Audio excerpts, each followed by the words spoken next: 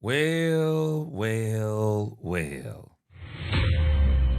So we were talking before we got off the stream earlier, and we were showing all of the clips from the Dallas Cowboys scrimmage today with the New Orleans Saints. And man, I am telling you, it was WWE out there between the Dallas Cowboys and the New Orleans Saints. I actually didn't think they were going to be able to finish the scrimmage, but nevertheless, they were able to finish the scrimmage.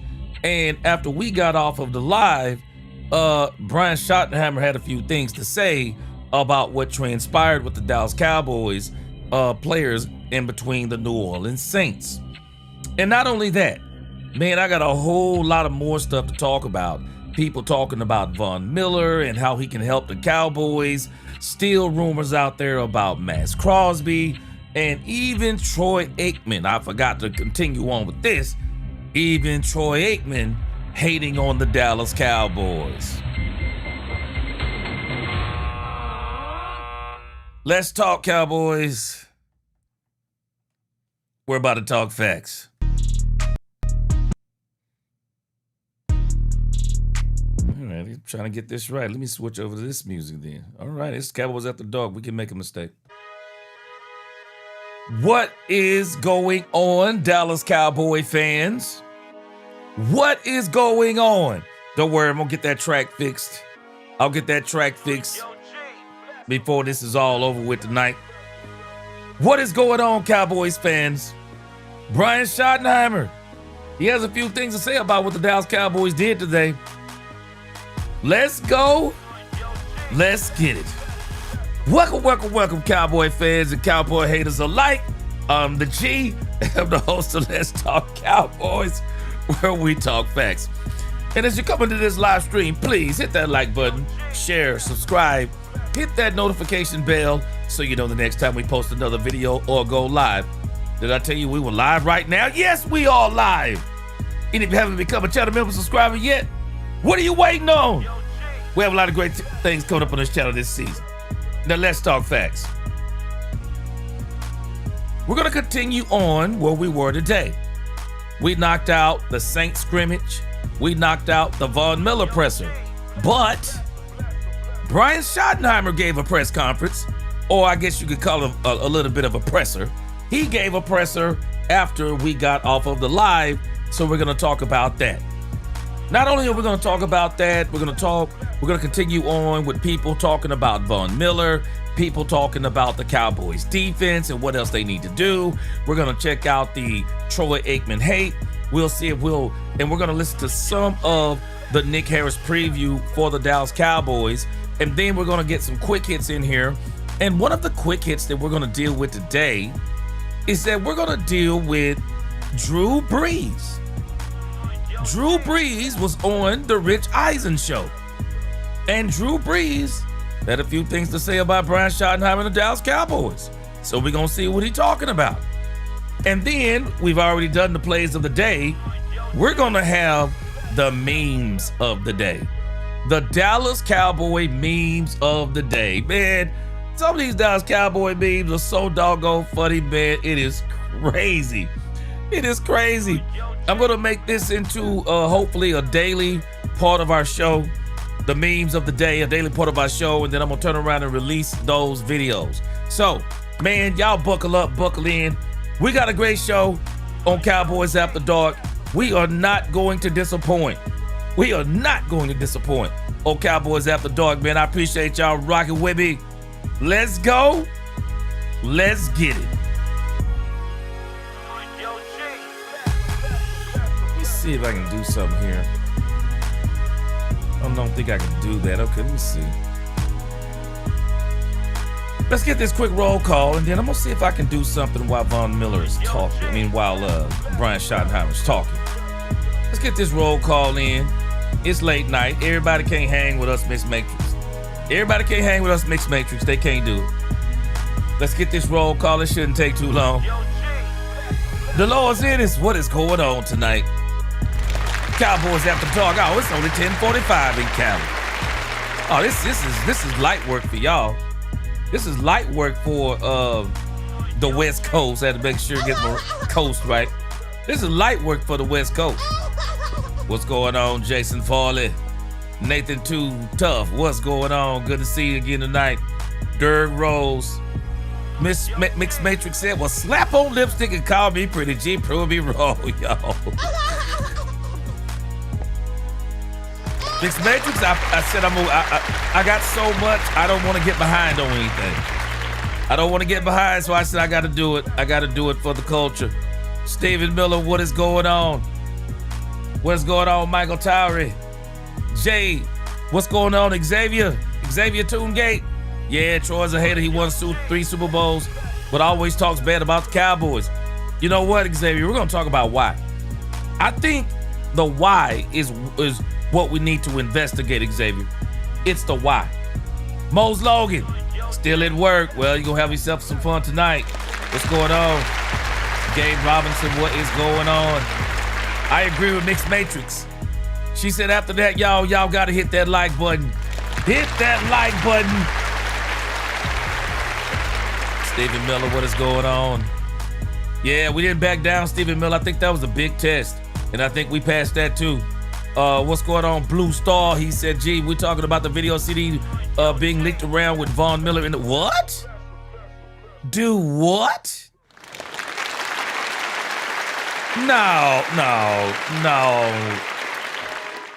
No, Blue Star. Blue Star, man, come on, man. Say it ain't so, man. Say it ain't so, Blue Star. Sam Rios, what's going on? Amber Soprano, what's going on, my sister? Amber, hold on a second. Blue Star is saying that CeeDee Lamb was in the club.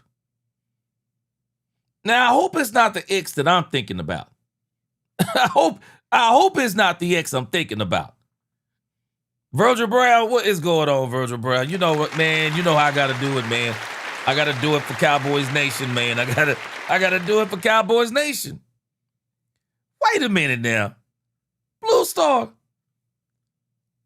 where is this at? Where have we seen it? Man, hold on a second. We saying that CeeDee Lamb was in the club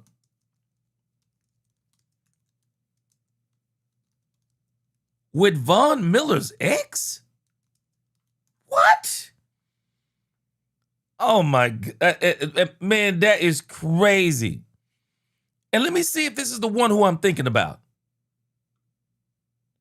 It's the one I'm thinking about. I thought Von Miller and her were still together. I actually thought Von Miller was still with this young lady. Wow. Absolutely nasty work, man. Nasty work. Hold on, man. Hold on a second. Hold on a cotton picking minute. Yeah, hey guys, it's Cowboys After Dark. It's Cowboys After Dark. It's Cowboys After Dark. I think it'll be okay if we look at this. Hold on a second, Blue Star. Hold on a second. Miss Matrix, have you heard about this? Hold on a second. Hold on a second.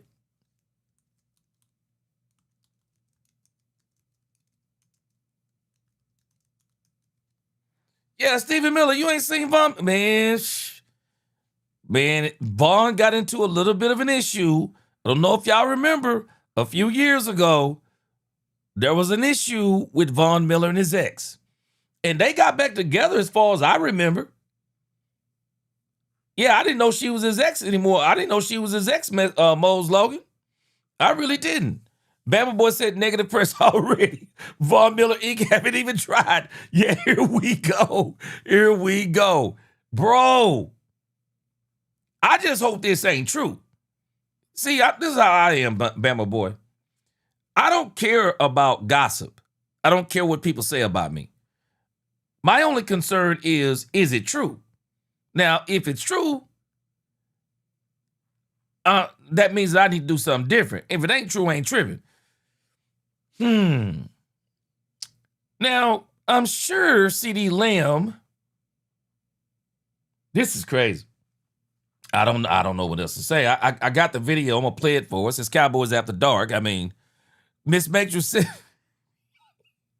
I know y'all lying. She said, CD, he just got here, man. Dang it all, man. I'm blown away by this.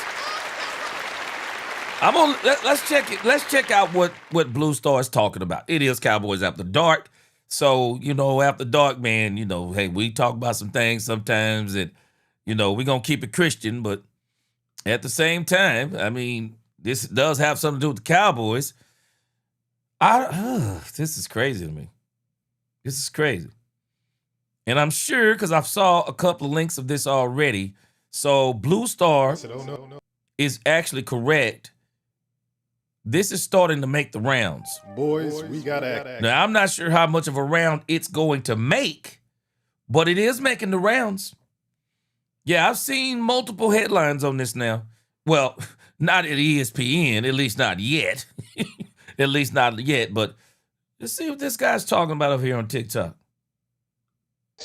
So, allegedly, CD Lamb is dating Von Miller's ex-wife /BM. I said, oh no, this can't be. Because Von Miller... Now, with the sound that y'all hearing in here, y'all are getting this exclusive tonight because I'll probably have to cut this out because of a copyright strike. So anybody who goes back on the replay, they will not be able to hear this. So this is only for Cowboys After Dark, Tommy Solo. We are live because nobody will catch this on the replay. Literally just signed to the Cowboys, which makes them teammates. Now, I remember seeing a few weeks back this report that CeeDee Lamb was with her, and it says CeeDee Lamb reportedly ran for the exit after Von Miller pulled up. I said, nah, that's just nonsense. And then this video hit the timeline, and allegedly this is supposed to be CeeDee Lamb. And at first I was like, can't really tell. I don't know. And then you hit the next slide, and you see at the bottom, they're holding hands. I was like, And at the end of the video, it gets to a video of CeeDee Lamb. Now, I don't know what's going on, but they got something going on. And I hate to admit it, this ain't good for business, brother. And one thing I want to say, whoever's in her close friends, she need to get them out. Because ain't no way you're supposed to be leaking footage like this out of the close friends. Supposed to vet that like the CIA, shorty. Now again, these accusations were before Von Miller joined the team. But if this is true, which in 95% might be, Jerry might have to cut Von tomorrow. Boys. Man, I'm going to tell you something about me. I really don't understand a lot of football players, movie stars, and rappers. I don't really understand them. They do a lot of dipping and dapping in the same women. I don't understand that. If I was a football player, you couldn't pay me to date a girl that another football player has dated. You couldn't pay me to do it. You could not pay me to date a girl that another football player has dated. I'm going to go even further. I wouldn't date a girl. I'm married, so of course that's all this for me is, yeah, I'm married. But again, I'm just telling you where my mind is. I wouldn't date a girl that another football player has dated. I wouldn't date a girl another basketball player has dated. I wouldn't date a girl another baseball player has dated. I wouldn't even date a girl that was a movie star or other movie stars have dated. I wouldn't date a girl that if she's a model and she's been with other athletes, whatever the case may be, I would stay out of that realm totally. I would stay out of that realm totally if I was single, rich, and dating. And the reason why I would stay out of that realm is because you're bound to cross paths with those people because y'all travel in some of the same circles. And as a football player, I never would date a girl that another football player has dated because you never know what team you're going to wind up on. You could be dating a girl that another football player dated, and you would think, oh, well, he's on a different team. He's on another team, and it'll never be a big deal. And then your team turns around and gets that player. How awkward is that? Not to mention, come on, man. Y'all know doggone well what a lot of these women do who are dating these players. Y'all know what they doing, man. Y'all, nah, ain't no way for me. This is exactly why I wouldn't do it. This is exactly why I wouldn't do it. I would not do it. I would not do it. It's nasty work. It is nasty work. Bama boy said, well, no worse than Jermaine. Boy, Bama boy. This...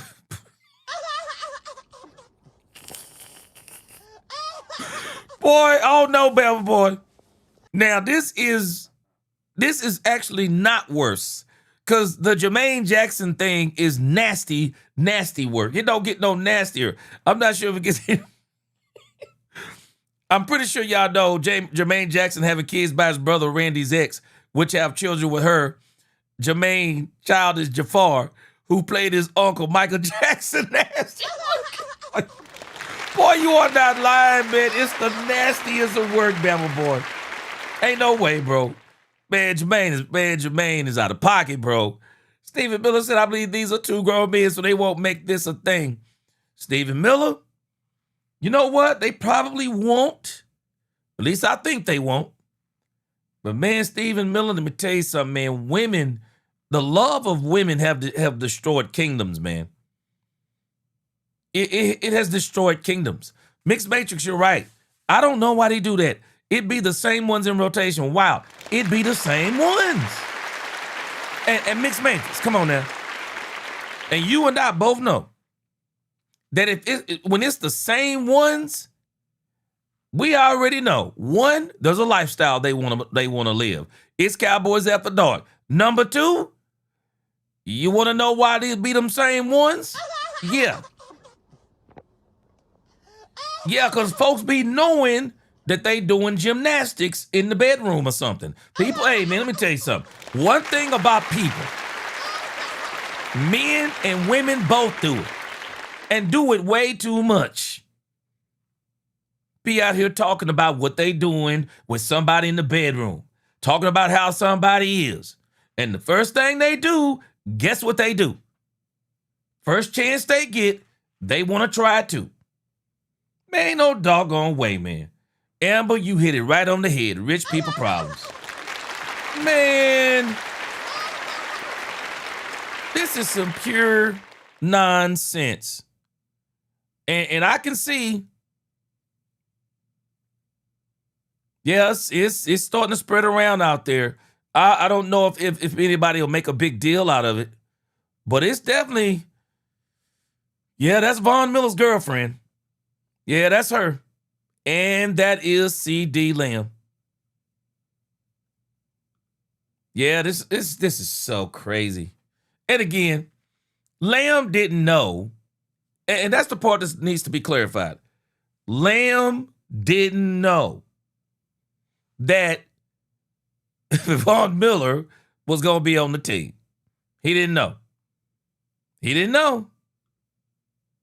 But here it is. It's right here. Yep.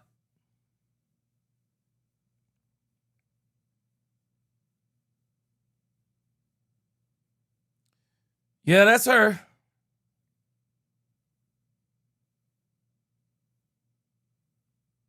It's crazy. And see, for me, that's why I say, man, the NFL is too small. The NFL is too small. It's just too small for me. I just wouldn't be dating any of these women. The moment a woman would tell me she's dated another football player, or if a guy told me she dated another football player, oh no. Heck to the no. Heck to the no. I ain't doing that bull crap. This league, you never know where you're going to get traded.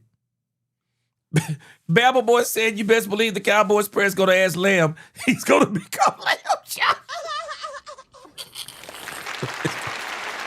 He's going to become Lamb Chop.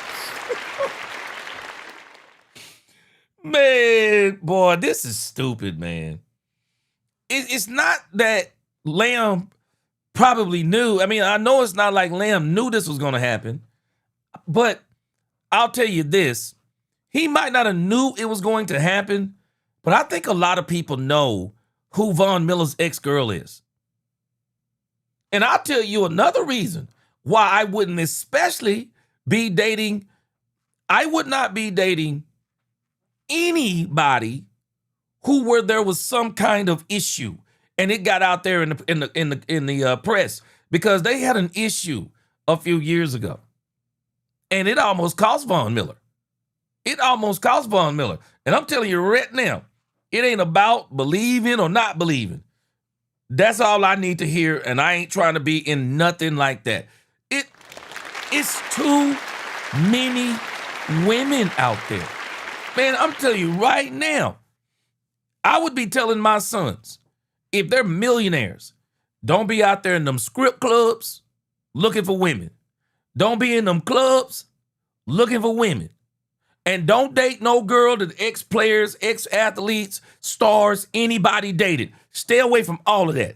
It's too many other women out there who have not dated those men, not in those circles, not wanting that lifestyle or whatever the case may be. There are too many other women out there to be running around and dating women that other football players have dated. Ain't no way for me, man. I can't do it.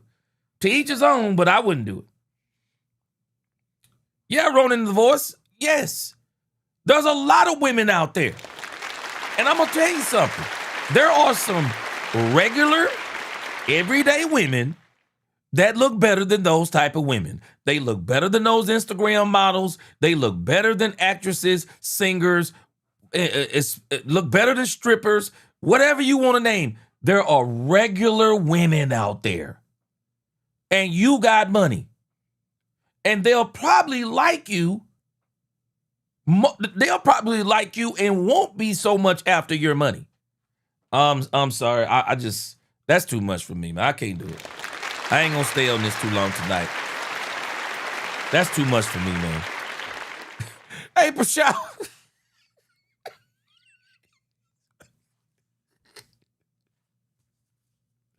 Hey, Prashad was said, this must be she. Hey, Prashad said, that's why CeeDee Lamb been somber in camp.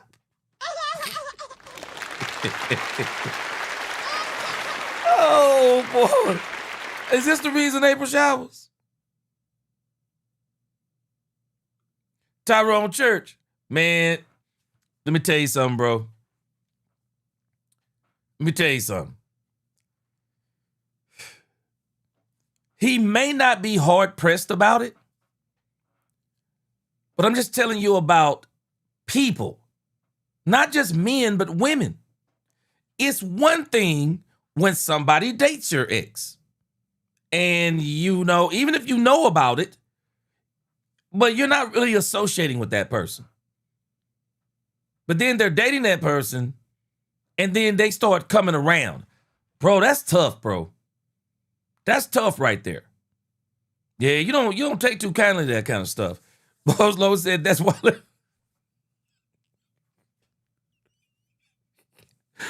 Boz Lowe says what Lamb is terrible right now. Thinking about Von Miller coming to the team. And you know, you never know. While Von may not be pressed about it, you never know if that woman is pressed about it.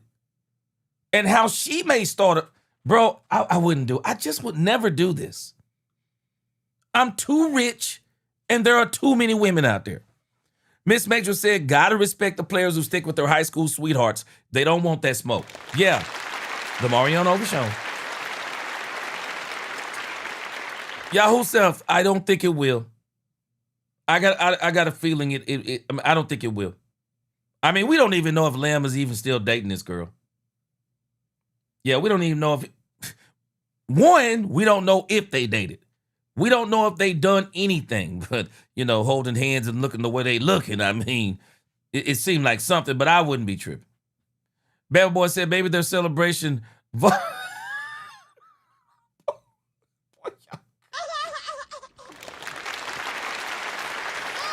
Boy said, maybe they're celebrating Von Miller's arrival.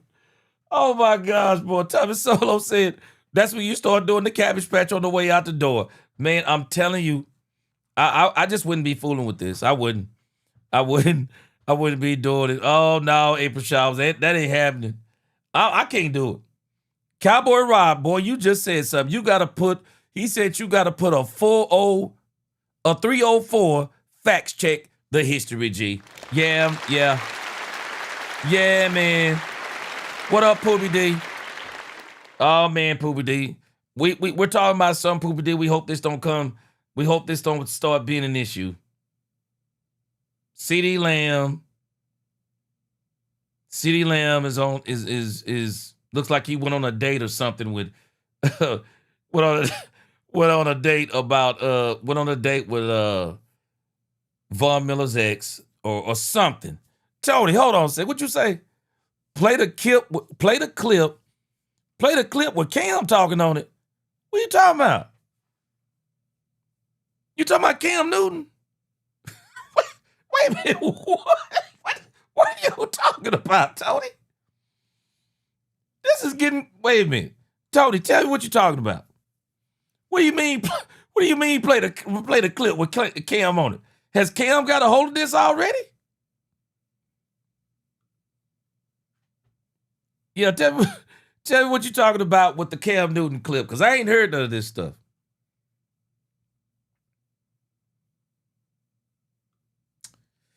But he said, yeah, CD or G, not worried about the lameness. Yeah, boy. Blue Star, you think Nightcap gonna get a hold? Man. I'm gonna tell you something, Blue Star. I don't think Nightcap will do anything with this. I don't think Nightcap will do anything with this, Blue Star. And the reason why I don't think Nightcap will do anything with this is because of some of the issues that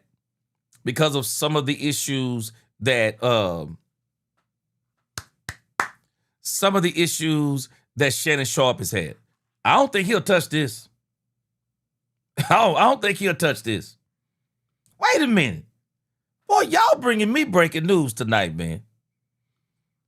Y'all telling me that Cameron Newton... Wait, okay, let me go over here and find it. It is Cowboys After Dark. Let me go over here and find it. Y'all telling me that Cam Newton done already spoke on this? Boy, let me tell y'all something. If Cam Newton has already spoke on this, it's only a matter of time. Now, I don't see maybe some of the major... I wouldn't be surprised if 105.3 touched this story. I will not be surprised. Who was the other people? The one that JCT Slice always listened to. Speak Easy and Emmanuel Acho. I'm not going to be surprised if I'm not going to be surprised if he gets this and try to run with it. I would not be surprised. He's just that kind of person. I don't really think there's much to it at this point in time. I just don't think there's much to it. But it's not one of them things you really want. You know what I mean? It's one of them things you don't really want. Let me see here. Y'all telling me that Cam Newton done already talked about this? Boy, this is crazy work. This is crazy work.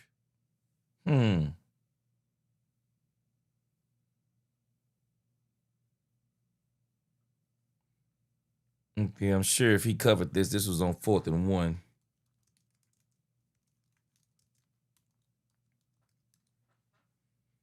It's one thing for us to look at something like this on Cowboys After Dark. I mean, I don't have that kind of pull. You know, I don't have that kind of reach. But when Cam Newton started talking about something, shoot, boy. Cam Newton started talking about something. It can catch a little bit of fire. And as a matter of fact, even if it don't catch fire immediately, it's something that could catch fire later. Access now 114. Hold on a second. Cam Newton looks like he's done a whole... Let me see here. Oh, Mike. Cam Newton has done an entire segment on this 8 hours ago.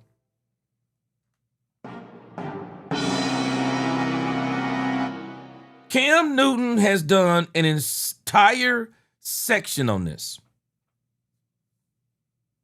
We're going to see what happens if this catches on. This is crazy work. This is crazy work. Wow, did not know this existed. Well, it's already out there. I mean, I'm sure it'll be out there, and we'll see how long it takes for other networks to jump on top of it. Well, let's see what happens here. You know what? I'm just going to tell you. I'll be honest with you. Even though I agree with you, Poobie D, I agree with you that I don't think it may be a big deal to Von Miller. Man, let me tell you something, man. When people break up, and what if she's a woman scorned? Man, I'm just telling you. This is not something you really want to be answering questions about. It's just not something you really want to be answering questions about. You really don't. I hope they don't start asking them about these things. I really don't. Amber Soprano, she says Vaughn don't care. He didn't care when she was with Tyreek Hill? What? That even makes me wonder even more. Well, why would CeeDee Lamb want her? I'm just telling y'all right now, these women, their reputations get around. And men, even when they know these women are doing things, that's the very reason why they want to get with them. Because they're hearing things that these women are doing. This is crazy work. This is crazy work. It's crazy work. It's just not the type of thing you want people to be talking about right now. It's crazy. Let me see what Cam Newton is saying about this. We're going to see, because this was 8 hours ago. So we're what? We're at 1:22 here. So this was around, what, 4-ish?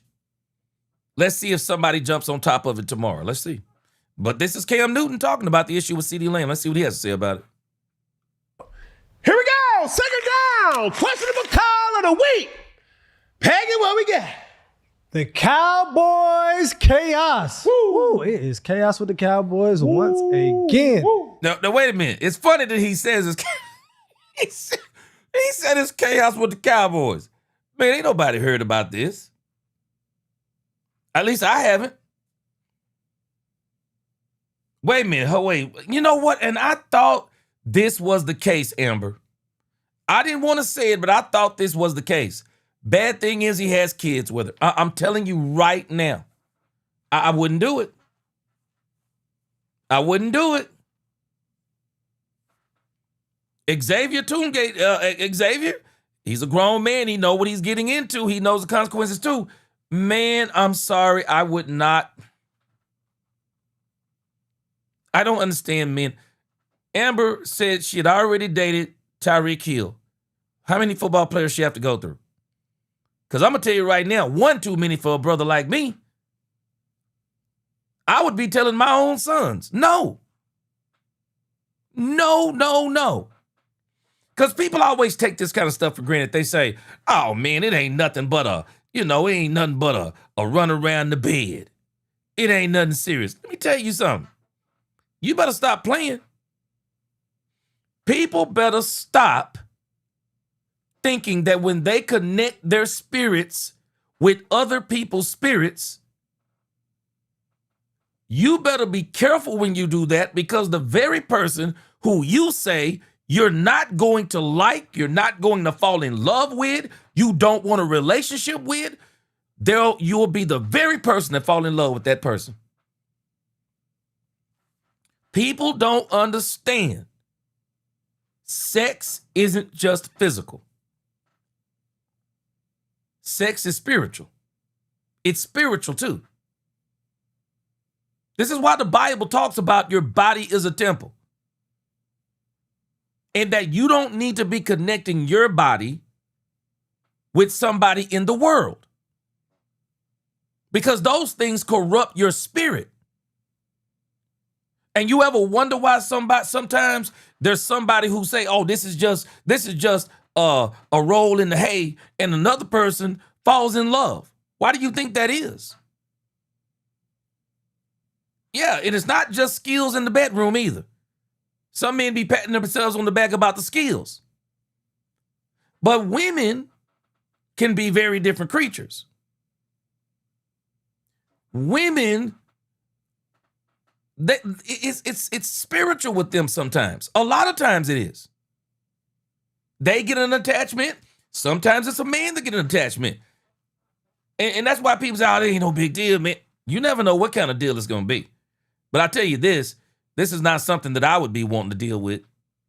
I mean, if it was me, I told my sons a couple of months ago, until you're married, you don't have no commitment. The moment you figure out someone is not right for you, you owe them no long explanation. It's over. It's over. I don't know if CeeDee Lamb is with her anymore. But I'll tell you this, if he is, be done. Be done. If this is a relationship, be done with it. It's an unnecessary distraction. I wouldn't want to fool with it. I don't care if Von Miller don't have a problem with it. If I'm CeeDee Lamb, I got a problem with it because I don't want this kind of stuff around my team. I'm done with it if it's me. They are going to make the headlines in all ways. Megan Denise. Woo! Megan Denise's close friend, who's Megan Denise, we'll break that down later. Her close friend story appears to show Cowboy star CeeDee Lamb getting comfortable with Megan Denise inside a Dallas nightclub. Additional footage appears to show the two holding hands while riding together in a car later that night. Denise is the baby mother of CeeDee Lamb's new teammate, Von Miller. Yes! Can we have to see the footage?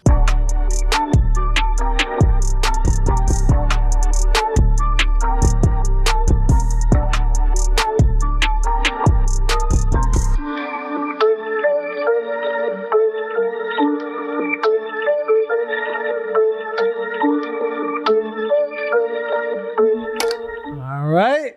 So, Kim, for the people that don't know, Von Miller just signed a deal with the Dallas Cowboys. Let me tell you something, Xavier Toongate.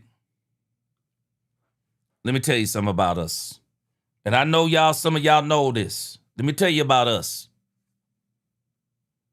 When another man comes to another man and he says, hey man, I'm dating your ex, is that cool?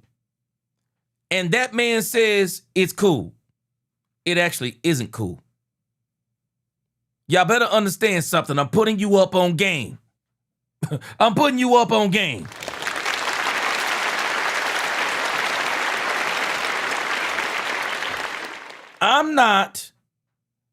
Men will say it's cool when it's not cool. I've seen it too many times. And Lonnie Cabal, this has a lot to do with football. They're on the same football team. They're on the same football team, Lonnie. I know you know this, though. Lonnie, they on the same football team. This is nasty work. It's nasty work. And this is why men need to be more honest. Tell them no. No. And Poobie D, hey, you're right. Everyone is someone's ex. But everyone isn't someone's ex who is their friend. Everyone isn't someone ex who's on the same team. I'm just telling you right now, if it was me, bro, I'm cutting this relationship. It's over. It's over if it's me. It's over. I'm cutting her loose right now. Bad Boy said, no worries, G. She'll be running back when Vaughn wins another Super Bowl. The Vaughns will invite Lamb to her. And I'm going to tell y'all something. Man, don't let people fool you, man, when there are children involved. I don't want no part of this. If it was me, and I don't even know if Lamb is even still dating her. If it's the past, then it won't be a problem. If it's the present, This could be nasty. I'm hoping this is not the present. Which makes him the teammate of CeeDee Lamb.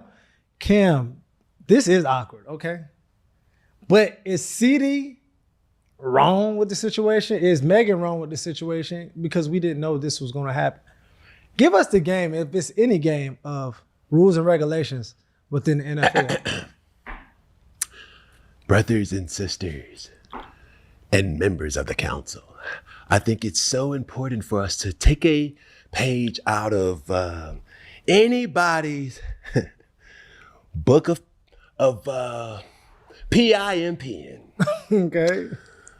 Protect your heart, 3 stacks. Mm-hmm. Protect your heart. Mm-hmm. Play your part. Mm-hmm. Okay? Okay. Because, brother, it ain't for them to say, I didn't know you was considering. Like, no. See, when fellas come together as brothers and say, okay, cool. Sisters don't realize that there's some type of weight that comes with the decisions that they make. Mm-hmm. Okay. Elaborate. Because it's heavy. Because we ain't talking about just no baby mama. We talking about a 3-time baby mama. Oh, we ain't just talking about no regular baby. We talking about a former fiance. We ain't talking about no regular baby mama. Because there was a report, Peggy, a couple weeks ago that said, Lonnie Cabal, I think you're making a good point. I think you're making a good point, Lonnie Cabal. But let's bring this into perspective. Let's bring this into perspective, Lonnie Cabal. Let's bring it to perspective. You're talking about 2 public figures. We're not talking about me and Poobie D. See, this is where we got to realize we're not talking about regular people. They're regular people, but let's be real. They're not regular people. We're talking about 2 superstar players. 2 superstar players. And you might not realize it, but Cam Newton is actually making and is about to make a lot of sense. You're talking about 2 high-profile players. And now they're on the other team. And I know everyone says, well, they deserve their privacy. Well, they may deserve their privacy, but not in this day and age. In this day and age, when you are a star because of the public, I know people say, well, when I want my privacy, I want my privacy. Well, you can, if you want your privacy, then keep your business private. And don't do things that make your privacy go public. Because you are famous because you are a public figure. And once your privacy go public, you can't put that genie back in the bottle. Now, let me hit y'all with this.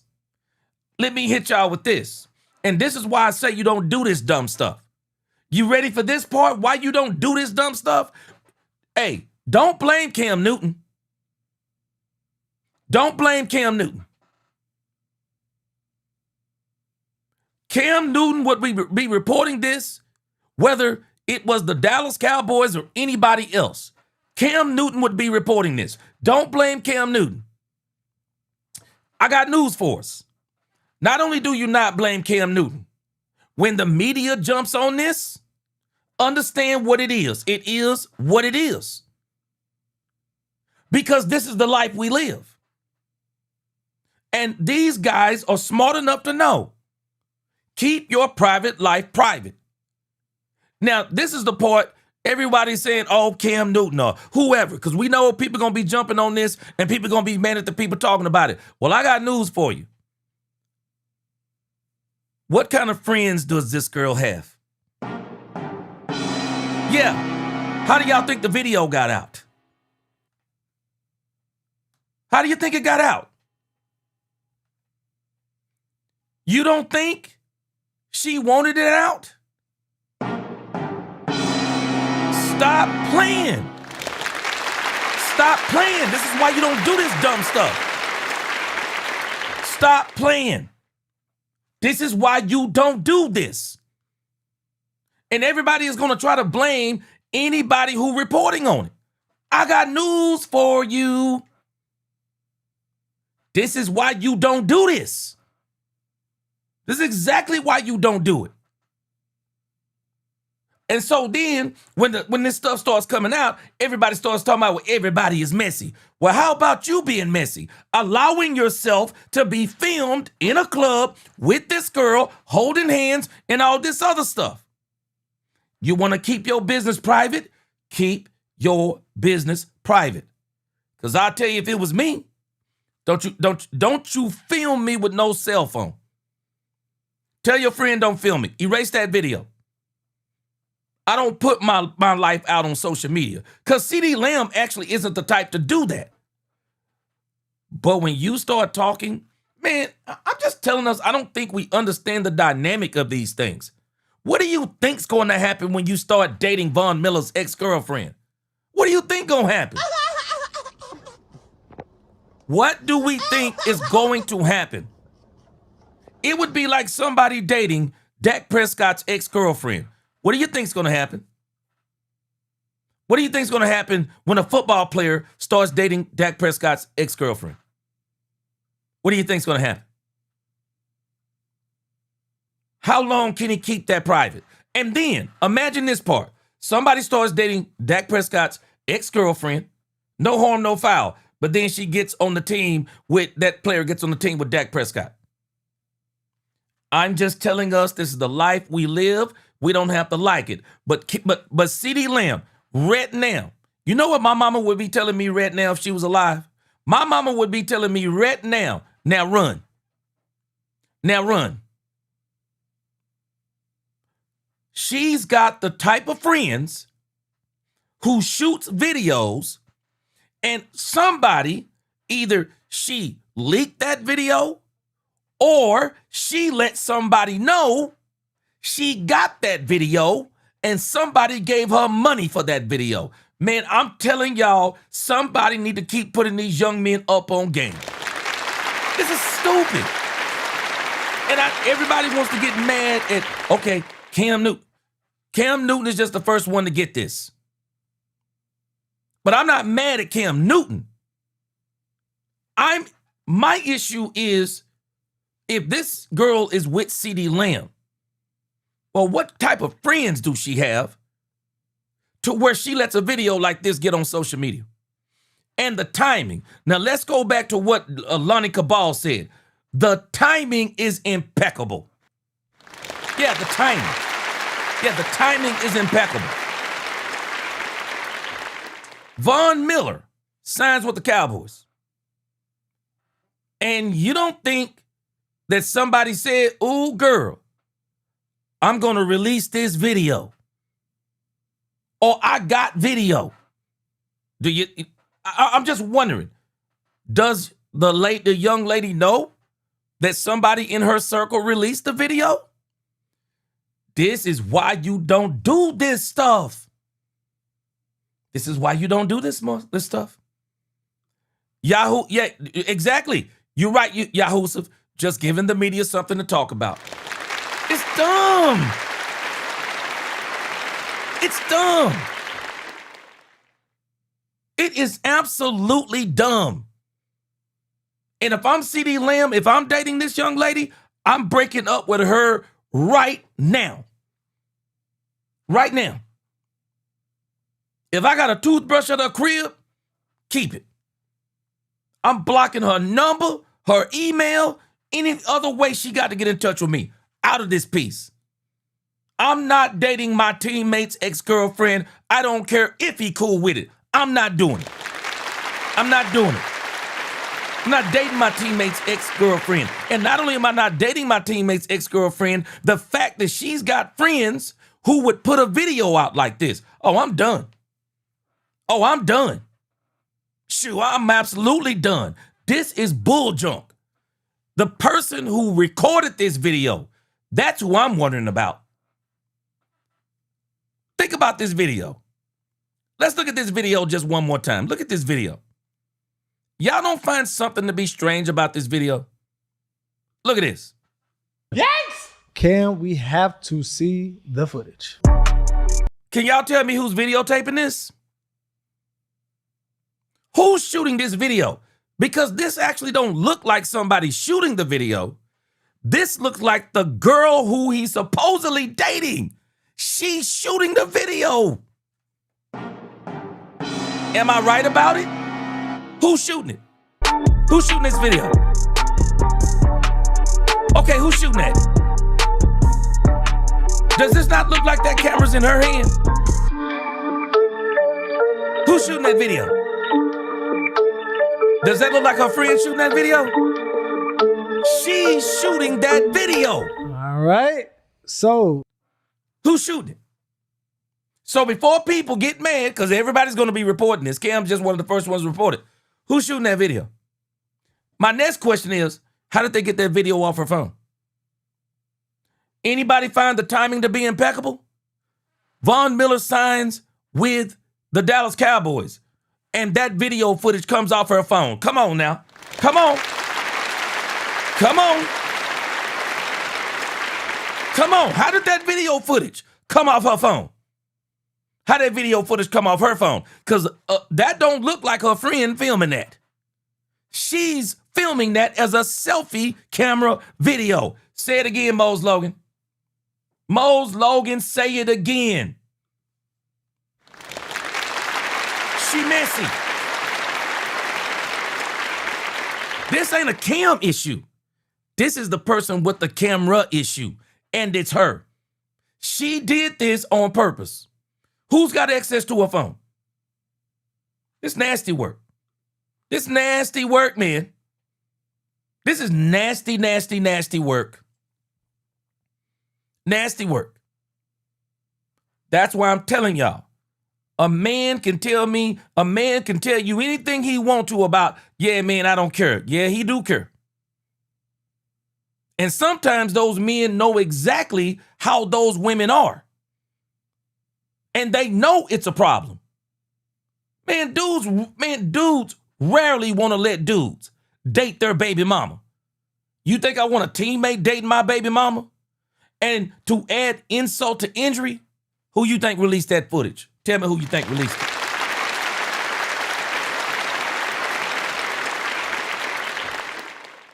Miss Matrix, regardless if you do it yourself or not, you know everybody posts and you see the camera on. She could have never recorded me. Shoot. I'd have told her, don't you dare record me. Derrick Rose, what you think? Derrick Rose. Derrick Rose, you don't find this to be strange? That camera footage is on her phone. And that camera footage gets released when? Let's see. Von Miller signs with the Dallas Cowboys around what time? Somewhere between 12 and 3 p.m. Central Time. Von Miller does a press conference around 4 to 5 p.m. Central Time. Cam Newton does this story about 8 hours ago. The timing is impeccable. The timing is impeccable. This is why you don't do this. I'm sorry, if I'm CeeDee Lamb, she'll never see me again. She'll never see me again. I might talk to her a couple of more days so I can get inside of her phone and erase all the pictures and videos of me off her cloud account. Yeah, I might do another couple of days. But once I get that stuff off her cloud account and erase everything off the phone and any videos she has, I'm out of here. Don't call me again. Don't call me again. This is messy beyond messy because that video came from her phone. Yahoo self. Man, make up any story she wants to. That mess came from her. Impeccable timing, Bass. Impeccable. It's a dang on shame, boy. Got me about to use some bad language on here, bro. This is terrible, man. This is terrible. This is why you don't do this. What did I tell y'all? This young lady and Von Miller had some issues. Von Miller almost lost his career. I don't understand men who invite this in their life. That was out there in the court of public opinion. I don't care what story she telling me. I need to hear Von Miller's story too. And as a matter of fact, I don't need to hear Von Miller's story. I don't want no part of this. I don't want no part of it. It's crazy work. Ooh, wee. Bass said a couple of days, Rev. Man, Bass. It might not, I don't know. I would say it's nothing. But I don't think people have quite got a hold of this yet. When they get a hold of this, Brandy, you ain't seeing this. Let me start this over for Brandy. Brandy, look at this. Blue Star brought this to my attention. Amber Soprano, I think, brought it to me today, too. I didn't know what they were talking about. And then Tony put the icing on the cake. She said Cam Newton was talking about it. Brandy, check this out. Let's let it play. Here we go. Second down. Questionable call of the week. Peggy, what we got? The Cowboys chaos. Woo. It is chaos with the Cowboys once again. Woo. They are going to make the headlines in all ways. Megan Denise. Woo. Megan Denise's close friend, who's Megan Denise, we'll break that down later. Her close friend story appears to show Cowboy star CeeDee Lamb getting comfortable with Megan Denise inside a Dallas nightclub. Additional footage appears to show the two holding hands while riding together in a car later that night. Denise is the baby mother of CeeDee Lamb's new teammate, Von Miller. Yes! Cam, we have to see the footage. Brandy, who filming this, Brandy? Brandy, who filming this? Is the girl in the video filming this or somebody filming her? Because I guarantee you this is her filming the video, and this video got out because of her.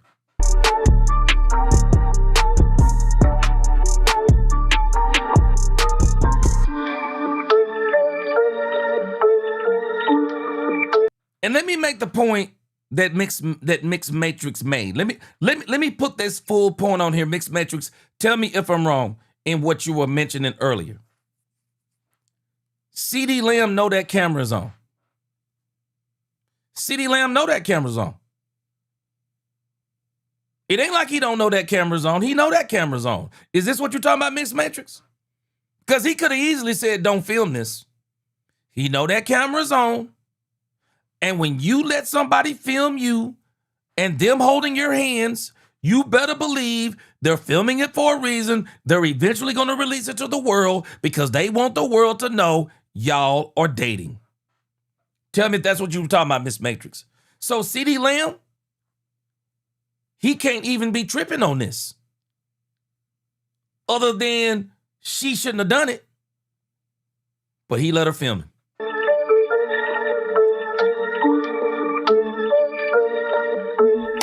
All right. So, Cam, for the people that don't know, Von Miller just signed a deal with the Dallas Cowboys, which makes him the teammate of CeeDee Lamb. Cam, this is awkward, okay? But is CeeDee wrong with the situation? Is Megan wrong with the situation? Because we didn't know this was going to happen. Give us the game, if it's any game, of rules and regulations within the NFL. Brothers and sisters and members of the council, I think it's so important for us to take a page out of anybody's book of PIMPN. Okay. Protect your heart, 3 stacks. Protect your heart. Mm-hmm. Play your part. Mm-hmm. Okay? Okay. Because, brother, it ain't for them to say, I didn't know you was considering. Like, no. See, when fellas come together as brothers and say, okay, cool. Sisters don't realize that there's some type of weight that comes with the decisions that they make. Mm-hmm. Okay. Mm-hmm. Elaborate. Because it's heavy. Because we ain't talking about just no baby mama. We talking about a 3-time baby mama. Oh, we ain't just talking about no regular baby. We talking about a former fiance. We ain't talking about no regular baby mama. Because there was a report, Peggy, a couple weeks ago that said Von Miller ran CeeDee Lamb out of the club. That's what the report said. I ain't sitting up here telling you something that Claude. Wait a minute. Von Miller ran.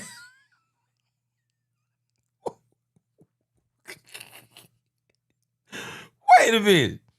They said that Von Miller ran camp. Let me tell y'all something.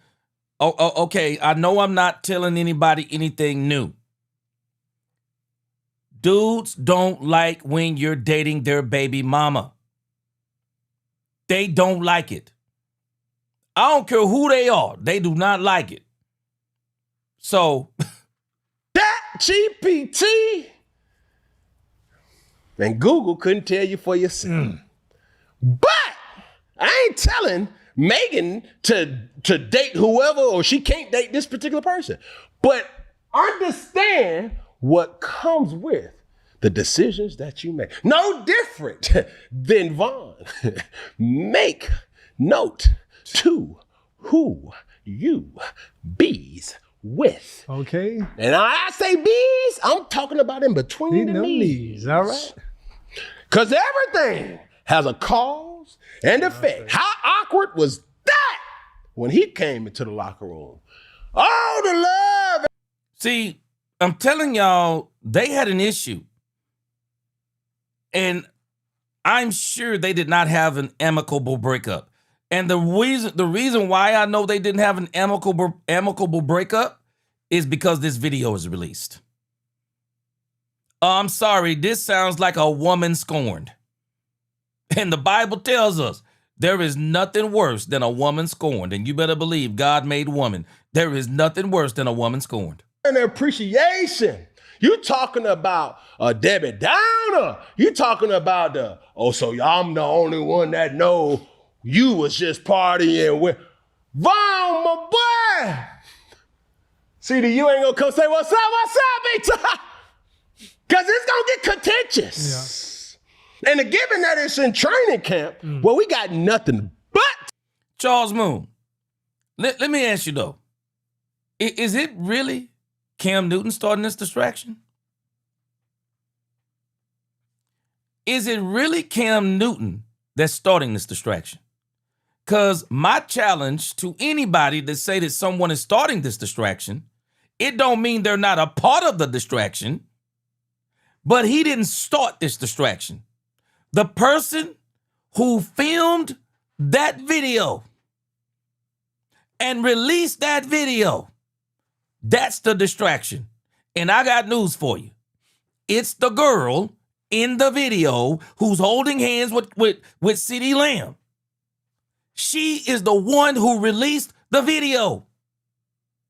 Everyone else from this point forward, they will be a part of the distraction. She's the distraction. And I got news for you.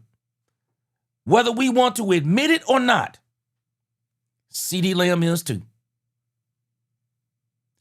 Why would you choose a woman like this? You lie down with dogs, you come up with fleas. Why would you choose a woman like this? Now, if you want to party with a woman like this, I don't even condone that. But if it was a party, you danced a little bit, and then you up out of there, cool beans. You can explain that. But why would you pick this woman? You know she had issues with Von Miller. No, she's Von Miller's baby mama. Knowing doggone well, she even dated Tyreek Hill. Y'all don't think that this woman's reputation is getting around? Stop it. Stop it. I'm gonna tell y'all, hey, I'm telling y'all now, I'm talking preacher to y'all now. I'm talking preacher to y'all now. I have counseled, talked to people. I know what I'm talking about. Men can be very dumb. Men sometimes like toxic women.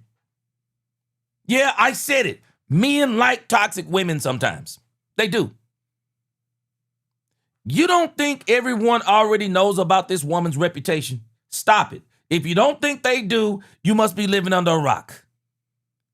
But you know what men will do? Yeah, man, she crazy. But boy, in the bedroom, she is a monster in the bedroom. She a freak in the sheets.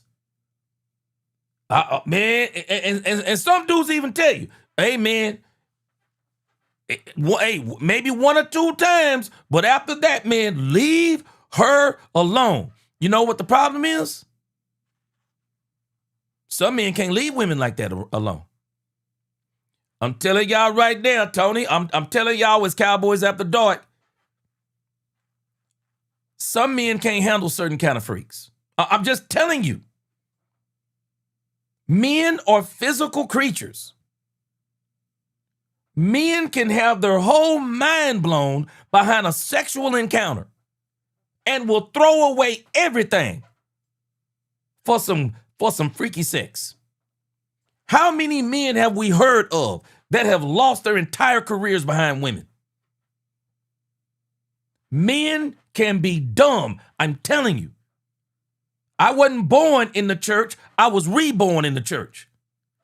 I've heard men say and do this dumb stuff. Man, she crazy. But boy, man, let me tell you, boy. And you know what a dude to do? Shoot, man. Shoot, a player like me. Shoot, I don't fall in love. A player like me. I can hit it and quit it. Player like me. Next thing you know, it's 6 months. Let me tell you something.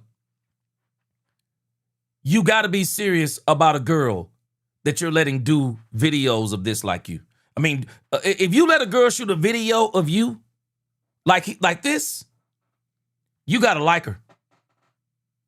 Yeah, you got to like her. And I'm going to tell y'all something, man. Everybody ain't like Rain Dakota Prescott. Rain Dakota Prescott was out here with a steady girlfriend. Allegedly, they said he was out here still playing the field, got a serious girlfriend, and still tearing it up on the football field. Still tearing it up. Everybody can't do that, man. And I don't want to go too far, but I can tell you this. CeeDee Lamb does seem like something is bothering him. And don't you let people fool you, man. Everybody cannot compartmentalize. You mess around and fall in love with the wrong woman, and she starts doing bull junk. For anybody who don't understand what I'm telling you, she released the video. You can't tell me otherwise. She's the one holding the phone. If that video got out, it's because of her. It's because of her and nobody else. And if there is a reason that CeeDee Lamb would be salty, CeeDee Lamb is salty because he like her, but he knows she messy. He like her, but he knows she messy. And now the question becomes, will he drop her like a bad habit in a brick? Will he drop her? Will he drop her? Because I'm going to tell you something. Time. I'm going to keep it real with you tonight. Cam Newton in here playing. I'm going to keep it real with you. I'm going to tell you like my mama would tell you. Let me show you something real quick. Stop playing with me. Why you think he like her? Stop playing. Why y'all think he like this young lady? Why you think he like her? Y'all think he heard a lot of good things about her? What you think? What you think? You think he heard a lot of good things about her? You think dudes around the way was saying she wifey material? What y'all think? Don't get me wrong. In my fleshly mind, I see why he wanted to get with her. In my fleshly mind, I see why. But based on what I know, I would say heck to the no. Why y'all think he dating her? Yeah. Would you say Blue Star? It's obvious, ain't it? What you think he dating her for? I'm telling you right now, shooting with 007. Shoot you. Hey, y'all know how dudes do. Shoo. Boy, lost in translation. If people only could understand what you just said. Dime a dozen. Dime a dozen, lost in translation. A doggone dime a dozen. God created woman beautiful. God created woman beautiful. For every woman that looks like that, there's another 10,000 of them look like that with no plastic surgery. Stop playing. When I was growing up, women looked like that with no plastic surgery. People acting like Kim Kardashian invented the Coke bottle shape. Man, you better stop playing. I don't understand men with money, man. You're the money. You're the investment. Don't risk your whole career on this dumb stuff. Amber said, I think she's using him to mess with Vaughn. She must want some more child support. Well, I can tell you this, that might not have been her intention before, but it is. That video release, that is her intention. Tony said, we still don't know too much about Marshawn. Tony, hey, Tony, we ain't gonna go there tonight. Tony, you know, they talking about he had CTE, but there's a whole lot of other stuff behind that Marshawn stuff. We gonna leave it alone because it ain't came out. But Tony, I know exactly what you talking about. Yep. They brushed that under the rug. Yeah, they brushed that under the rug. Yep. I'm telling y'all right now. Derrick Rose. What you say, Derrick Rose? He dating her for the tuna casserole. Oh, yeah. Yeah, he dating her for the tuna casserole. He dating her for the tuna casserole. Shoot, Bass. Boy, you better stop playing. Bass said all natural is the way to go. Shoot. Man, you know what? I ain't gonna talk too much because some people be talking too much about their husband and wife. I ain't gonna say nothing. But I ain't gonna even say it. I almost said it then. I ain't gonna say it. I ain't gonna say it, Bass. I ain't gonna say it, Bass. All I'm gonna say is I know some women that's natural like that. I know some women that's natural like that, Bass. I know some women natural like that. I ain't gonna say the rest, but I'm telling you, boy, this is some crazy nonsense. And that's why I say, Cowboys Nation, I'm glad we're talking on Cowboys After Dark about this. This is the world we live in. The people who are reporting on this, some of them are going to have some bad intentions. I don't have bad intentions. Honestly, I wish I could be the doggone chaplain for the Dallas Cowboys. I really do. I wish I could be the chaplain. We need some real life people, some real life preachers who understand life to be talking to some of these football teams. Man, I'd tell CeeDee Lamb, boy, is you stupid. I'd be talking, what are you doing? You can date whoever you want to. There are so many women that you can be dating. And you had to go date Mr. Biggs' girl. Come on, babe. Man, you got to go date Mr. Biggs' girl, man. Let me tell y'all something. I ain't scared of nobody. But let me tell you this. You think I'm dating Von Miller, baby mama? You lost your talk. Boy, you lost your doggone mind. You think I'm dating Von Miller, baby mama? Shoot, I wish I would. I ain't dating Von Miller, baby mama. Shoot. Mess around, try to discipline that man kids, boy, you have all kinds of problems. Heck to the no, man.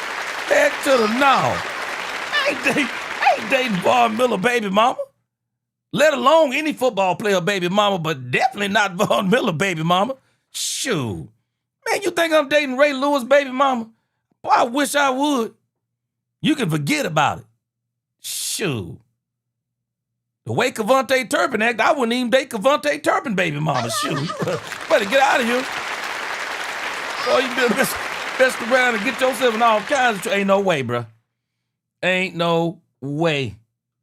Derrick Rose said, gee, you being a minister, I can't imagine the women you see in your congregation at church. Well, in the congregation at church, they're all old, man. Derrick Rose, they all old, but you know, when you go around, you do see some. But hey, Derrick Rose, I'm just gonna tell you straight up, man, you ain't gotta worry about it when you see your wife as the baddest woman in the building. You ain't gotta worry about it. You ain't gotta worry about it when you see your wife as the baddest woman in the building, bro. Man said, he said, Von Miller got that Reuben Baines 70s detective hairstyle. He said that brother wear black Air Force Ones. We better leave him alone. Boy, you couldn't get me. You couldn't get me. Miss Matrix, let me tell you something. Okay, now I see why what's the name was laughing at me last night, Mixed Matrix. I'm calling you Miss Matrix and you're Mixed Matrix. Oh, I thought, didn't yours used to say Miss Matrix? I got you. Okay. I'm a young man starting a family age. Let me see. Let me make sure. Or are you just saying this as in kind of how I'm saying it? You said I'm not dating anyone's baby mama when I'm a young man starting a family age because for why? I agree with you though. I agree with you. Miss Matrix, I have nothing against women with children. The children are not the problem I'm worried about. The problem, Miss Matrix, is I don't want my sons dating women with children because of their baby daddies. Yeah. I don't want to deal with their, I'm telling you, some of these baby daddies are crazy out there. Some of these baby daddies are crazy out there. Yeah, Miss Matrix saying, I know that's right, G. Nobody look better than your wife. Facts, shoot. Man, my wife the baddest woman in the building, Miss Matrix. Shoot. Man, my wife the baddest woman in the building. Shoot, she shaped better than this woman in my eyes. So stop playing. Shoot. Better stop playing, boy. Better stop playing. Boy, you better stop playing. Lonnie Cabal, I'm working on it. Yeah, I'm working on it. Yes, sir, I'm working on it. We're gonna do a relationship channel here in the next couple of months. I'm gonna be doing a relationship channel. This is crazy, man. This is crazy, bro. All right. Yes! Again, I'm sorry. I showed that picture because I'm telling you, we know why CeeDee Lamb is dating her. But those women are a dime a dozen. I'm like Brandy. He could get with a girl like Brandy. Amen, Brandy. He could date him a nice young lady like Brandy. Nice Christian girl like Brandy. She wouldn't even want him for his money. Not talk about it, though. As men or as men, like, are we gonna have a conversation with the baby mama too? She got to be involved in it. So you're trying to have a whole three-way conversation. I can't run against it. I can't run around this like it ain't happening. Because you gotta think about this. This ain't just, this is was a former fiance. This is somebody I have multiple children with. I have to deal with. It's not like this like ex-girl that I don't even have to see her. I have to communicate with her. You probably 9 times out of 10, if it's that deep between them, you gonna be around my children. Bro, it's so many elements that we got to talk about this. Well, what do you say to the person that say, I'm grown, I can do whatever the hell I want to do. We not together. That's fine. We ain't together. And also too, I didn't know I was gonna end up in Dallas. And going back, we don't assume that these videos happen. He just got signed. Okay, Miss Matrix, I just want to make sure. You are Miss Matrix. Is it okay for me to ask you that?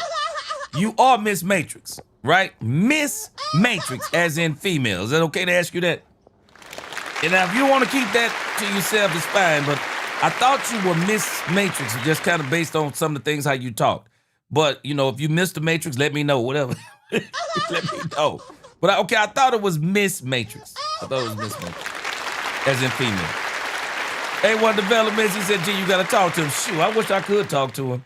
Because I'm telling you right now, I tell him, you drop her like a bad habit right now, bro.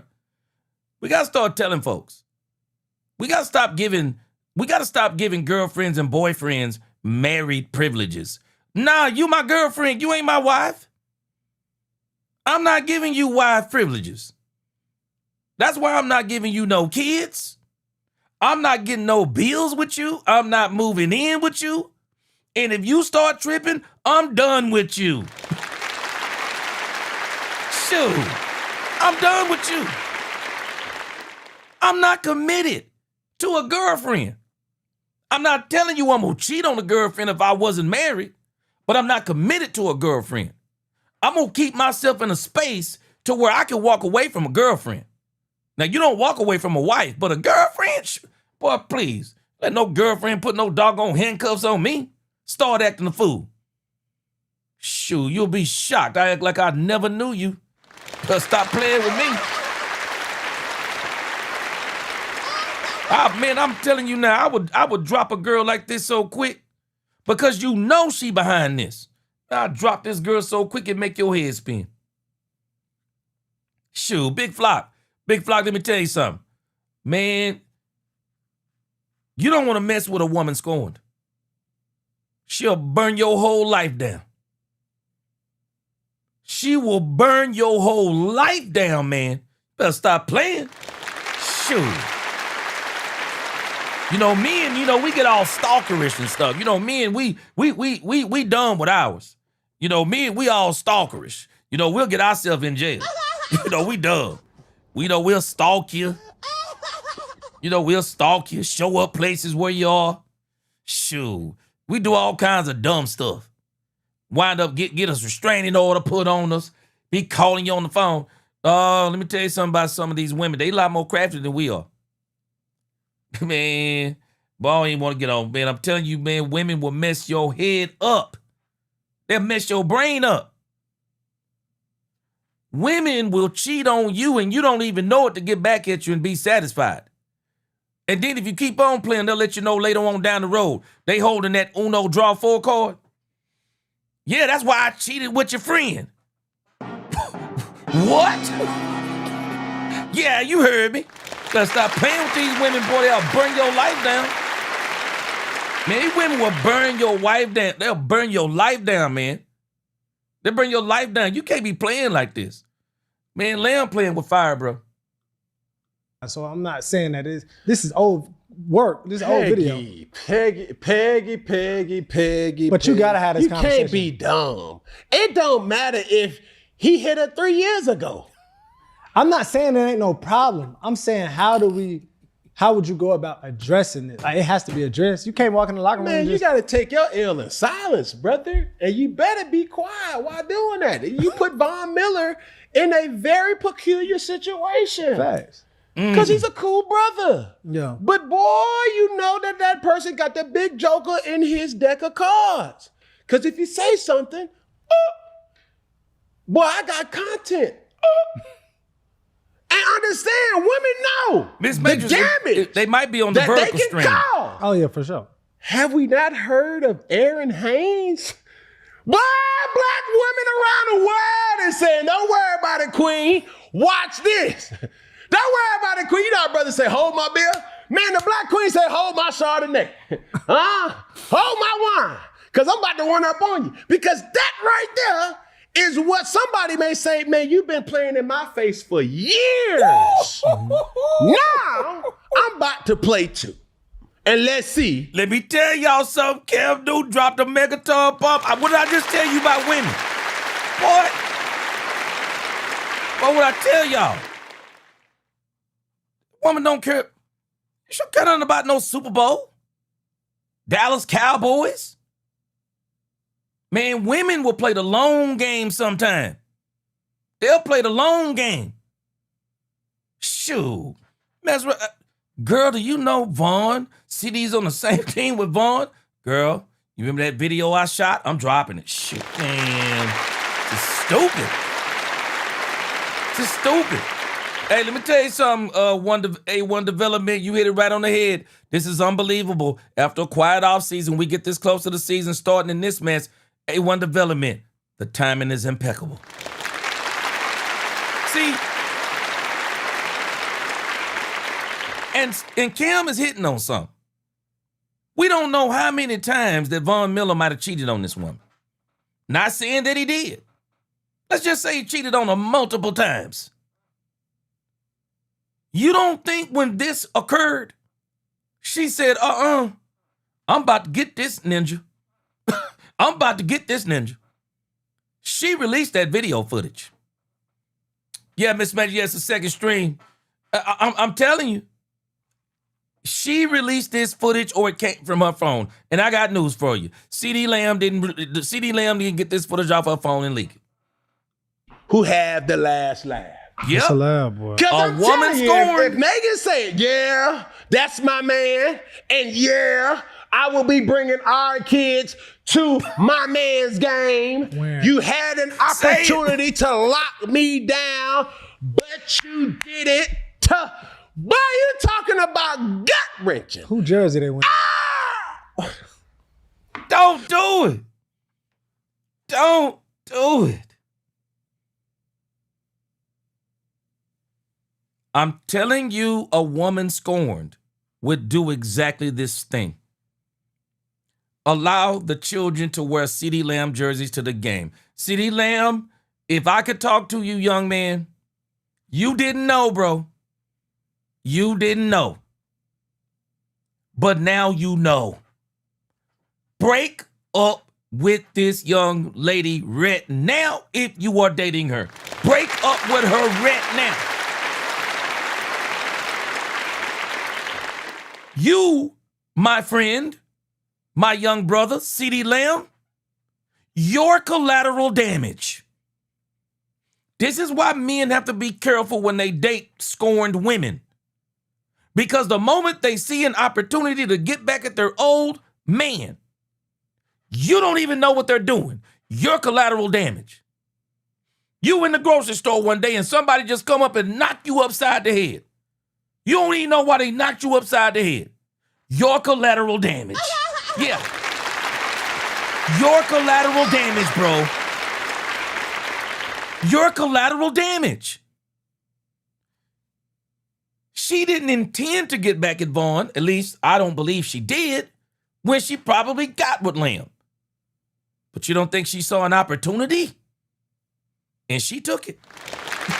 She took it. She took it. I'm telling you, she took it. And you got to be careful with a woman like this. I do not believe in premarital sex. It goes against the word of God. But don't compound the problem either, bro.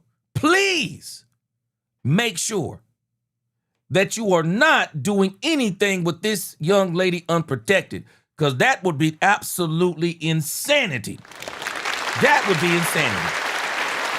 Cam Newton says she's a three-time baby mama, and you mess around and you'll be 4-time, and it'll really be bad. Boy, you better stop playing. I'm dropping this girl now. She the one dropped the video. Right? Stop. You talking about they gonna be wearing number 58. What? She said, bull crap, I'm gonna add Take that an 5 attachment with that 5 and another attachment with that 5. That 58 ain't never turned into an 88. But today, you keep playing with me, boy. I know where to hit you low. I'm talking about down low. That's a chop block. But that hit. I'm going to tell y'all right now. No one or nothing can hurt a man like a woman. I'm telling y'all right now. Nothing or no one can hurt a man like a woman. Boy, man, I'm gonna tell you something. You better treat, if you have a girlfriend, you better treat her right. And when you say you don't want to be with her no more, you make sure you clean break from there and try to make it as amicable as possible. But don't you be out there cheating and mistreating and doing all kinds of dumb stuff, and then don't even do it the correct. Then you leave her for another woman. Keep on thinking that woman okay. Keep on thinking that woman okay. Some people think that women are even happy with child support. Some women, though, when a man is a multi-millionaire, man, forget child support. Man, the courts these days, if you a regular man, it's 17.5%, I believe, of your salary. Now, when you poor, like some of us used to be, when you poor and 17.5%, you might as well say it's 20%. If you make $100,000 before tax, child support hits you before tax, then you get taxes, man, you can barely live. But when you are a multimillionaire, the child support they're giving these women is chump change compared to what those men are making. They're not giving these women 17.5% of a multimillionaire's salary. Don't get me wrong. She may live pretty good, but she might be getting somewhere between $5,000-$10,000 a month. Even if it's $10,000, it's only $120,000 a year. So let me see here. A woman who's been with a man, he's a multi-millionaire, she's living in multiple cribs, she's driving multiple cars, insane lifestyle. She ain't getting her nails done and her toes done. She getting her nails done, toes done, body done, her did. I didn't say hair, her did. She getting whatever kind of surgery she want, veneers on her teeth. I mean, she is balling. You think she want to walk away from that life and just get child support? That may be for the regular dude. That ain't for a dude like him. Nasty work, man. You never know how they broke up, but I can tell you this. Keep playing. Keep playing. You don't know how they broke up. She saw an opportunity and she took it. It right there, boy. She took it. But understand this. You can't get mad at her. J-So Pro. Let me see what J-So Pro said. J-So Pro said Vaughn wasn't on the team 2 weeks ago. Did CDO Vaughn anything before they were teammates? No, hold on, J-So Pro.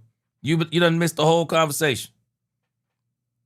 We've already said that CD Lamb didn't know. So you late to the conversation. But let us get you up to speed on the conversation. Don't call nobody goofy. Because if anybody is goofy, it's CD Lamb. He's goofy for dating this woman who everyone knows has a reputation. She's messy. Von Miller almost lost his career behind this lady. She dated Tyreek Hill. What do you think she dating CD Lamb for? So be careful before you start calling people goofy. Because the only one goofy is CD Lamb in this case. To be dating a woman like this. I'm a multi-millionaire. I wish I would date a woman like this. Don't come in here calling nobody goofy. CD Lamb is goofy for dating a woman like this. I would tell my own sons this. You gonna lay down with a loose woman? You gonna lay down with a messy woman? You gonna lay down with this type of woman and don't think she gonna be this type of woman? Stop it. Not paying attention to that, brother. Not paying attention to that. Don't come in on the end of a conversation. If anybody goofy is CD Lamb, what would he be dating a woman like this for? This man is a multi-millionaire. He can have women way above this. I'm not degrading her, but why are you dating her? A woman who travels around in football circles. You think that these are the only 2 football players she's dated? The only 3. You think she's only dated Tyreek Hill, Von Miller, and CD Lamb? Why would you be dating a woman like this? And I'm not calling CD Lamb goofy. Let me correct this, but he's making a goofy mistake. It's a goofy mistake. You don't date no woman that run around in circles like this. It's pure madness. Because on one hand, you gotta be able to see how she saw it. Are we together?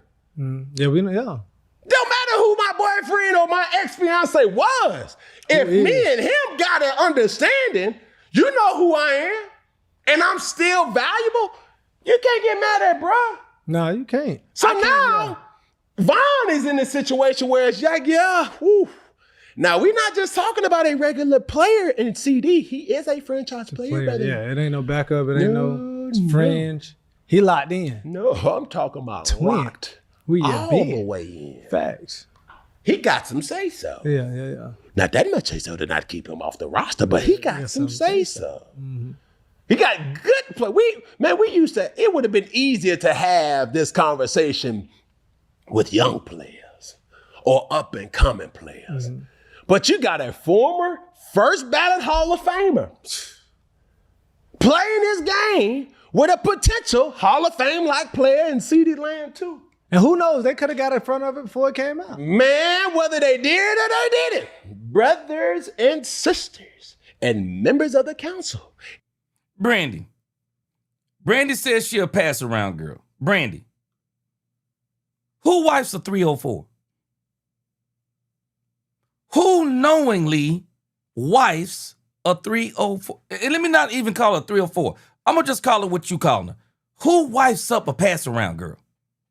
Who does that? I'm not doing it.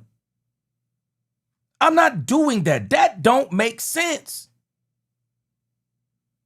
That don't make sense. That don't make sense. You don't do this.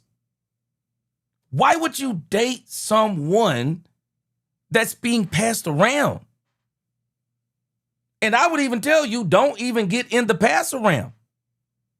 But I'll tell you this, even beyond that, as Miss Matrix said earlier, one, I'm not dating somebody's baby mama because it's drama when it comes to these baby fathers. And I'm going to say what I said earlier. Ain't no doggone way I'm dating Von Miller's baby mama.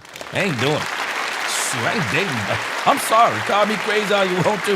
Man, I ain't dating Von Miller's baby mama, man. I'm not doing it.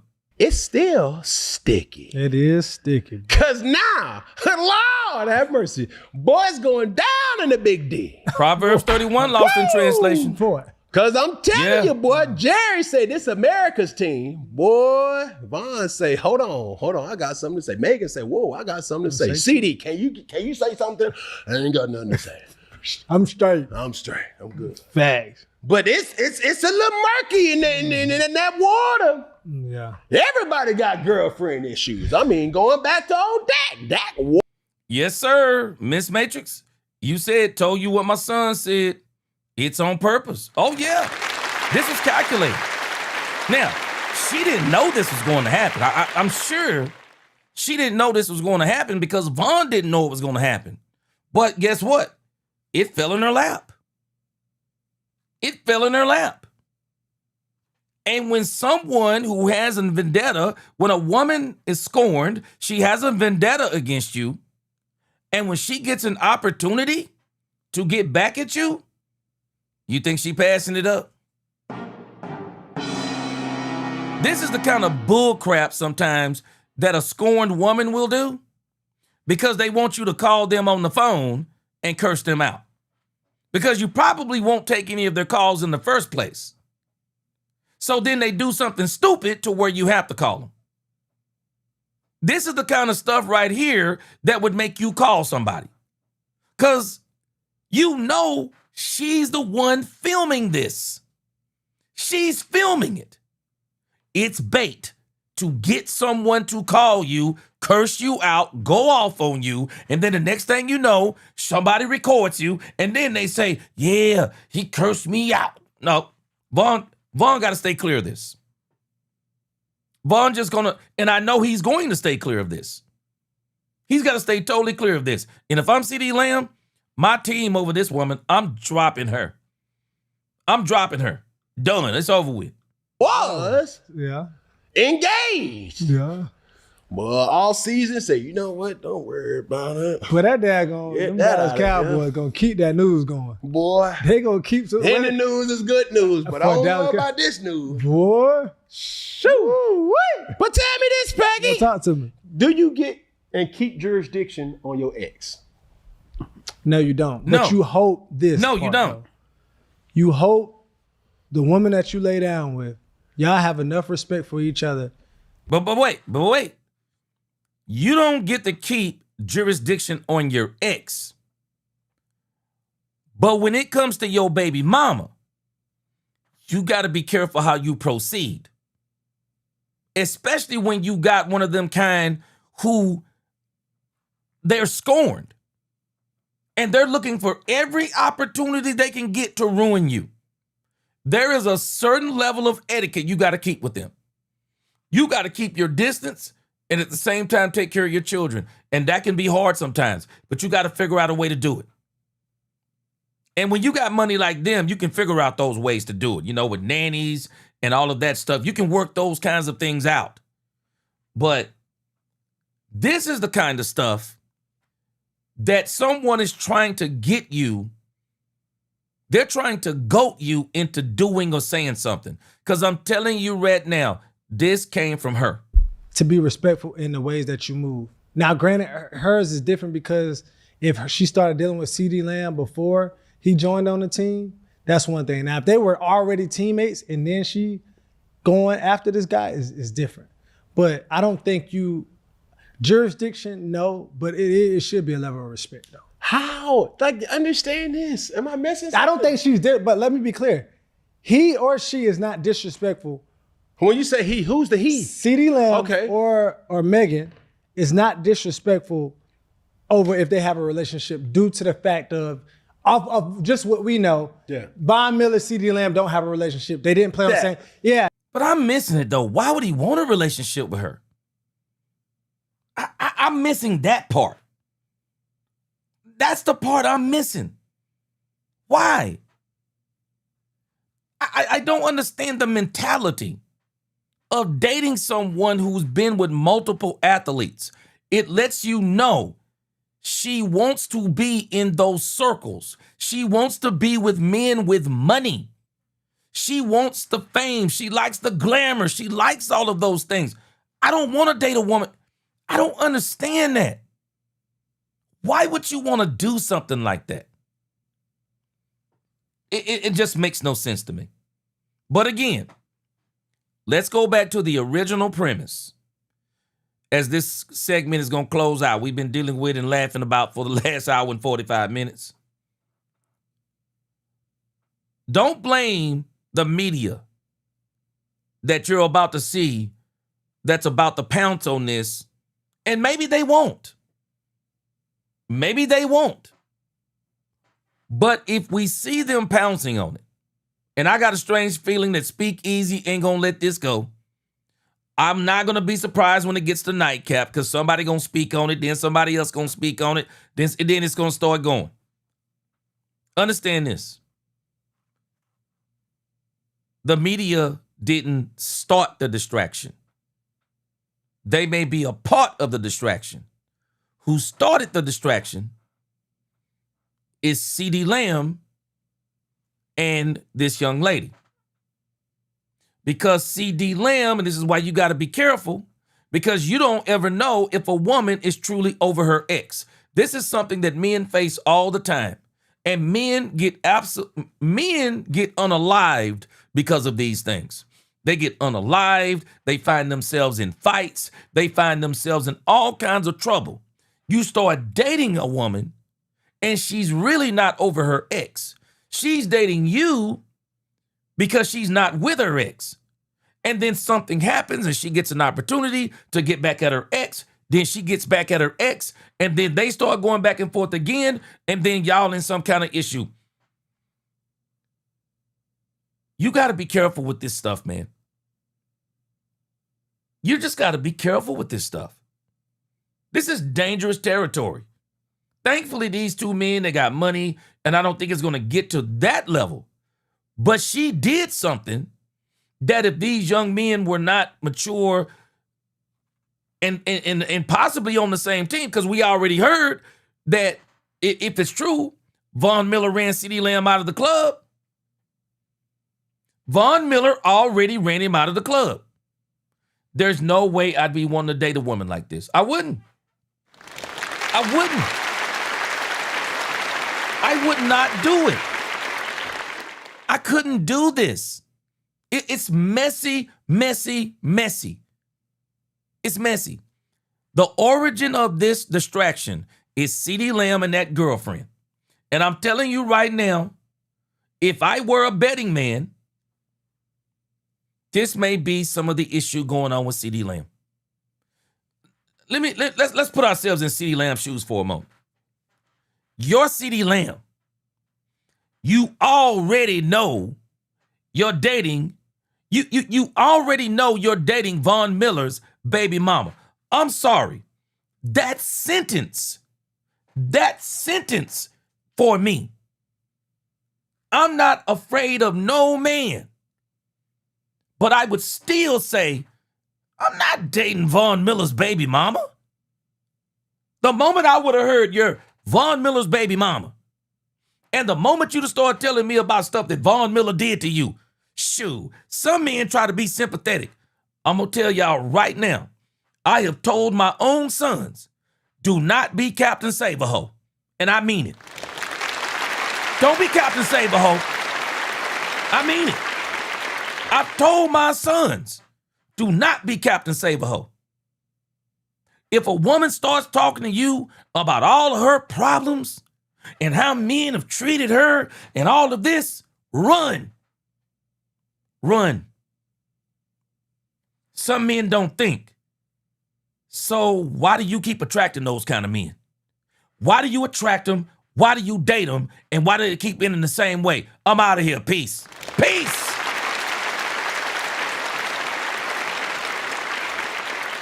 What do you... A woman starts talking to you about all of her darn problems? Run. Run. I'm out of here. Peace. I thought we had a good first date. Yes, the last first date. I'm out of here. Peace. Peace. I'm out of here. I'm not going to be collateral damage in your bull junk. I'm out of here. This is crazy work. Lamb, if this is still going, he got to end this tonight, because I'm telling you, I want y'all to imagine being CeeDee Lamb. You're dating Von Miller's mama. You baited. Forgive me, God. You're dating Von Miller's baby mama. You already know you own, I ain't gonna say you own thin ice, but you probably not. You probably shouldn't be ice skating on that ice from the get-go. And then you start hearing rumblings and rumors that Von Miller may be coming to the Cowboys. Hold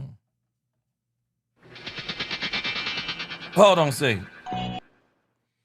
What's your thought process? What's your thought process? You dating Von Miller's ex-girlfriend, his baby mother, ex-fiance. And I'm sure she's probably told you a story or two. You already know you're skating on ice you shouldn't be skating on. And then you start hearing rumblings. Yeah, man, we might be getting Von Miller. Locker room going crazy. Meanwhile, you over here sweating bullets. I don't care what nobody say. You dating Von Miller's baby mama, and you start hearing rumblings that the Cowboys may be getting Von Miller. How you feeling? How you feeling? Shoot, I know how I'm feeling. You don't think he might have told, hey, I think we might be about to get your baby's daddy. Ain't no way. Ain't no way. Hey, Yahusuf. He dropping like a bad. Bro, I'm out of here. Bro, peace, I'm out. I'm out. The moment they start talking about Von Miller coming to the team, I'm out of here. I'm out of here. I'm out. I ain't dealing with this. I'm not dealing with this. I don't have to deal with this. Gregory Hicks, it's no coincidence. I'm out of here. I don't have to deal with this. If I'm CeeDee Lamb, I'm out of here. Shoot, Teron Williams, he said, don't be Captain Save-A-Ho. See, he said, gee, you a wise man, my brother. Hey, Teron, I ain't playing. I told my sons just like that. Don't be Captain Save-A-Ho. You don't owe this woman anything. She want to unload all of her baggage on you. Y'all supposed to just be dating. Now she want to unload all of her baggage on you? And talking about how men have mistreated her and all of this. I'm out. Peace. See you later. I'm not a therapist. I'm not a psychologist. I'm not a counselor. I'm out of here. See you later. Bye. Bye. Man, I'm out. Brandy, I don't know if it's why he's had a hard time, but Patrick Walker was saying this a couple of weeks ago. He said something ain't right about CeeDee Lamb. He said it. He said something ain't right about CeeDee Lamb. I'm gonna tell you something about some of these types of women, man. You just got to be careful, man. They will distract you in ways that you will never understand. It's crazy. If it's that and he just played in the NFL, you play in the NFL, I don't see disrespect with that. It just so happened that the decision that you made, now it got more to the story. But I don't feel like you should have, jurisdiction over the person that you was previously with. Like, I just hope that y'all still have. It's not about jurisdiction. No, Von Miller don't have jurisdiction. But it's messy. But again, Von Miller probably knew this before he started dating her. She was probably already dating in the scene. Men and women both do this. Men and women both do this. They date men, they date women that they shouldn't be dating. And they see the red flags, the green flags, the white flags, the blue flags. They see all of the flags. They see 6 flags. And they'll say, yeah, but I can change them. What? Stop it, Captain Save-A-Ho. Stop it. Stop the nonsense. Oh, it's going to be different with me. Yeah, it'd be the same way with you too. Stop it. Stop this madness. There is no way. I don't understand why CeeDee Lamb makes a move like this. I don't understand it. It don't make logical sense. Have respect for each other and the type of person. The main question is, how do you move forward from this? That's what I'm saying, conversation. Break up with her. And I honestly feel like Dallas had to square something away because of the type of player CD is, for that. And it really depends on what Megan means to CD, though, because it could have been. What she mean to him? What? What she mean to him? I'm telling y'all right now, if she means something to CeeDee Lamb, this will be a problem. And the reason why I'm saying this, it won't be a problem because of Von Miller. It won't be a problem because of CeeDee Lamb. This woman seems to be antagonistic. The video she filmed got in the hand of Cam Newton. How did Cam Newton get it? Tony, you hit it right on the head. TMZ will have it tomorrow. Watch what I tell you. No, I'm trying to. I'm just saying, though. She was Von's fiance. She might not be close to that 2 CD. So we have to understand what their situation is, too, because is it even worth that conversation? Because she might not be that to me. Man, from the visuals, CD looked real comfortable getting that hand massage. He hand holding. That's cute. Man, let me tell you something. Man. That wasn't no regular hand holding right there. When a man allows you to hold his hand like that, men already be tripping when you try to get the finger lock. When you and your wife or your husband, you get the finger lock, that right there, But that was a sensual hand rub. That's some different stuff right there, man. I'm sorry. This for me, if I'm CeeDee Lamb, this is over. This is over. My team come before this. It's over. Mose Logan, you think Stephen A gonna bring it up? You are out and you feel comfortable with somebody recording you? That is true. Did I not say this earlier? You're not filming me. Mixed Matrix bought this up too. You're not filming me. When you allow somebody to film you, what did I tell y'all earlier? Yeah, that's a relationship. Because doggone well, if somebody film you, they're either going to release it then or in the future to let everybody know that y'all are an item. I'm sorry, man. This is the game. This is the NFL. I'm not dating. Even if it's not about the fact that Von Miller could crush me just by, just by flicking his finger. This is Von bleeping Miller. I'm not coming behind Von Miller. I'm not trying to date Von Miller's ex. What? Man, that's like trying to date. I don't know, maybe some people would with the kind of money she got. But I wouldn't have tried to date Michael Jordan's ex-wife. What? I'm in the NBA and I'm dating Michael Jordan's ex-wife and he's a player? What? I wish the heck I would. I don't even see how Michael Jordan allowed his son to date Scottie Pippen's wife. I'm telling you right now, my son would have been in poverty. I'd have cut him off from everything. And I mean everything. My son wouldn't even be able to come to my house if he was dating Scottie Pippen's ex-wife. And she wasn't even his ex-wife at the time. No darn way. And I don't see how men do stuff like this. It's stupid. Boy, I would turn into You got your Blues Clues on now. Boy, I see a camera pointed at me. Whoa. Hello. Yo. Shoot, you better than me. I'm breaking that phone. We seen on draft night, CD knows how to, you know, Hey, He keep it private. elusive. He's elusive. So, you make my work a burning fire. Georgia. That's Ray Charles. Okay. That's Ray Charles. I know. You went Stevie Wonder. I went Ray Charles. All right. You went one. I went the other. Okay. You know what I'm saying? All right. I know mine. I don't know. You went. You know. Oh no. Shoot. I know mine. Here we go. Third down. No darn way.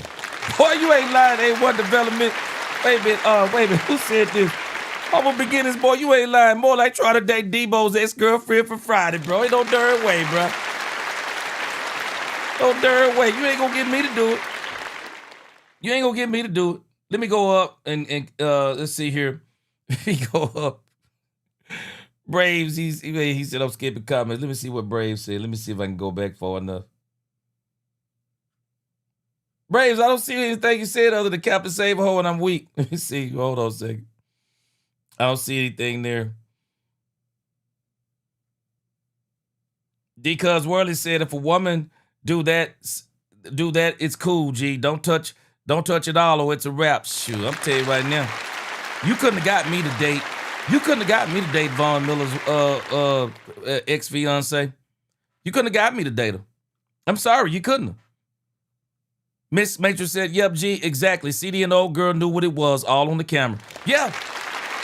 But see, Miss Matrix, what he didn't know when he did that video is that Von Miller was going to be on the Cowboys in the future. This is why I say, man, if you're going to be a professional athlete, you have to be very protective of your brand. And a lot of people don't understand that. You are the brand. You have to be very protectful of your brand. And I'm telling you right now, nothing can convince me. Nothing can convince me that CD Lamb didn't know who baby mama this was. And not only did he know who baby mama this was, he also knew some of the stories behind this young lady. There's nobody that can convince me. And this is why I say men are dumb when they do this. They will full well know what they're getting into. I had a family member. I told y'all about this the other day. I had a family member, and I begged him not to date this certain woman. I begged him, called him over to my house. I begged him not to do it. Guess what he did? He married her anyway. All I'm going to tell you is this. He's been in prison now for the last 20 years. He's been in prison now for the last 20 years. I tried to tell him, he wouldn't listen.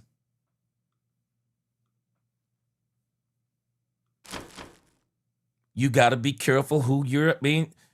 You cannot be out here so attached to people that you're willing to risk your life, that you're willing to risk your family's life, people around your life.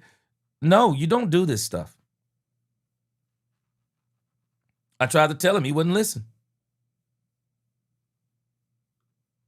And CeeDee Lamb, he doesn't strike me as that type.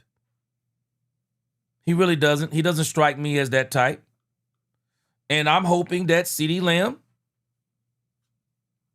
sees all of this and just goes, and I'm sure it's about to be a media frenzy. And again, maybe we get blessed. Maybe we get blessed and this turns out to be absolutely nothing. But I just got a strange feeling this is the Dallas Cowboys, and people have been bucking for it to be something with the Dallas Cowboys. A lot of people don't like the fact that it's been distraction-free with the Cowboys. There are so many people that don't like that. They love when the Cowboys are all a part of the drama. And so, I'm sorry, I was clearing up some memory here. That's what you're hearing. So I'm not going to be surprised if this is going to be an issue, or at least a media issue. And again, this may be the very reason why CeeDee Lamb has been distracted. This may be the very reason. Because I'm going to tell you something, man, relationship issues wear on you. This is why it is good for a man to be married. You know, you get married, you know, you got all that money, you're married, you're stabilized, you don't have to worry about all this old dumb stuff out here. You don't have to worry about that stuff, man. Now you got these stupid problems, right? It's just stupid. It's stupid. And like I said, I'm actually surprised, you know, when y'all started talking about this, I didn't know what the heck y'all were talking about. I'm actually surprised that this hasn't started spreading like wildfire already. Hey, Tony, tricks are for kids. Yeah, tricks are for kids every single time. Tricks are for kids.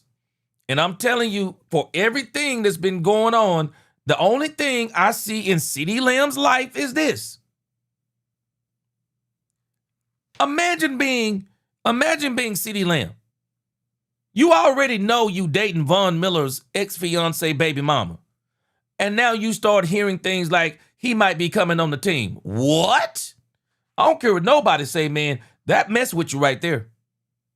That will mess with you right there. It does. Shoot, that'll mess with you. Shoot, Yahoo self. Shoot, it's better to marry than to burn.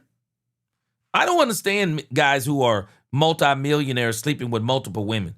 I'm not doing it. I'm the product. I'm protecting the product. I'm not risking baby mamas.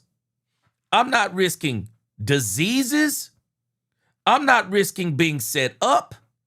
I'm not risking any of those things. I wish the heck I would. I'm not risking that stuff.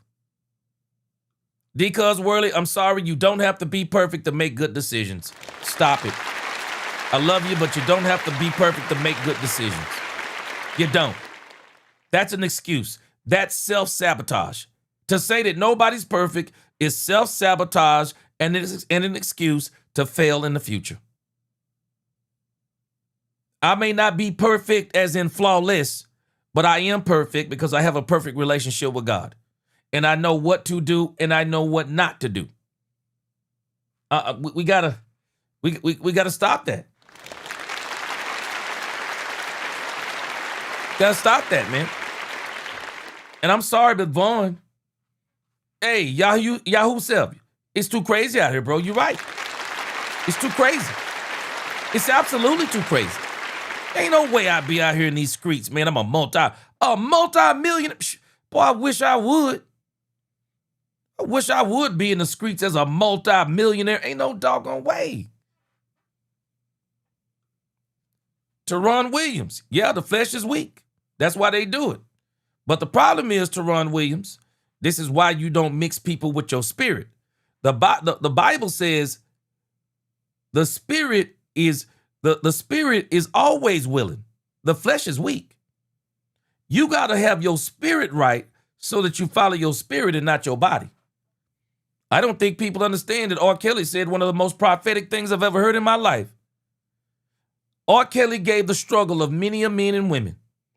R. Kelly said, my mind is telling me no, but my body is telling me yes. And he's telling you the moment of compromise for every single person. The mind is telling you no, the body is telling you yes. He says, I don't want to hurt nobody, but there's something that I must confess. You know what that moment was? He gave in. He said there is something that he must confess. He don't see nothing wrong with a little bump and grind, but what do you think a little bump and grind leads to? Boy, people don't understand, boy. I preach sermons off that, boy. I have preached sermons off that. Boy, that's one of the most prophetic things a man has said. Shoot, my mind is telling me no. Yeah, my spirit. Because I know what's wrong. I know the difference between wrong and right. But my body is telling me yes. Boy. We'll see what happens. And Brandy, you know, you think about it, Brandy, we walk by faith and not by sight, right? We walk by faith and not by sight. But what did R. Kelly say? I don't see nothing wrong. Yeah, you want to know why I didn't see nothing wrong? Let me pull that back up for you again. I tell people all the time, the Bible is right 100% of the time. No matter how you apply it, it's right 100% of the time. I'm gonna tell you why your body is. I'm gonna tell you when you say I don't see nothing wrong. Yeah, I know why you're saying you don't see nothing wrong. I know exactly why you're saying it. Same question of the week. What we got, Pam? Yeah, I'm gonna show y'all real quick. Yeah, you don't want to hurt nobody? Yeah. You know, when you say you don't want to hurt nobody, you typically wind up hurting somebody. Yeah. Yeah, you typically wind up hurting somebody. You ever know? Yeah, I don't want to hurt nobody. Yeah, you about to hurt somebody. Yeah, see, when you see this lady right here, this is when you say I don't see nothing wrong, because you saying that you see everything right. Yeah, that's what you're saying right there. Right there. That's your problem. You don't see nothing wrong because that right there look right to you. Yep, Jeremiah, and that's why R. Kelly is doing life. Yeah. That's why Kelly doing life. That's why he doing life. Bottom line, because when he gives in to his body, guess what? He don't see nothing wrong. That's the story of sin. When I no longer see nothing wrong, well, now I'm about to do what I feel is right. That's the story of Adam and Eve. And once she saw there was nothing wrong with eating from the tree of the knowledge of good and evil, she ate it, and then she gave it to her husband.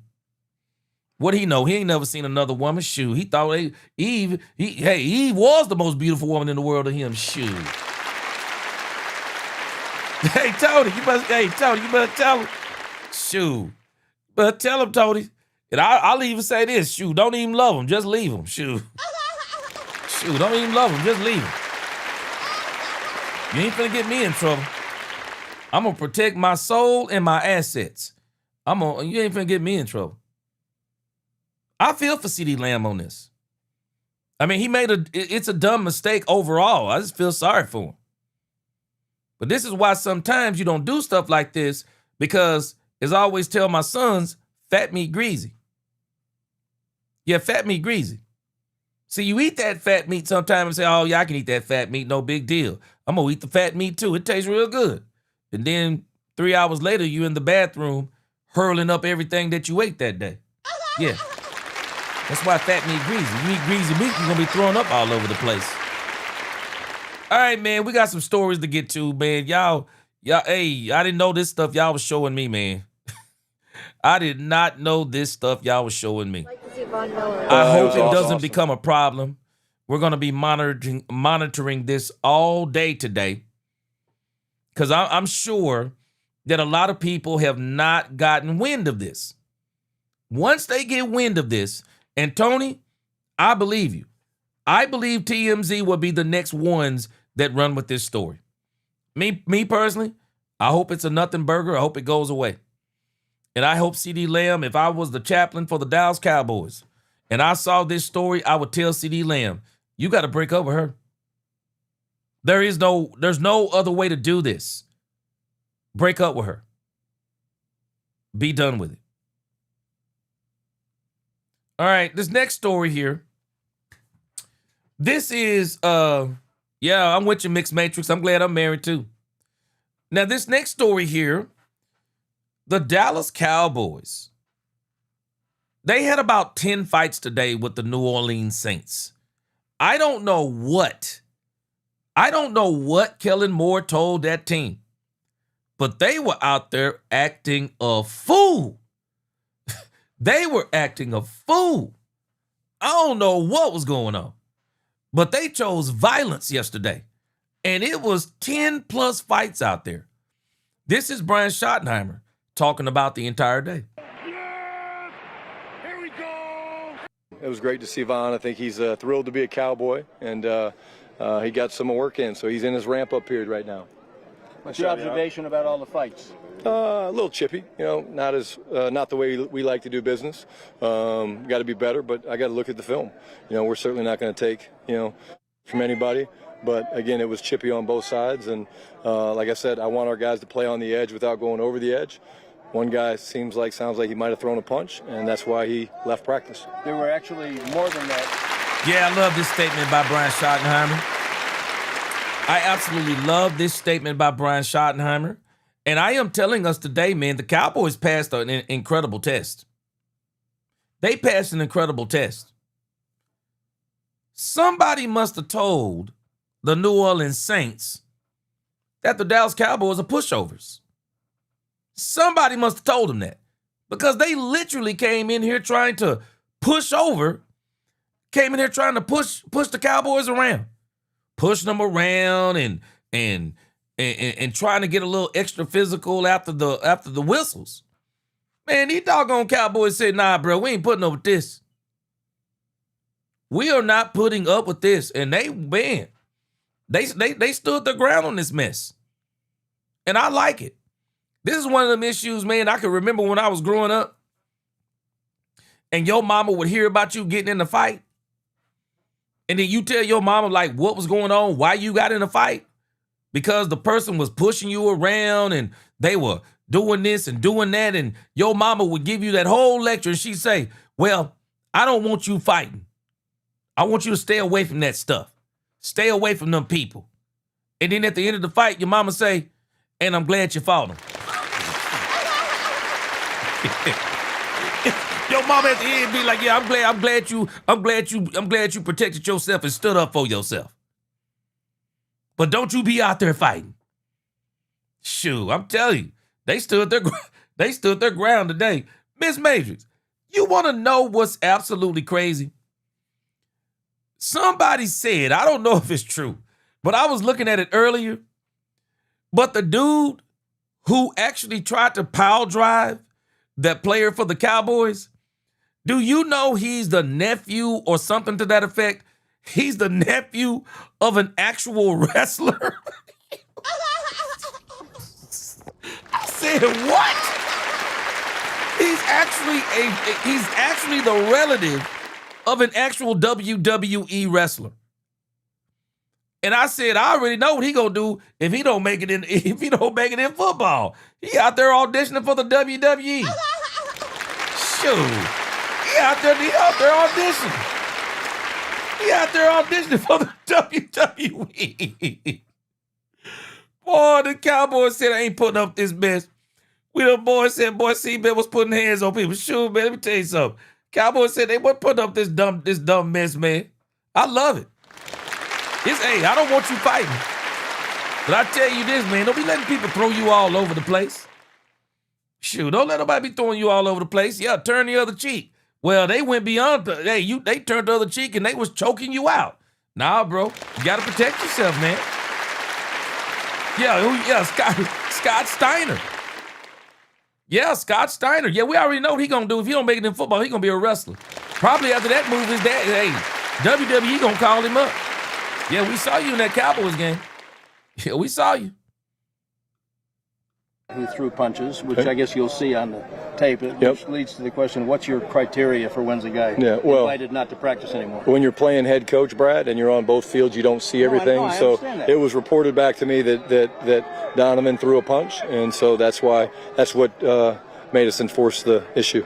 Players are eligible to get fined now? Say again? Yeah. Players eligible to get fined now? Yeah, and they can look at the film and see what's going on. Now, I'm going to tell you something. A lot of people said that Brian Schottenheimer may have been a little too hard on Donovan Ezeraku. But this isn't the first time that Donovan Ezeraku has got into a skirmish and started throwing punches. And I think that Brian Schottenheimer did do the right thing because Ezeraku has got to realize who he is.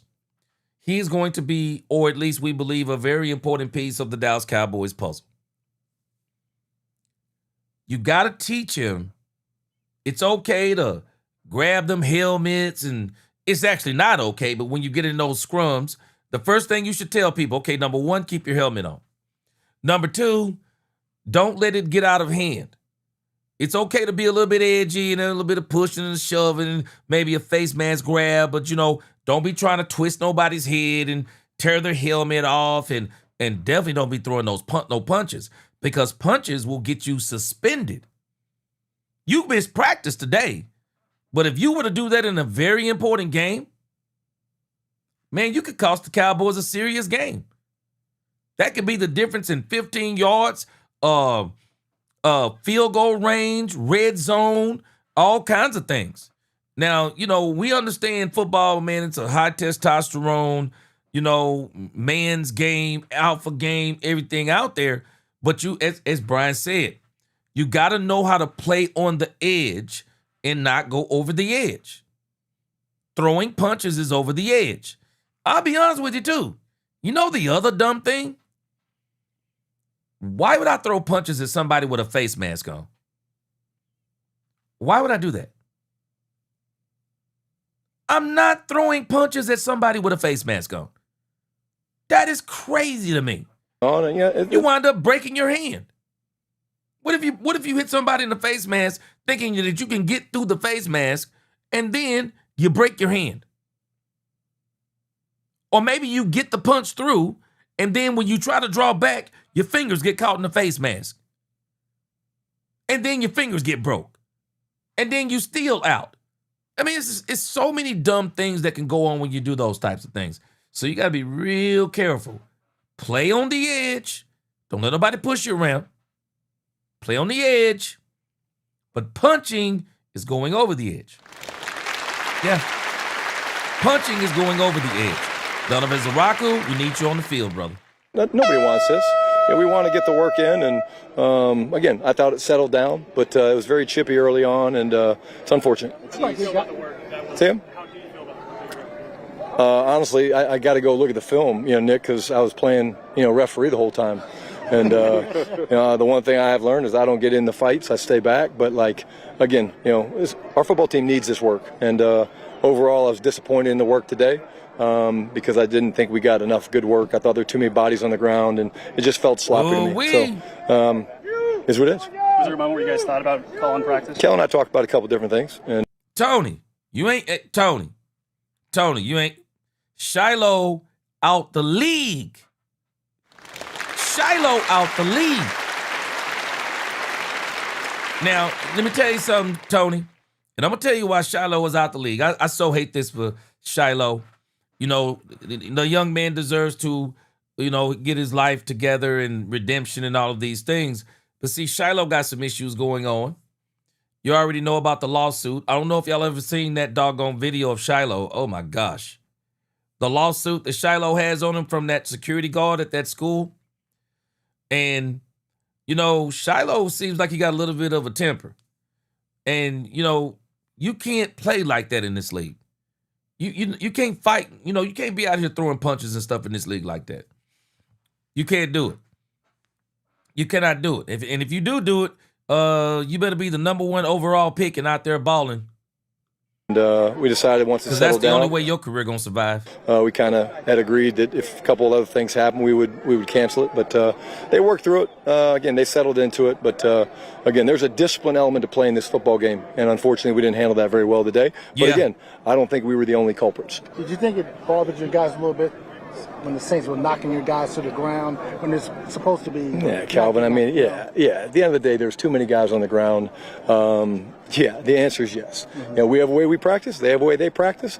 And at the end of the day, this isn't real football. And we get to play real football against them here in a couple weeks, and hopefully we'll see them during the season. You've seen Caleb against George and CD on the way out here. You saw him a lot against Olave today. I don't know how much you got to see of him. Just seeing him battle. Yeah, I think it's great. You know, Brian Schottenheimer just said something interesting. This is why I'm kind of like tripping on this. This is why I said, what did Kellen Moore tell his team? Either Kellen Moore told his team something, or Kellen Moore don't have control of his doggone team. And I'm struggling with Kellen Moore don't have control of his doggone team. I'm struggling with that. Your team isn't playing like that unless you're telling your team to play like that, or you've made it seem like it's okay for your team to play like that. Because Schotty is making the perfect statement here. Yeah, my team was just standing up for themselves. Kellen Moore's team was out there doing dumb stuff. Man, Kellen Moore couldn't control that team. Or at least I guess he couldn't control them. I guess he couldn't control them because Schotty said he talked to him a couple of times and they were still out there doing dumb stuff.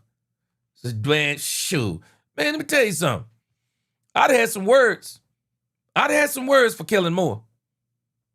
I don't give a doggone if Jerry Jones was waiting on the doggone. I don't give a doggone Jerry Jones was waiting on the sidelines to hug Kellen Moore. Now, I had a couple of words for him. I had a couple of words for him. When we see you in that scrimmage, them same dudes y'all was pushing around, yeah, we gonna be between the lines.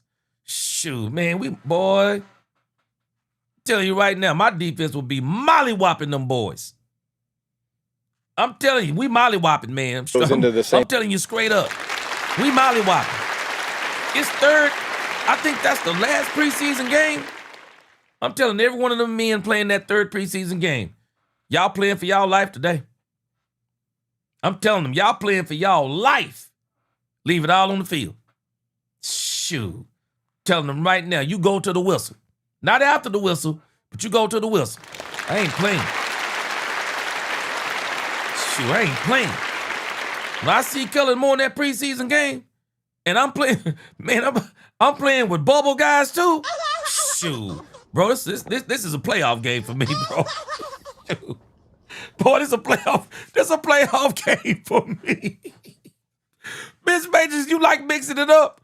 Miss Majors said, oh my God, she said, Schotty way too soft for me. She said, no, say it with your chest soft, Schotty. I told him Molly whop them if they don't come correct. Shoot. Miss Majors, I'm with you. And you heard him, Miss Majors. He said we don't take no SH from nobody. Shoot. Telling you this. I'm telling my team. Shoot. Man, we get ready. When we played them in that third game, shoot. Man, hey, bruh. Y'all playing for y'all career tonight. Molly-whopping these boys.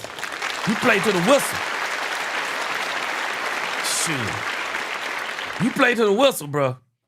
I come from an era, man, hey, people weren't trying to hurt you, but they definitely were trying to put you out the game, shoot. They weren't trying to break your bones, but they were definitely trying to give you some bone-rattling hits. Shoot, I don't know if you ever had those. I don't know if you ever seen them Tweety birds flying from taking a hit, man. Shoot. Man, I'm telling you, I'm Brian Schottenheimer. I'm remembering this crap. Conversation we've had with pass rushers against tackles. I thought he's going up against another elite receiver, and I thought he was in some tight coverages. I know I saw Chris make one incredible catch on him, but Caleb's going to battle, and I thought all in all he did pretty well. Would you say that this might be the last time he'll face another opponent because you won't play him in the next 2 preseason games? No, I don't think that way. I mean, look, hey, Kel and I have a great relationship, and hey, these things happen. You know, if you're in this thing long enough, hey, you guys were at the Broncos, scrimmage, a couple years ago out there, in the very first play, guys are on the ground, fists are being thrown, and it's not a perfect science, but again, we make note of who we get along well with and who we don't. What help blew out? Is that injury related? Shoulder. Man, we already know. Doggone well, Caleb Downs will be sitting in the third preseason game. He won't even probably see these boys, man. Caleb Downs won't even see these boys in the third preseason game, man. He ain't gonna see them. I just noticed also, Mixed Matrix, you're getting ready to punch the air. Wait, let me see. You punched the air for Jaden Blue. You punched the doors for Von Miller. I'm telling y'all right now. Why do y'all think Jaden Blue's shoulder is sore? Why do you think his shoulder is sore? Why do you think Jaden Blue has a sore shoulder? Why do you think he has a sore shoulder? That's why I'm telling us that Jaden Blue passed the test. All the Cowboys want to see from Jaden Blue is, can you run where we tell you to run and not fumble the ball? No razzle dazzle. No trying to bust it outside. Just run where we tell you to run and see if you can break between the line. I'm telling us Jaden Blue was taking some hits, man. Jaden Blue was taking some hits. Yeah, I ain't going too far on you, Miss Matrix. All I'm telling you is there's a reason why Jaden Blue set out. Jaden Blue was taking some hits. He was. I'm telling you, man, that first quarter for that defense, ooh. Yeah, he was taking some hits. So Jaden Blue is going to make the team. It doesn't matter. Jaden Blue is going to make the team. It don't matter if he is the number 2 running back or not. They have a package for Jaden Blue. Bottom line, they got a package for him. Jaden Blue is the most versatile. It don't mean he's the best. Jaden Blue is the most versatile of the Dallas Cowboys backs. He's not the most powerful. That's Javonte Williams. But he's the quickest and he's the fastest. He's the most explosive. He can play in the pass game. He's 195 pounds. I still say the Cowboys have got to use him like they used him in Texas and stop trying to make him into Javonte Williams. You got to vary up this run game. You have to vary it up. Sure. Were you able to see enough of Barham running around to have an impression of how he did? No, not really. Again, I saw a few snaps. I thought he did a good job with some of the pre-snap stuff, but the post-snap stuff, I want to look at the film. But it's just good to have him back out there. And again, we think the world of him, and it's good to have him working back. Have you seen enough of Downs to say we'll see you week 1? We're talking through that. Let me see this film, and I'll let you know. I mean, right now I'm in charge of Fight Club. Guys practice huddle that you guys did over there. Yeah, and again, and this is the reason why. Yahusuf, I agree. Schotty is running Blue wrong. I've been saying this since last year. He's running him wrong. You don't get Blue and try to use him like Javonte Williams. No, you use him like Jaden Blue. You use him like they used him in Texas. Pierce said he's too impatient, doesn't let his blocks develop before he hits the high gear, and it cost him on his rush attempts. Yeah, because Pierce, the issue is that Jaden Blue is a home run hitter. That's what he's, and again, I think you're making a good point about him. He's got to realize, and I think he's already realized it. I think what Jaden Blue had to learn is that you're in the NFL. You're not in college. You're not playing against astrophysicists and guys who are going to be lawyers and chefs and biologists and all of this stuff. No, you're playing against professional players. This is their job. Every run you run in the NFL is actually not a home run. This is what you even have to teach big-time hitters in baseball. You have to teach big-time hitters in baseball that not every hit is going to be a home run. I mean, unless you Barry Bonds or somebody like that. I mean, unless you Barry Bonds or one of them dudes like King Griffey back in the day. But even then, every hit isn't a home run.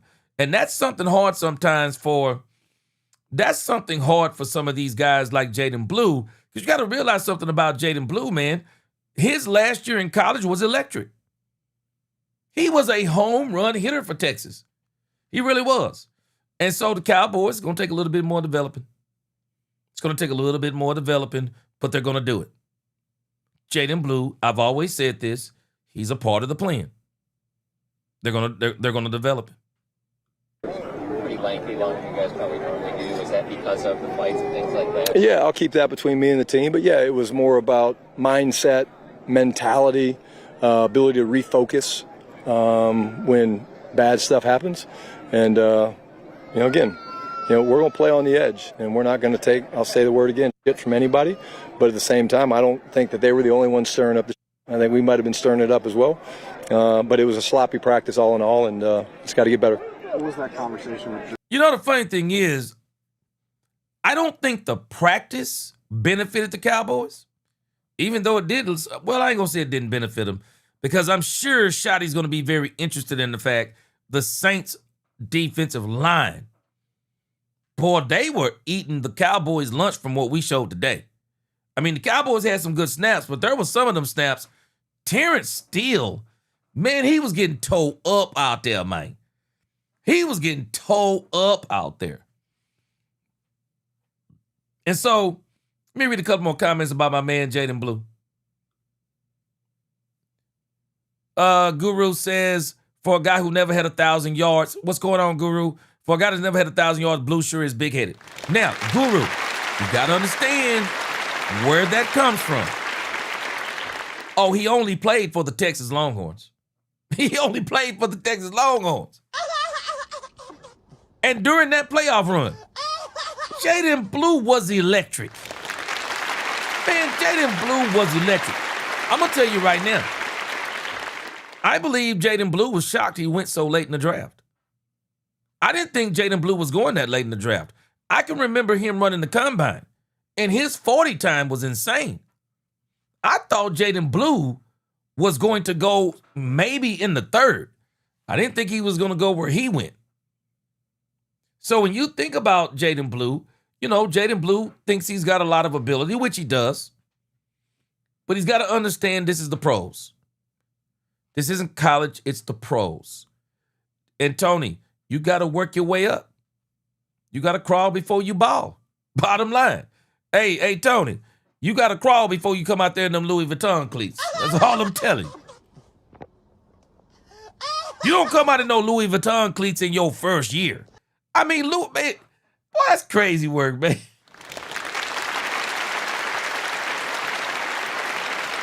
Man, what rookie come out in Louis Vuitton cleats, man? Man, he ain't gonna never live that down until he started get his act together. He's getting there, though. Jaden Blue is getting there.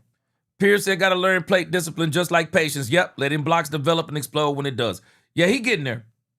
Yeah, Blue, they gonna keep working with him because he's got so much potential. Derek Rose said, gee, Blue would probably be better if he waited for his blockers. Like, oh man, nobody's better than Le'Veon Bell doing that though. Ooh. Guru, you say he has no football instinct. I'm gonna tell you, I don't believe he doesn't have football instinct. I don't believe he has Javonte Williams instinct. That's what I think he don't have. He don't have Javonte Williams instinct. But if Schotty would just use him the way they used him in Texas, I think he'd already be having success. But Schotty wants to run in between the tackles. And Blue at 195 pounds, Blue ain't gonna make it like that. Blue is not a between. It don't mean he can't run between the tackles. He can't run between the tackles as many times as Schotty ran in between the tackles on Saturday, if that makes sense. Schotty was blasting this man through the tackles with no blocking. And Blue, you might not think Malik Davis is 5'10", 205 pounds. Those extra 10 pounds matter when you're trying to run through the doggone defensive line. It matters. That's why Jaden Blue got his butt sitting down there. Life here after practice. No, it was great to see him. You know, it really is more catching up on how things went in Canton.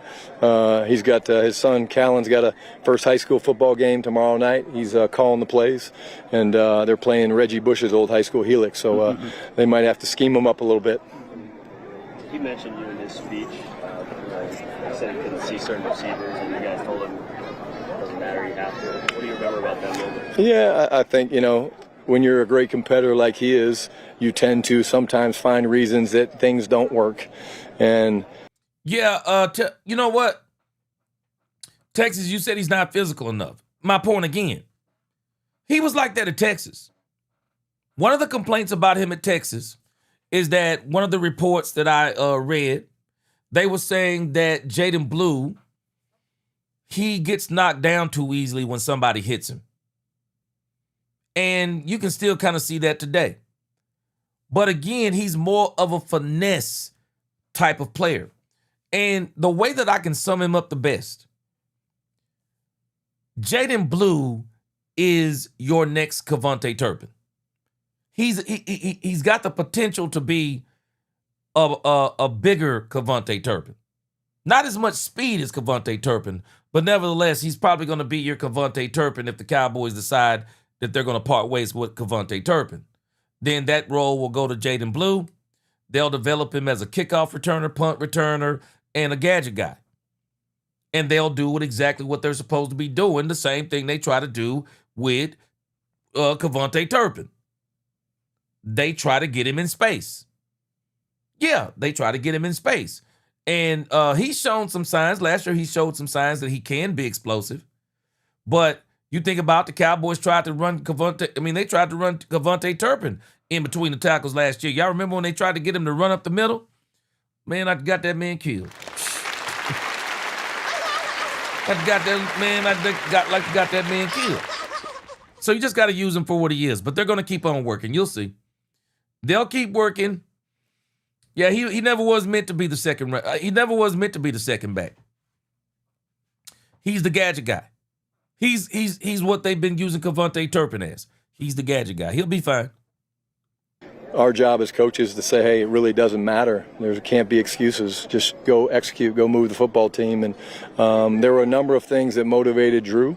I think one of the biggest things was us selecting Phillip Rivers, selecting Eli Manning, trading for Phillip Rivers. But I know that lit a fire in him that I don't think's died down yet. With the practice today, you have the fans here. Let me answer another question about Jaden Blue. Derrick Rose said, G, if you were a part of the front office, would you have drafted Jaden Blue? You know what? There were a couple of running backs in that draft. That was the 2025 draft, right? I'll be honest with you. There were some running backs that I would have drafted. I would have drafted even over Phil Maffa, to be honest with you. But I don't think the Cowboys wanted to go with a running back that high simply because they didn't want to draft a running back that high because Schotty was already happy, I believe, with he was already happy when they got Javonte Williams. And let me show you real quick, as a matter of fact. That was 2025, right? I'll be honest with you. And I don't know how the Cowboys would have done it. But if you would have probably gave me a choice in 2025, I'm going to tell you the running back that I would have drafted. I just don't think the Cowboys could have got him. But if you would have gave me the opportunity, the running back that I would have gotten would have been Ashton Jeanty. I mean, since you asked the question, I would have went for Ashton Jeanty.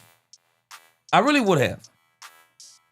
I really thought the Cowboys were going to get Ashton Jeanty, but I think it would have been too much for him to give up. The other running back I would have gotten over Jaden Blue and Phil Maffa, Travion Henderson. I wanted Travion Henderson. Yeah, that's who I would have got. I would have got Travion Henderson. I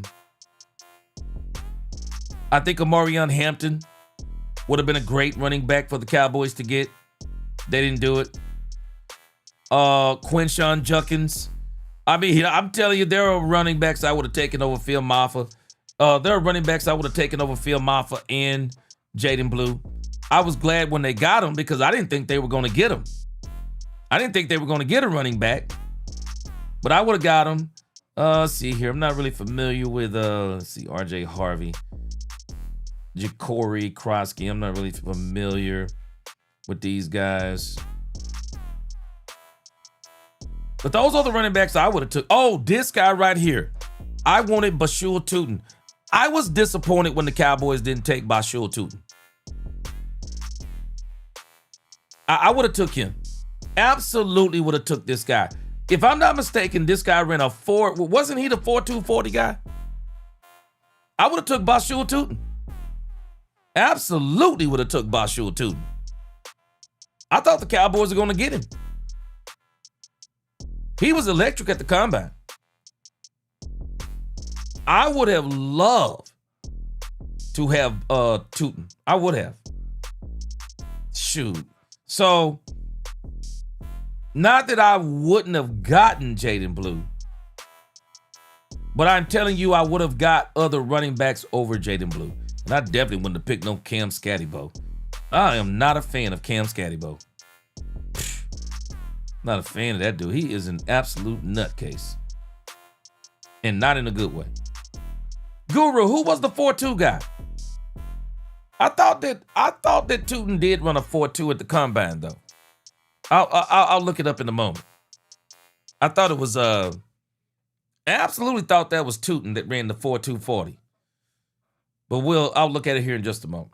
All right, let's go back over here. A bit later in the day, do you think that going forward, maybe if you do this anymore, you'll do it more like the Rams one, where it's a closed practice and maybe earlier in the day, maybe? I don't think we might. We'll look at it. That had nothing to do with it. It was just again overall sloppy practice, and I'm man enough as the head coach of this football team to say that it's been addressed with our football team. It will be addressed again, and but again, to be very, very clear, we're not taking it from anybody. But we also have to have the discipline to not play over the edge and hurt the football team, get penalties, do things like that. And that's where we're going to play this season in 2026. Durant, Thompson. It seems like the tackles have flipped. I mean, everybody's flipped on the second team, but specifically. Very good. You guys were paying attention. I didn't tell you. You guys had your notepads out. Okay, that's good. Yep. What was the question? Sorry. Yeah. I mean, again, these guys have to be able to. Okay, Guru. Bashul Tootin ran a 4.32. Yeah, Bashul Tootin ran a 4.32 in the 40. That's what it was. Yeah, he ran a 4.2. He ran a 4.32. But he was the fastest running back. He was the fastest running back at the combine. Yeah. Yeah, it was a 4.32, Guru. Yeah, it was a 4.32. And I think what got the Cowboys, when you kind of look at that draft, I think what got the Cowboys is Jaden Blue ran a 4.38. Yeah, he ran a 4.38. You had Brashard Smith. He was a little bit of a smaller running back too, if I'm not mistaken. But Bashul Tootin was the guy I thought they should have got. Bashul Tootin, when they got to the 4th round, I think they should have got Bashul Tootin. And let me see here. What was the Cowboys? Let me see.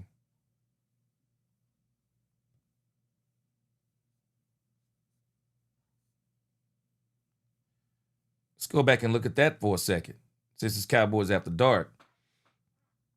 Okay, and so let's kind of look back at this. These were the Dallas Cowboys picks in 2025. Yeah, these were the Dallas Cowboys picks in 2025.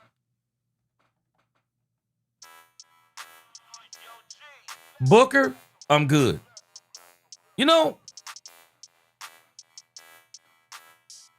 I'm going to be honest with you guys right now. I'm going to be real honest with y'all right now. And y'all don't have to agree. Y'all tell me what y'all think. I just wonder if the Cowboys could go back in round 2 what they have actually gotten Donovan Ezeraku. Now, I'm interested to see what Donovan Ezeraku is going to be this year. He was very good at stopping the run. But I want to see him do what they got him to do. He was 17 and a half sacks coming out of Boston College. 2 sacks last year, playing injured. Part of the season. If I could go back, though, if it was me, if I could go back, I don't know if I would get Donovan Ezeraku. I don't know if I'd get Donovan Ezeraku. I might would have did something else at that position because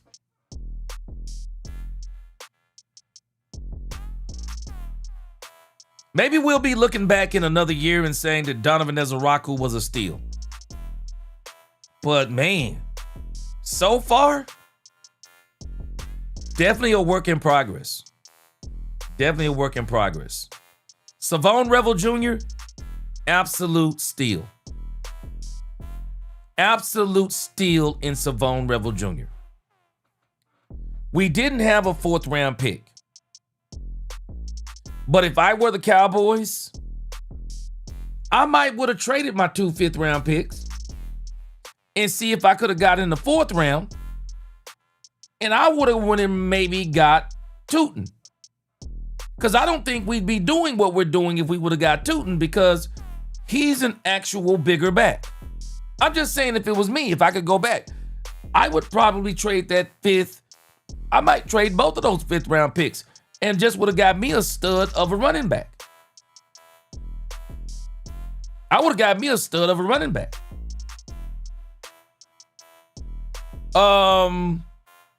Round 6, a Johnny Cornelius. Jay Toya. Tommy King Basadi.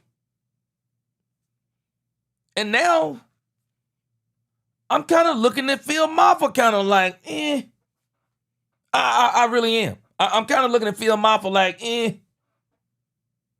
When I look back at the 2025 draft, Booker and Savon Revel Jr. Everybody else, okay, Booker, Savon Revel Jr., and then with Ezeraku, Jaden Blue, Shamar James, it's kind of like, okay, we got to wait and see. But if I could go back, I don't know, man. I might would have took a running back in round 2. I'll be honest with you. I might would have took a running back in round 2. If I didn't take a running back in round 2, I don't know. I'm not sure if I would have got Donovan Ezeraku now. I don't know. I'm struggling. I'm struggling right now. I'm struggling hard right now about Donovan Ezeraku. And as much as I like Jaden Blue, I probably would have took another running back earlier. I probably would have took a running back earlier. You couldn't pass up Tyler Booker. But as far as Donovan Ezeraku go, I don't know, man. I don't know. I might would have tried to do some razzle dazzle. Maybe, and this is why hindsight is 2020. You know, maybe I would have traded my 5th round and my 2nd round pick and see, can I get back in the 1st round and see if I could get one of those running backs. I mean, you know, that's just me, hindsight 2020. But when I look back at that 2025 draft, Tyler Booker hit. Savon Revel Jr., oh, he looked like he really about to hit. Donovan Ezeraku, wait and see. Jaden Blue,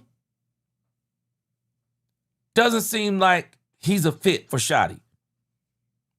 I mean, and there's no point in beating around the bush. Doesn't seem like he is a fit for what Schotty wants to do. Shamar James, he had a bunch of tackles last year, but now you go get Jayshawn Barham. You went and got D Winters. Justin Barron may be looking better than Shamar James. And again, you know, the rest of this draft, it's all just kind of like a bunch of, goggity goop right now. It's kind of like, okay, I guess we'll just wait and see. Because I don't know nothing about a Johnny. Jay Toya, Phil Maffa can't stay healthy. So, go figure. Yeah, I probably would have drafted somebody. It's not that I wouldn't have drafted Blue, even though I am saying I wouldn't have drafted Blue. I'm saying I probably would have drafted a running back higher. I would have got Javonte Williams, and I still would have went and got me another back. I would have got me another back. I would have got me another back. And I would have got me another back simply because it just seems to be pretty obvious that Schotty wants a certain type of running back. You know, Schotty wants a certain type of running back, and I don't know what it all means, but I think the Cowboys probably could have did a little bit something different at running back. Again, Bashul Tootin is a bigger running back. I didn't understand why the Cowboys didn't get him. I really didn't. But it is what it is now. We'll wait and see what happens. We'll wait and see. Yeah, Bass, that's kind of where I am. You know, we don't have time with our quarterback to be developing guys. See, I would have got me another running back, and I would have got me a running back that can hit the ground running. That would be a great compliment to Javonte Williams. Because I'm just telling us, we can't run Jaden Blue. We can't run Jaden Blue like Javonte Williams. We can't. That's why he got the shoulder injury. You can't run him like that. I mean, you need show enough blocking if you're going to run that man through the tackles. I mean, you got to open up the grand. I mean, you need to open up a door for this man to run through. He ain't that type of back to be trying to squeeze through those, you know, big defensive linemen. It's tough on him. Swing, Nick, you know, and so, we want to give Nate a chance to work over there at right tackle. You know, T. Steele's got to play a little bit more consistent. You know, he has had a couple days where he's been a little bit dropping his pads and getting edged a little bit. He needs to be better. And we want to see Drew Shelton play left tackle. So that's not the only position. That's the only one you guys asked me about. So it's good. Yep. What was the question? Sorry. Yeah. I mean, again, these guys have to be able to swing, Nick, you know, and so, we want to give Nate a chance to work over there at right tackle. T. Steele's got to play a little bit more consistent. You know, he has had a couple days where he's been a little bit dropping his pads and getting edged a little bit. He needs to be better. And we want to see Drew Shelton play left tackle. So that's not the only position. That's the only one you guys asked me about. So that's the only one I'm going to speak to. Yeah, what's that? He's doing a nice job. Yeah, very good. Yeah, he's doing very good. And good command, good control. And he's earned more reps with the twos. Thompson and Durant said they wanted to make sure they were getting their teammates back out here. Did you feel it was that way as we saw some of the skirmishes? Yeah, I think so. Look, we're always trying to protect. Our rule is to, go grab a teammate. Go grab a same color jersey. You know, again, you know, these guys, the brotherhood is real. You're not going to mess with us. But, big but, you can't hurt the football team. And when we lose a player or we get penalties and things like that, you know, that's where you have to draw the line as the head coach, and that's what we do it. So we'll learn from the film and be better. It's twice now with Donovan throwing a punch. How does the message get across? Yeah, we'll have a long conversation. You know, Donovan's a very bright young man. And, again, he understands that he can't hurt the football team. And, you know, unfortunately for him, you know, there's two officiating crews that know that he lost his composure. But it's part of a...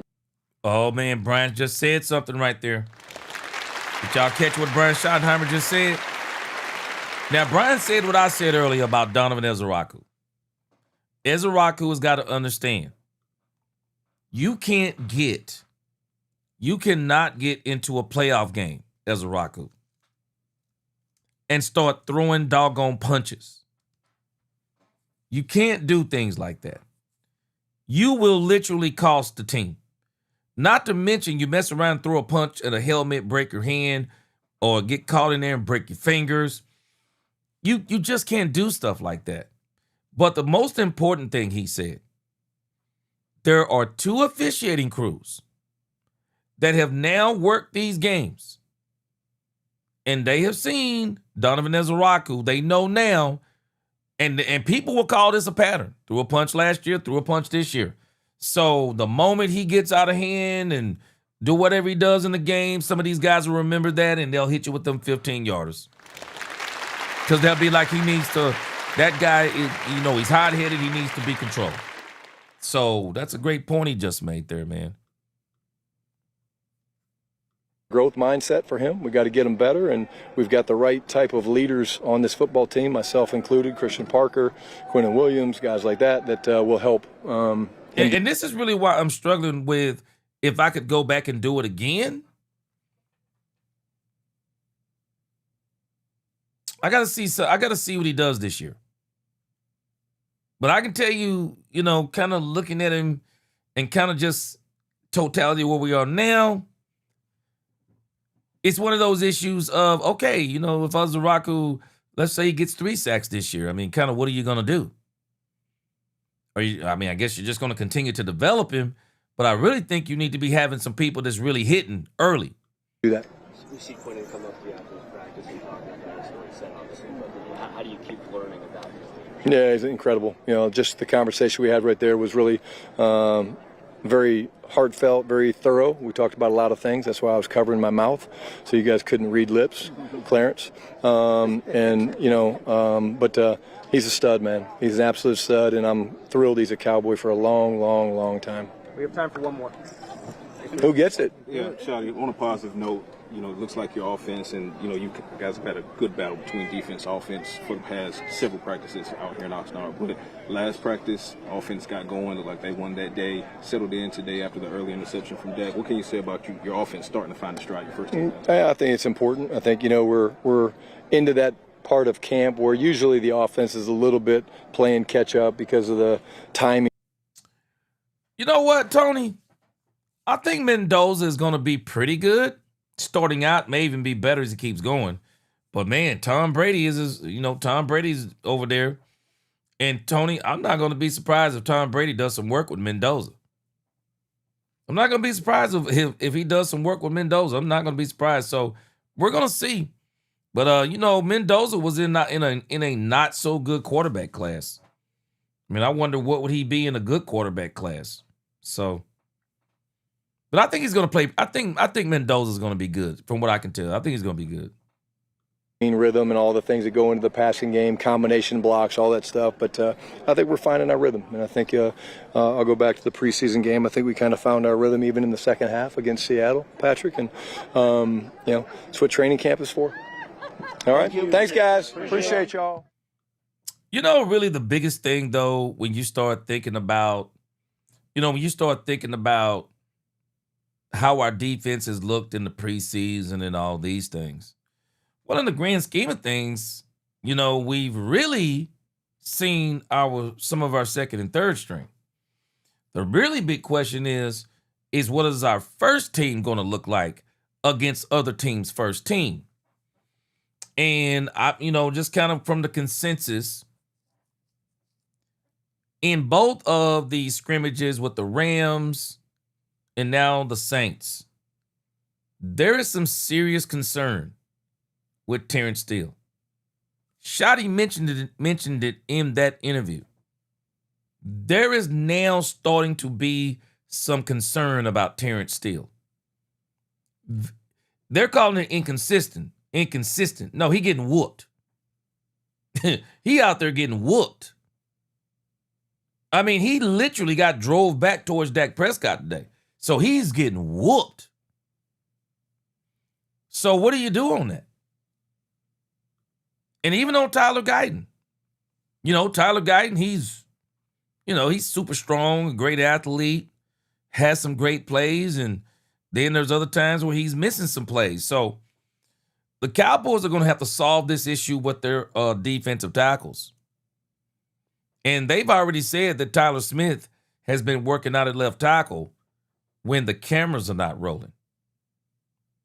Yeah, when the cameras are not rolling. Brian Schottenheimer said he has been getting some snaps there, when the cameras are not rolling. So, no. They got to work this thing out, man. They really do. They got to work this. They got to work this thing out.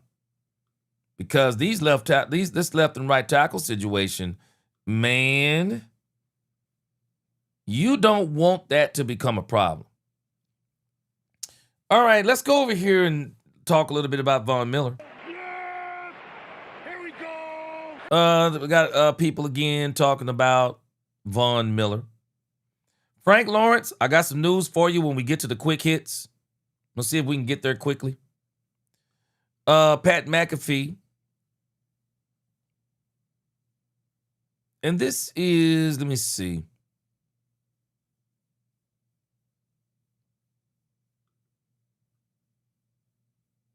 Had nine. This was Pat McAfee talking to Schrager, talking about Von Miller. Let's check this out. Man, you know it's crazy. ESPN, man. And I'm telling y'all right now, man, if y'all haven't been listening to Ryan Clark lately over there, and I told y'all the other day, the best thing for Ryan Clark was to focus on his own platform. Man, some of the stuff that Ryan Clark has been talking about, man, I see exactly why ESPN took him off the air. But now when he's talking straight sports, he's second to none. When he starts talking all that other stuff, he gets off the boat. But they let go of Cam Newton. They let go of Tom Pelissero. Tom Pelissero now is working over at Netflix. And the thing that shocked me was they kept Peter Schrager over guys who really know sports. They picked Peter Schrager. And I just find that to be amazing. This is them now, I guess, Peter Schrager. I don't know, man. A lot of people really like Peter Schrager. This is Peter Schrager now over here on Pat McAfee show, who is going to be the new face. You watch what I tell you. Pat McAfee is going to be the new face of ESPN. And before it is over, Stephen A. Smith is going to be out too. You watch what I tell you. Stephen A. Smith is going to be out too. Sacks with the Commanders last year. Nobody saw any of them, okay? None of us saw any of them because of what happened with the Washington Commanders last season. Jerry Jones says, there's still an opportunity. I trade for a big star. Don't you worry about that. You always think that Jerry might be working behind the scenes. How much of this do you think this was Jerry wanting to add depth? How much do you think this stops Jerry from going forward and adding more on the defensive front? Because we have a graphic about what the defense looks like post Micah Parsons.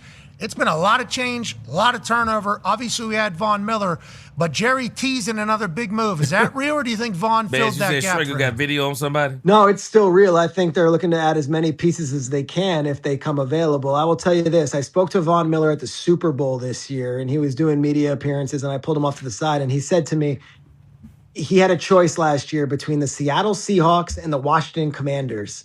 And he did the math and did it all, and they had no connection to either team, and he said, gosh, Commanders went to the NFC Championship game last year. I'm going to go for a Super Bowl ring, one more of them. And he signed with the Commanders. And then you saw what happened with Seattle. I know that Vaughn had multiple choices this year in this offseason, and teams were inquiring. He chose Dallas. And if you're telling me he had regrets going to Washington over Seattle because he wasn't in contention for that ring, tells me he's looking to get one more. And if he's picking Dallas, yes, he's a DeSoto, Texas, native. And yes, that's close and it's in his backyard. But if he's picking Dallas, he's not picking Dallas for the money. He's not picking Dallas because they're on national TV a bunch. He's picking Dallas because he thinks he can win. And I look at this defense. Last year, they played the Rams in their intercamp practices. Everyone to a man told me that the Los Angeles Rams offense with Jimmy Garoppolo at quarterback just ran through up and down, did whatever they wanted, threw the ball over that Cowboys defense. They did those same practices this year, and it was not a one-sided match. These two defenses went together against those offenses, and it was straight up even. And the ones from LA struggled against the Dallas defense, and the ones from the Dallas offense struggled against the Rams defense. So to me, they're already just at this point, August 15th, light years ahead of where they were last year. And in that preseason game, Pat, I know that it was all the backups. Seattle went right down the field and scored a touchdown. From that point on, 49 yards passing they gave up.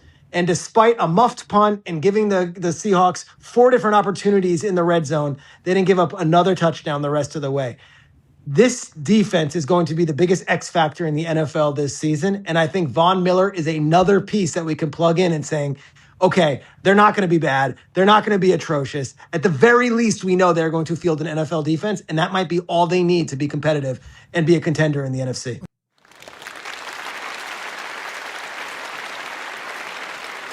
Church. Absolute church. Yes. Yes. Absolutely. We talked about it today. G. Pierce. A lot of people don't understand how massive this signing is with Von Miller. And I hope this old dumb stuff with CeeDee Lamb, I hope that don't become any kind of problem, because Von Miller is going to help this team. And again, we talked about it today, Von Miller is going to help this team get sacks from the sideline. I'm still checking with Miss Matrix that can I count the sacks of other players and count those towards Von Miller's double-digit sacks.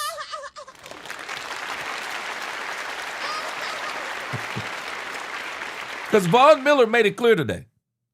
He's going to make plays while he's on the sideline because of the way he's going to coach up this defense. We basically got a player coach. That's what we got in Von Miller. And I'm not discounting that because Von Miller is a first ballot Hall of Famer, multiple Super Bowl winner, and is about to be top 5 in sacking the quarterback. Nah, man, Von Miller is... Man, Von Miller is a great, great signing for the Cowboys. And I don't think they're done, though. I don't think they're done. But he's going to pay dividends for them. And again, he keeps stressing not just what he's going to do on the field, what he's going to do coaching. And that's what I'm really liking about the Von Miller signing. What I'm liking about the Von Miller signing. It's a very good signing for the Dallas Cowboys. Very, very good signing. All right, let me look at this, see. What's the next thing here? I got a couple other things. Okay, I got so many things. Let me see. Let me make sure what this is. Okay, let me play this real quick. Nicole Hutchinson, for the record. Brandy, we're gonna keep a tally. I've still been left on red by Nicole Hutchinson, so I got a feeling there will be no answer. Okay, these are the takeaways about Von Miller from Nicole Hutchinson. For the record, let's check this out. What's up, y'all? This is for the record. Recapping Von Miller's opening presser as a Dallas. What's up, y'all? This is for the record. Recapping Von Miller's opening presser as a Dallas Cowboy. Y'all ready for this? Let's get it, Pat. Hey, a lot to be taken away from Von Miller's press conference, but what stood out to me the most, as much as he's a great teammate, all of that ends when the ball kicks off and he goes into quote-unquote kick-ass mode. That's what you like to hear from a future Hall of Famer who's trying to help break a 30-year Super Bowl drought. Nick, what you got? You said he's a Hall of Famer. He said he's a Hall of Famer like teammate. We know he's a Hall of Fame player. How about up here in this press conference? He had Hall of Fame answers, man. I love this guy. I've never even met him. Tommy. I don't know how much you folks believe in signs from the heavens or anything like that, but Von Miller said he ran into Dak Prescott in Las Vegas, and the two of them got talking, and he said, Dak, I don't know why this year can't be the year. Will it? We'll see. Nicole? All right, man. You know that this guy can roll out of bed and get 8 sacks easily, all right? But he said, hey, my love for the game is why I'm here. Miss Matrix, did you hear that? Did you hear that, Miss Matrix? Miss Matrix, let me let you hear Nicole Hutchinson again. I know you heard this today. What did he say? Let's see. What did he say, Nicole? This guy can roll out of bed and get 8 sacks easily, all right? But he said, hey, my love for the game is why I'm here. He also said, roll out of bed and get 8 sacks. Improving younger guys is why I'm here. So, hey, he manifested it, going back to Tommy's point, and now he is a Dallas Cowboy. That's a wrap for the record. We'll be back tomorrow. Yeah. Yep. You know, Baz, I'm just being for real, man. These football players, man, why wouldn't you be going for somebody like this, man? I mean, why not wipe up somebody like this? I mean, I don't know her history or anything, but she seems to be a very nice young lady. Why not wipe up somebody like this? I'm just saying. Why not wipe up somebody like this, man?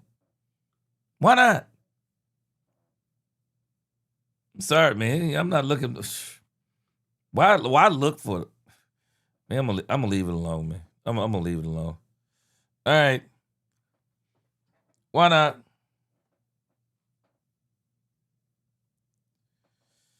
Let me see what the next part is we have here.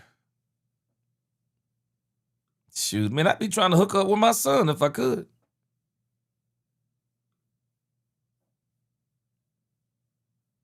All right, let's check this out right here.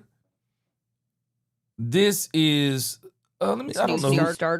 Okay, this is Lindsey Rhodes. Are y'all familiar with Lindsey Rhodes? I'll be honest with you, I'm not familiar with Lindsey Rhodes. Lindsey Rhodes was talking about the Cowboys defense. And I'm sure this is all around Von Miller and Christian Parker and all that. This is what she had to say about the Cowboys defense. This is Lindsey Rhodes. I'm not even sure for who this is, but check this out. And I really like Caleb Downs, by the way. And I know that on paper they look better. They did do a lot this offseason to kind of swap that out. There's a lot of new starters. What is it, like 6 new starters? And I really like Caleb Downs, by the way. I think that he's going to be a special piece to that offense in that like nickel role and that slot corner. And if they use him right, I think he's going to be a perfect piece there. But the defense has a lot to prove. I mean, this was a terrible defense last year. This was the 32nd ranked defense in EPA per play allowed, which I already told you is the best snapshot of how good or bad a team is. So as an offensive stat or as a defensive stat, that's really telling. They were last in success rate allowed. They had the 3rd fewest takeaways. They had the 4th most penalties. They gave up so many points that even despite the offense scoring as many points as they did, and everyone who plays fantasy knows that they put up points at a high rate, they still ranked 20th in scoring differential with a minus 40 overall on the season. So yes, they did what we want them to do in terms of bringing these new pieces in. I am not coming close to having a conversation about a Super Bowl run until I actually see them hold some offenses, to low point thresholds. There are just so many other teams that I think have rosters that are similar on paper that have also proven that they. Wait a minute. So many. So many. Stop it. Man, there is literally only a handful of teams. Even on paper, there's only a handful of teams that are as good as the Dallas Cowboys on paper. There's not many teams. There's not a many teams with these similar rosters. Who? Man, you might be talking 6 teams. Especially in the NFC. You might be talking 6 teams. Rams, Seahawks, Philly, maybe. Bears, maybe. Detroit, maybe. Once you get beyond that, who you talking about? Oh, I don't know. I didn't know 4 was many. I didn't know that. Hell no. Man, want to talk about skepticism. Now, I understand maybe you don't want to talk about a Super Bowl run.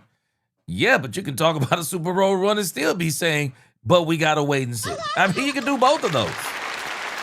Man, you can do both of those. They have, can get this done. And so I think that they have a little bit of an uphill path in that regard, but it looks better for them than it's looked in the last few years for sure. Yeah, there's no doubt about it. Guru, Green Bay is on the decline. I'm sorry. You mark my words, Guru. Green Bay is on the decline. You're not going to lose as many players as the Green Bay Packers lost. You're not losing that many players and be good. Carolina is on the come up, but they're not near where the Cowboys are, even though they beat the Cowboys last year. We'll beat them. We would beat them the next time. They don't have Rico Dowdle no more. Yeah, they don't have Rico Dowdle. I know that. Yeah, Rico Dowdle had a vendetta. He had a vendetta. Yeah, he had a vendetta that he wanted to solve. So yeah, we ain't got to worry about them no more. We ain't got to worry about them no more. All right, let's see here. I got a couple of more things, I believe. And I think I may skip the Cowboys preview. I may do that one tomorrow because I got some other stories I want us to hear tonight before we get off of here. Let's see here.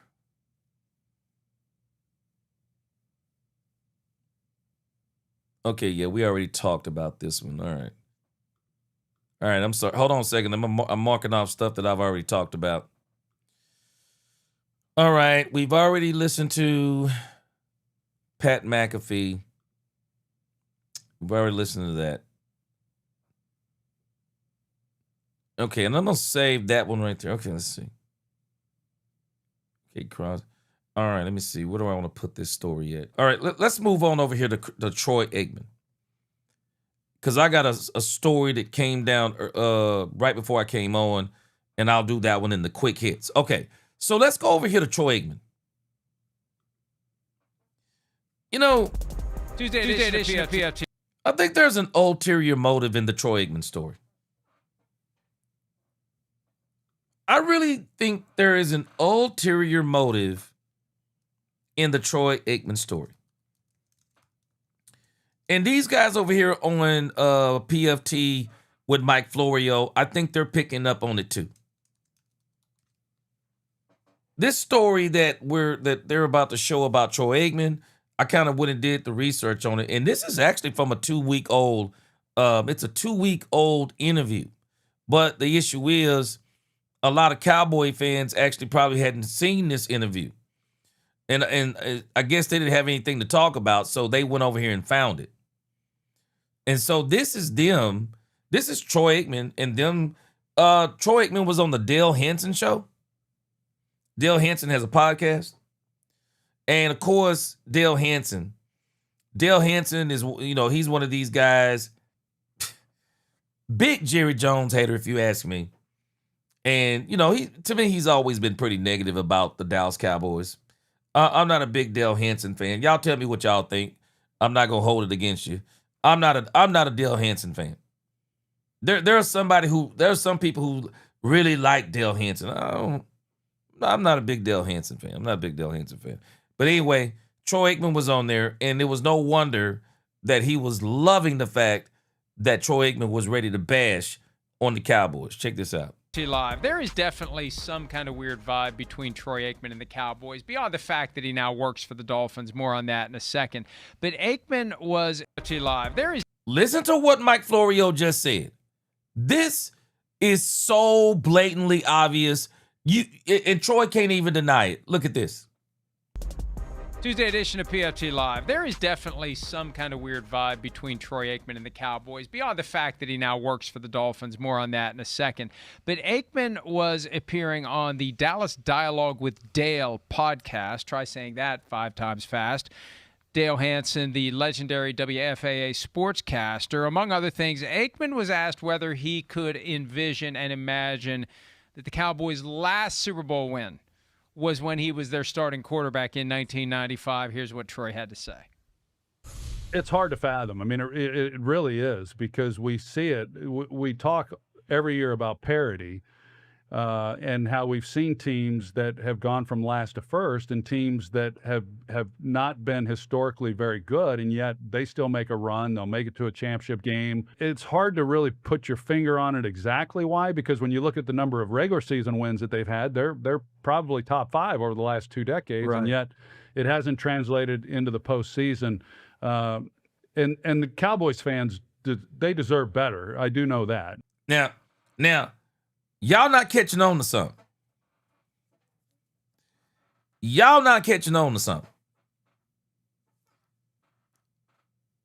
And maybe y'all are.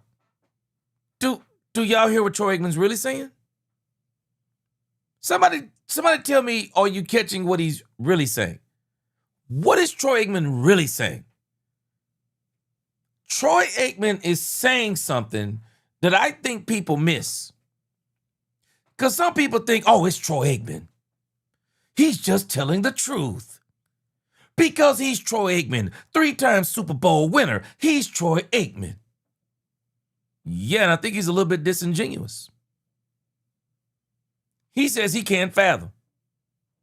Troy Aikman, do you realize what had to happen for you to win a Super Bowl? Have you ever thought about that, Troy Aikman? Have you ever thought about that it was not just Jimmy Johnson? Jimmy Johnson was a huge part of it. Troy Aikman, do you remember the Herschel Walker trade? Do you remember the 18-plus players that you got from the Herschel Walker trade? Do you remember when they brought in Norv Turner to fix you? They brought in Norv Turner to fix you. You had one of the best running games ever in history. You had the #1 running back in history in your backfield, Troy Aikman. You literally had one of the best offensive lines in history, Troy Aikman. You had Michael Irvin, who was actually the driving force of your team, Troy Aikman. You had multiple Hall of Fame players who haven't even made the Hall of Fame yet on your offense. We don't even want to talk about your defense, Troy Aikman. You can't fathom it? You can't fathom that you went to the Super Bowl in 1992, Troy Aikman, with the #1 overall defense, but you can't fathom it. When did Tony Romo or Dak Prescott ever have the #1 overall defense? When, Troy Aikman? Can you help us tell us? Can you tell us when? Oh, by the way, Troy Aikman, you played in a non-salary cap era. You remember that part, Troy? You can't fathom it. You're comparing bleeping walnuts to watermelons. What the Cowboys did from 1992 to 1995, you can't compare that to anything from Tony Romo to Dak Prescott. You can't. I'm always laughing at Troy Aikman. I like Troy Aikman. But I'm really starting to think that Troy Aikman thinks he's better than what he is. With the stats that Troy put up, he couldn't win in the Romo era, and he wouldn't win in the Dak era. Because those quarterbacks actually had to put up a bunch of numbers. They actually had to run. They actually had to scramble. That's why they have more yards than Troy Aikman. Go back and look at their rushing yards. Troy Aikman was loaded down to the brim with nothing but Hall of Fame players. Nothing but. Man, we run around here talking about how good this Dallas Cowboys team is. And I do believe they have put together a great roster. I guarantee you, if I put that roster that we have right now, and we put that roster beside the 1992, 1993, and 1995 Cowboys, I guarantee you we would narrowly have 5 players that can start on those teams. I bet you we got 5 players, maybe that can start on those teams. Because I tell you right now, man, Troy was great. But go back and look at them stats. Go back and look at them. People better stop playing. Dak Prescott is a baller. I'm sorry, don't care who it offends. Dak Prescott is winning Super Bowls, Troy Aikman, with your team too. With your team too. And please don't fool yourself. Because Troy Aikman ain't taking none of them Tony Romo and none of these Dak Prescott teams to the Super Bowl. You know how I know? Go look at him from 89 to 91, and look at him from 97 to the end of his career. Troy Aikman's career is defined in 5 seasons. Troy Aikman is very disingenuous. I love Troy Aikman. I believe Troy Aikman is one of the best quarterbacks the Dallas Cowboys have ever had. Right now, he's number 2. Roger Staubach is number 1. He number 2. But he's very disingenuous.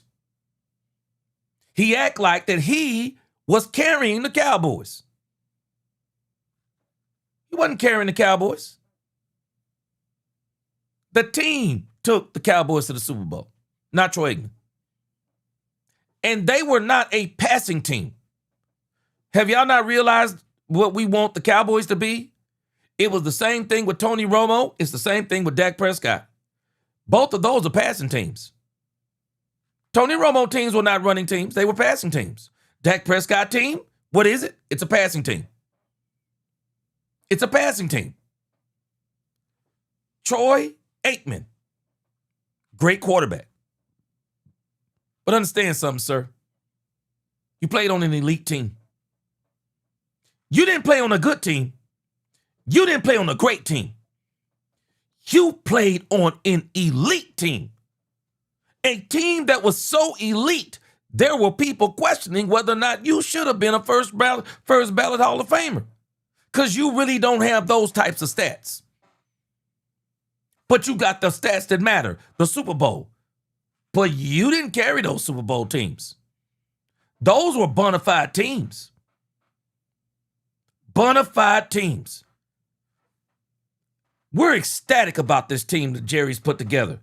Go back and compare it to those 1992, 93, 95 teams. We ain't never had a player as good as Deion Sanders. Tony Romo nor Dak Prescott. We've narrowly had a player better than Charles Haley. DeMarcus Ware is the only one I'll even mention in the conversation. Those teams were loaded. Coaching staff all the way down to the players. And Jerry Jones was in a whole different mindset.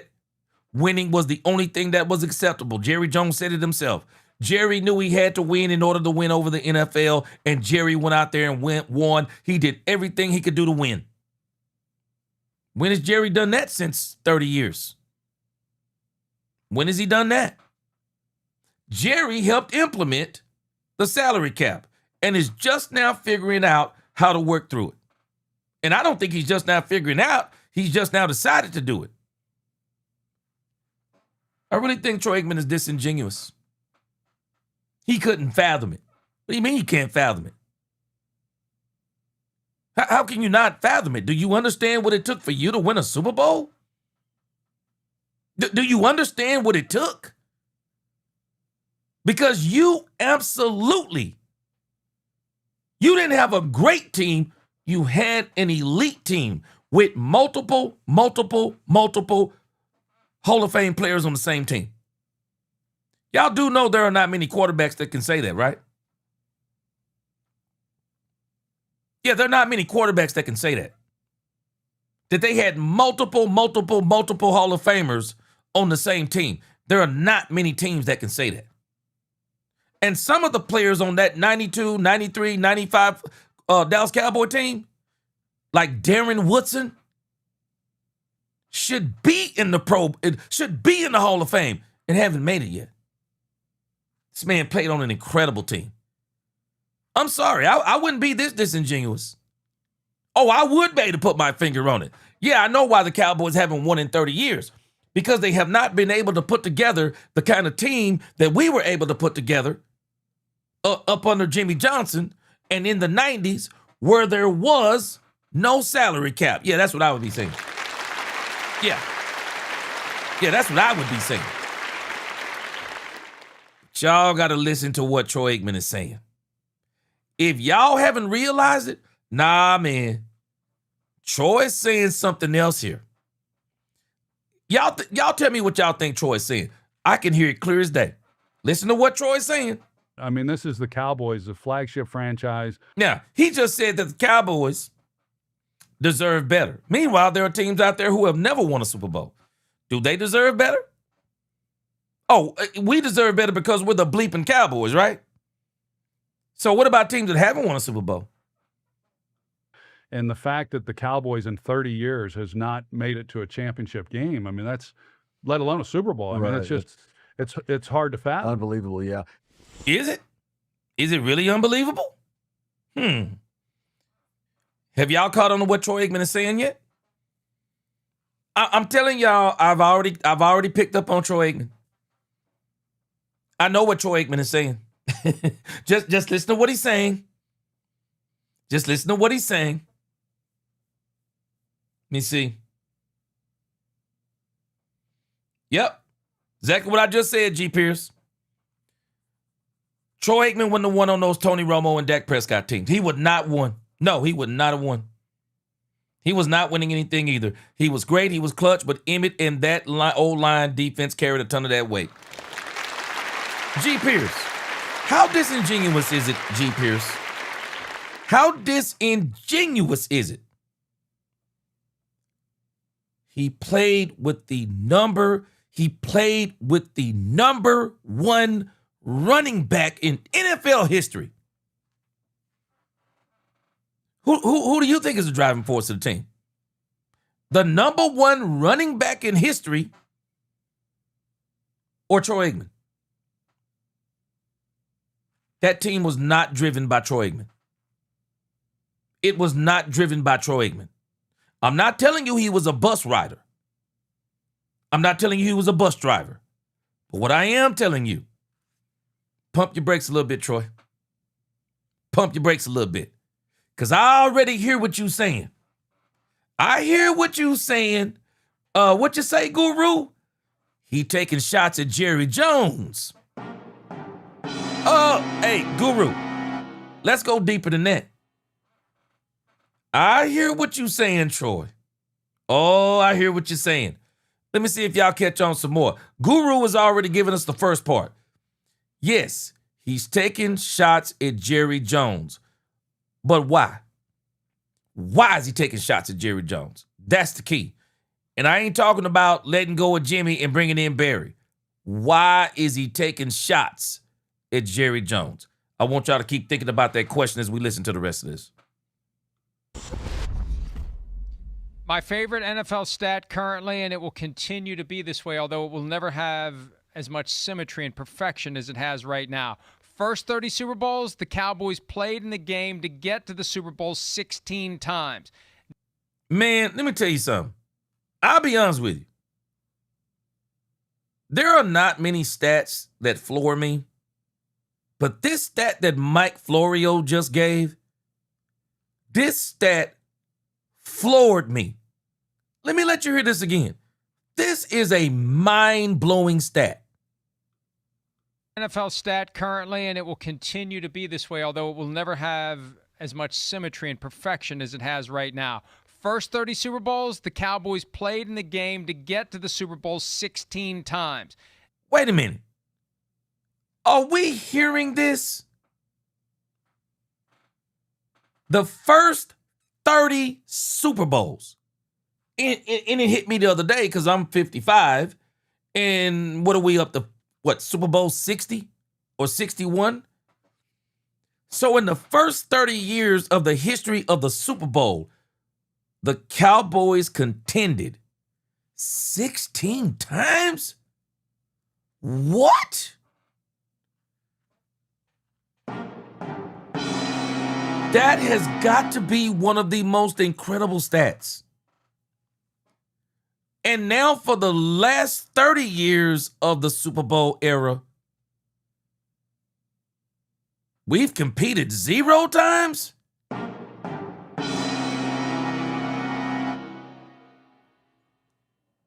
That is an amazing stat. That's an amazing stat. Now, for as much as people hate on Jerry Jones, Jerry Jones actually got 3 of those Super Bowls. Jerry got 3 of those. In those 16 years, those 16 times within those first 30 years, Jerry Jones got 3 of them. The issue is he hasn't gotten any since the last 3. And the reason being is that Jerry Jones, while he's been able to put together, Jerry has been able to put together talent, but where Jerry has failed is putting together complete teams. Jerry has failed at putting together complete teams. Jimmy put together complete teams through talent and mentality. Jerry forgot about the mentality, turned the Cowboys into a country club when Barry Switzer came in. Barry Switzer brought in the country club era of the Cowboys. And it's all of the amenities and all of the stuff that the Cowboys enjoy. The Cowboys are actually one of the most pampered teams in the NFL. Ain't no shame in that. It's no problem in that. You just got to play harder. You got to play. And so Jerry's put together talent. Jerry hasn't put together teams. Sims is about to drop bombs on this. And let me go back, because I think y'all are starting to catch on or have already caught on to what I'm talking about, what I'm hearing in Troy Aikman's voice. Let me see. Let me see if y'all caught on here. Let me see here. Derrick Rose. You hearing it too, Derrick Rose? You hearing it too? Yeah, because Jerry not putting him in the front office as a GM. Yeah, that's what I'm hearing too. Yeah, that's what I'm hearing.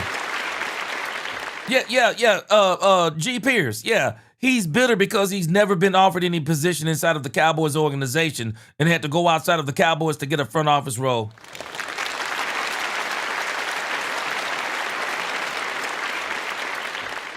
The lie detector test determined you are telling the truth. Yeah. You have passed the lie detector test. Yeah, that's the problem. There it is right there. Yeah, he can't fathom that they haven't won in 30 years. Jerry don't know what he's doing. So Jerry should put me in the front office. This dude, Troy is a strange character to me from this perspective. Troy is that type of dude that thinks he can talk bad about you and still be in your good graces. And I don't have a problem with somebody telling me the truth. You know, if we're supposed to have a personal relationship, you can tell me behind closed doors. But Troy Aikman is that dude that can say things he thinks about you in the court of public opinion. He think he can say things about you in the court of public opinion. And then you're supposed to say, oh, okay, Troy Aikman, come on and work for the Cowboys. No. Troy Aikman caused such a stink when Jerry brought in Barry Switzer. I can remember 1995 season like it was yesterday. For as much as the Dallas Cowboys, Emmitt Smith, Michael Irvin, and other players loved Troy Aikman, they didn't like the fact that he was one of the driving forces behind talking about Barry Switzer. Troy Aikman, man, there were a lot of people that lost a lot of respect for Troy Aikman. The way he was acting towards and about Barry Switzer. Man, it's one thing to not like a hiring, but you know what? Barry Switzer didn't hire himself. Jerry hired him. But Troy went out of his way to disrespect Barry Switzer. And for everybody who don't remember this, Michael Irvin and Emmitt Smith, they were taking up for Barry Switzer. And after they won that Super Bowl, does anybody remember what Emmitt Smith and Michael Irvin were saying? Give Barry Switzer his respect. Who do you think they were talking to? Who do you think they were talking to? Now, don't get me wrong. Barry Switzer was just there as a figurehead. The team was already really good.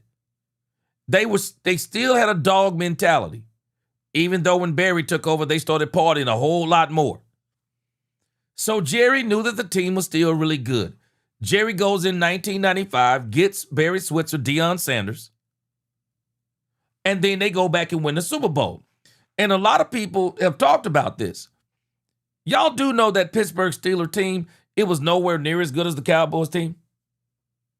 People were amazed that the Pittsburgh Steelers were even in the game as much as they were. And I still say somebody need to check and see if Neil O'Donnell got offshore accounts somewhere in Switzerland. Because Neil O'Donnell I still don't understand the 2 interceptions that Neil O'Donnell threw in that Super Bowl. And turned Larry Brown into an MVP. And Larry Brown went and got a huge contract from the Oakland Raiders. Boy, it was a mess. But in the grand scheme of things, Troy Aikman disrespected Barry Switzer on so many different levels. It was so bad that even Irvin and Emmitt Smith didn't like it.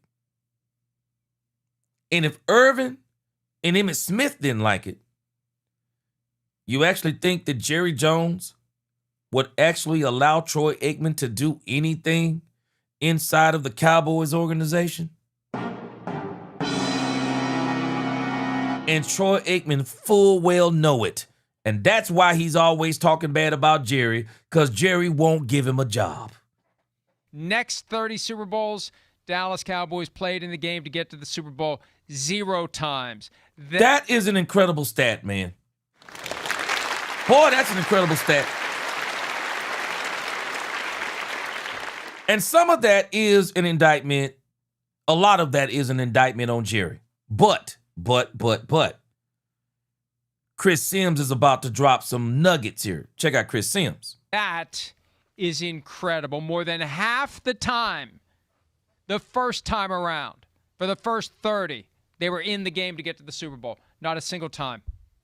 Unbelievable. No, it's crazy. It really is. It's crazy. It's crazy to think I was a freshman in high school at that Steelers-Cowboys Super Bowl 30 game, and to think that, man, that was going to be the last time we see the Cowboys in the Super Bowl for Wait a minute, hold on. Let me see what Tony says here.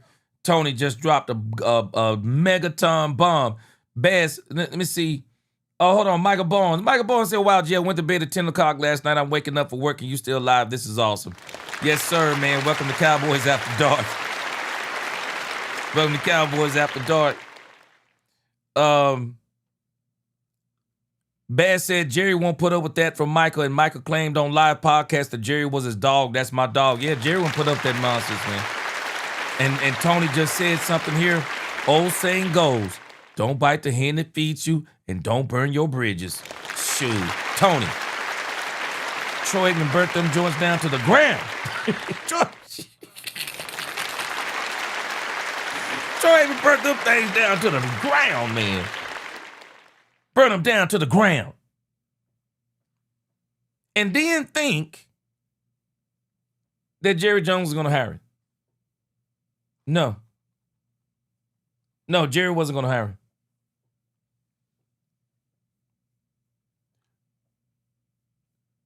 Yeah, Larry Hunter. Jerry Jones redirected his focus after the 95 Super Bowl. And watch this, Larry Hunter. No, it wasn't his stadium usage. See, a lot of people don't realize that from 90 and really from about 91 to about 95, Jerry Jones was in a battle with the NFL owners. Jerry was in a battle. Jerry was a businessman. Jerry realized the NFL had a very bad model for making money. Jerry realized that the Dallas Cowboys were actually the most popular team in the NFL. They were and they are. And Jerry Jones knew that the Dallas Cowboys were a money machine. And so Jerry Jones, he goes out, he starts winning Super Bowls. And the more Super Bowls he wins, the more Jerry Jones continues to get endorsement deals, personal endorsement deals for the team. Jerry Jones was striking deals. Jerry Jones was striking deals, endorsement deals outside of the NFL's money-making machine. And he was basically showing them, man, y'all are leaving a bunch of money on the table. And the Dallas Cowboys are the most valuable franchise in the NFL. And we're not just going to just say, okay, we're just going to share everything we do and not make money. What Jerry Jones did after he won that last Super Bowl, Jerry Jones went and implemented the model that he was using with the Dallas Cowboys, and he put it out there and he put it out to the whole NFL. And so what we've been watching from Jerry Jones over the last 30 years, Jerry Jones has been helping the NFL get rich. A lot of folk don't realize the NFL changed when Jerry Jones came in. It changed. The NFL was nowhere near. Man, let me tell you how folk don't understand what Jerry did. Do y'all realize that there was a time where the NBA was actually rivaling the NFL? The NBA. I want you to think on that. The NBA. The NBA, Major League Baseball, a lot of this stuff was on par or even more lucrative than the NFL. Man, I can remember the NFL would be on and people wouldn't even watch the games. It was no big deal. People didn't care in the grand scheme of things whether they watched it or didn't watch it. But when Jerry came in, Jerry with all the TV deals, Jerry with all the endorsement deals, and his players in commercials, and the dude over there in San Francisco started doing some of the same things. Jerry Jones was focused on building up the NFL. Where do y'all think the spaceship NFL stadiums came from? Everybody was so mad at Jerry Jones when he left Texas Stadium and moved to Arlington and built a spaceship. And do y'all notice what started happening? Spaceships started popping up all over the NFL. And if you go back and pay attention to some of that stuff, Jerry Jones is instrumental in helping them get those spaceship football stadiums. Jerry has been too busy building the NFL and not building his team. That's been Jerry's problem. That has exactly been Jerry's problem. Too much in the NFL business. Jerry, get your butt back over here and run your team. You got the NFL rich enough now. You got the NFL rich enough. Now it's time to focus on your team again. And it's amazing to me how this team looks today with Jerry focusing on it again. Now, it ain't 1992 Cowboys. It isn't 1993. It isn't 1995.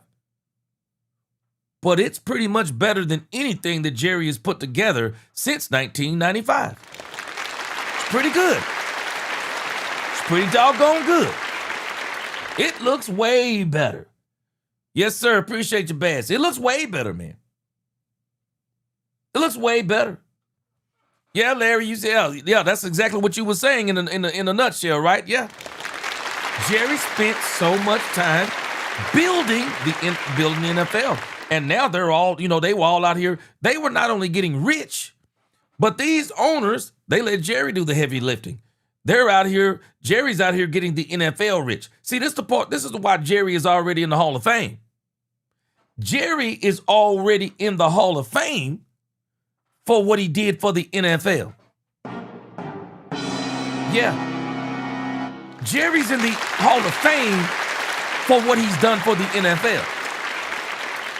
This is why you will never hear an owner talk bad about Jerry Jones. You're not going to hear him talk bad. They're not going to bite. As Tony said, they're not biting the hand that feeds them. Shoot, what you talking about? And Jerry Jones done made these doggone owners billionaires. Absolute billionaires. They can thank Jerry Jones. Al Davis was only doing that for the Raiders. Jerry came in and said, I'm going to do it for the whole NFL. This is the issue with Jerry. It's amazing what Jerry is accomplishing now that he's focusing back on his team. And I'll be honest with you. Maybe Troy Aikman also has him focusing on his team because maybe Jerry is saying, I'm going to show you how to do this, son. Yeah. Maybe Jerry is telling Troy, yeah, I'm going to show you how to do this, son, because you've been running your mouth. I'm going to show you how to do this. A long, long time. Now, I said to you earlier in the show, I said, yeah, it feels like Troy spouts off about the Cowboys a little bit more than usual over the last year or so. And I do wonder if there's something more there. Certainly the obvious thing is that, yes, they haven't included him in football decisions, which would be a great thing. I mean, yeah, Troy's smart as hell, knows the league backwards and frontwards. And we've talked about it. I mean, the Cowboys, the Jones have done some good things. But think about this. What has Troy Aikman done? What has Troy Aikman done? that would make anybody think that Troy Aikman should be a GM for anybody's team. Now, we've saw the Miami Dolphins do this before. The Miami Dolphins, when they got Jimmy Johnson and thought that Jimmy Johnson was going to help them win, unfortunately, they were not willing to do the things that Jimmy Johnson wanted them to do, and that's why they didn't win. So now they went over here and got Troy Aikman. He's working in the Miami Dolphins front office. But what has he done to really prove to anybody? Because anything that he's learned, he could have only learned it from what Jimmy did. What team has he really been around enough to know these workings and ins and outs of being a GM? So many people think they can be a GM. I'm not even going to rehash the whole story about Michael Jordan. Michael Jordan bought a team, said he could be the GM, and I'm sorry, Michael Jordan is the GOAT, but when it comes to GMs, when it comes to being a GM, man, Michael Jordan was terrible. Oh my gosh. Michael Jordan is the GOAT, but as it comes to running a team, terrible. Man, the man finally sold the team. He ran the dang thing in the ground, man. Didn't work out for Magic Johnson and the Lakers. I mean, there are so many people that think they can run teams. Go get these old players and let them put them in the front office. And they run these doggone teams in the ground. It ain't happening, bro. What has he done? What the heck has he done? Now, I'm happy for him that he's over there in Miami. But why throw rocks at Jerry Jones, bro? Why throw rocks? No, Guru. No, he couldn't have been brought in as a consultant. He couldn't have been brought in as a consultant. Because I'm not bringing you in as a consultant and you talking bad about me. Nah, not me. Oh, I'm petty. Yeah, I'm petty like that, bro. Nah, bro, you ain't gonna be out here talking bad about me all these years and then think I'm finna say now, oh yeah, man, yeah, you been talking out here bad about me now. Now we want you to be in the front office. I wish I would. You stay your butt out there in the cold. Shoot, let somebody else hire your butt. Going over there to the terrible Miami Dolphins. Okay, I want to see you turn them into a Super Bowl winner. Got them ducks. Man, good luck, bro. Good luck being the GM of the Miami Dolphins. Good luck. Good luck. Yeah, Guru, if he had some respect, I'm telling you, Guru, go back and check the tape. Troy Aikman disrespected Barry Switzer in ways that Barry Switzer didn't deserve it. Barry Switzer didn't deserve to be treated by Troy. Go back and look at the Netflix special, as a matter of fact. Go back and look at the Netflix special and the portion of how Troy Aikman was acting towards Barry Switzer. Troy Aikman treated that man with so much disrespect, man. So much disrespect. It's terrible. It's absolutely terrible, man. No, he couldn't work for me. I'm not hiring a man like that. I wouldn't hire a man. That's terrible character. We know that business-wise, they have an eye for talent. They got a little unlucky in a few years. Definitely. Now listen to this. Chris Sims is calling it unlucky. Unlucky. Check this out. Got upset by the Giants in 2007. Probably were a better team, right? Roger. Y'all remember? 2007. Dallas Cowboys, #1 seed. 2007, #1 seed, Dallas Cowboys. And do y'all remember? You know, for as much as Patrick Creighton was talking about the Dallas Cowboys, what was it, just here last year? Talking about the Dallas Cowboys. I'm sorry. Patrick Creighton dropped a pass that would have probably helped the Cowboys to beat the Giants. He ain't got no room to talk. You know, makes an amazing throw against Jason Garrett and that team in 2016. Yeah, #1 seed in 2016.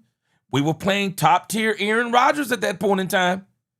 Aaron Rodgers threw away Mike McCarthy's play, drew up a play in the dirt, made one of the most incredible throws, and then one of the most incredible catches the tight end made, tiptoeing, leaning out of bounds and caught the ball, and then kicked an incredible field goal. to beat the Dallas Cowboys. Cowboys came back, tied it up 31-31. Couldn't get the stop. Green Bay Packers drive down, scored the field goal, 34-31. Yeah, man, that was unlucky. That was in Dak Prescott and Zeke Elliott's rookie year. Unlucky. Catch game, right? That's another one in 2014. 2014. Where Unlucky. Those teams. A lot of people believe in 2014, the Dallas Cowboys, they called Dez Bryant, who caught the ball on a 4th and 1, tried to lunge towards the end zone, ball came out of his hand after he caught it. They said it was no catch. Calvin Johnson rule, they said it was no catch. Because they say you must come down with the ball back then. No catch. We don't know for sure if the Cowboys would have won that game, but it definitely would have gave them an opportunity to win the game because I do believe the Cowboys were going up, were they not? They were going to be in the front. There was still time left on the field, though, and they were having a hard time stopping Aaron Rodgers. But a lot of people believe the Cowboys would have won that game. And do we not realize the next game was against the Seattle Seahawks? And when I went back and checked that schedule, if I'm not mistaken, the Cowboys didn't play the Seattle Seahawks in the regular season. It was the preseason that the Cowboys had smashed on the Seattle Seahawks. And so a lot of people believe that the Cowboys made it past the Packers. They would have beat the Seahawks, and they would have went to the Super Bowl. So I understand what Chris Sims is saying. About 3 times, 2007, 2014, 2016. And really, if we want to be, if we really wanted to, we could throw 2023 in there because I think we were the number 2 seed? But the problem was with that in 2023, actually Green Bay was better than us. We couldn't stop the run. We had a patchwork defense and we only had 1 wide receiver. But in those 3 years of 2007, 2014, those under Tony Romo, and then in 2016, that's under Dak Prescott and Zeke Elliott.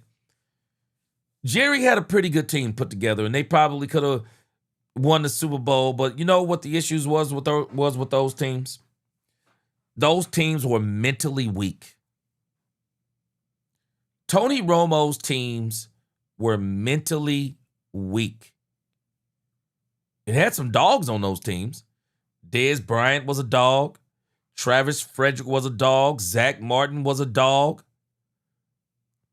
It had dogs on some of those teams.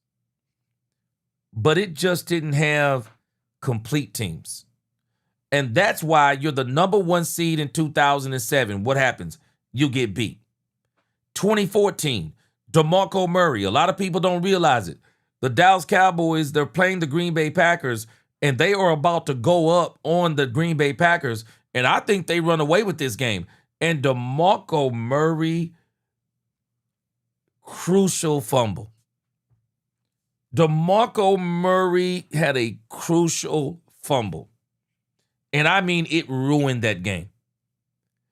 I believe the Cowboys go up double digit points if he don't fumble that game, if he don't fumble that ball.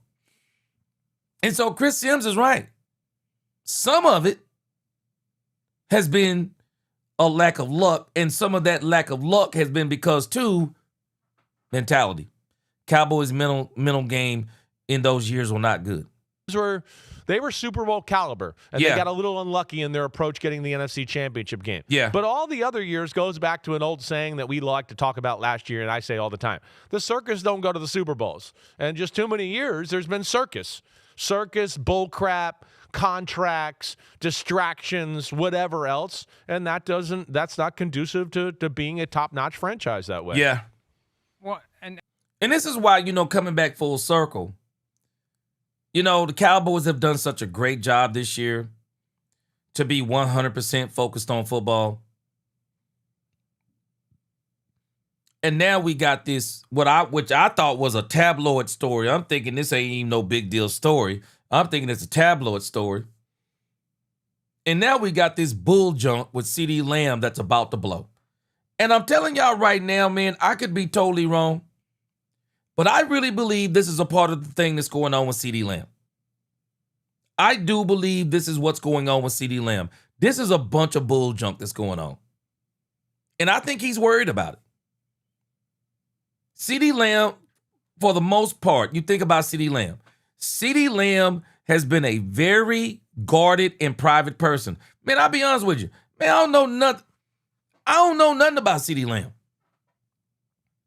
Other than the stuff he shows on those YouTube videos. And to be honest, man, he don't show a lot. CeeDee Lamb don't show a lot on those YouTube videos. CeeDee Lamb has been so guarded all this time. And what happens when he get with this lady? Man, people better learn how to read the flags. You do know there may be a reason why you had an opportunity to get her, right? You do realize that there's a reason why you may have an opportunity to get her. Because of this kind of stuff. And we know, there is no doubt in my mind, but I'm going to say allegedly. Allegedly, more likely than not, it looks like that was her who was filming that video. And that video, however it got out, it had to get out from her phone. It had to get out from her phone. And now CeeDee Lamb, who's a very private person, now he gonna have to deal with his private life getting out here in the media. Yep, now his private life is gonna be out there, and CeeDee Lamb is about to be the butt of a whole bunch of jokes. He's about to be the butt of a whole bunch of jokes. Because once everybody starts catching on to this thing with Cam Newton, oh, you better believe they're all going to start reporting on it. And you know what? At the end of the day, CeeDee Lamb has nobody to blame but himself. Because I still got to ask, why would you wife up this woman? It makes no sense. Guru, you missed the first part of the show. Yeah, Guru, CeeDee Lamb was out on from what the rumor is, CeeDee Lamb has been out here with Von Miller's ex-fiance and baby mama. Yeah, oh, you must have missed the first part of the show, Guru. We talked about it for about an hour and 45 minutes. Yeah, man, we talked about it for about an hour and 45 minutes. Yeah. And so the Cowboys had done such a great job. No drama. Quiet, boring, active, productive offseason. Only for us to get right here 3 weeks before the season start. Sign Von Miller. And then we get this bull junk. And you know what's really crazy about this? Somebody made this point earlier. I think it was Amber Soprano. Von Miller knows that CeeDee Lamb is dating, I'm sure. I know because the rumor is, allegedly, he ran CeeDee Lamb out the club. Von Miller knows that CeeDee Lamb is dating his ex-fiance baby mother and still decides to sign with the team that he's on?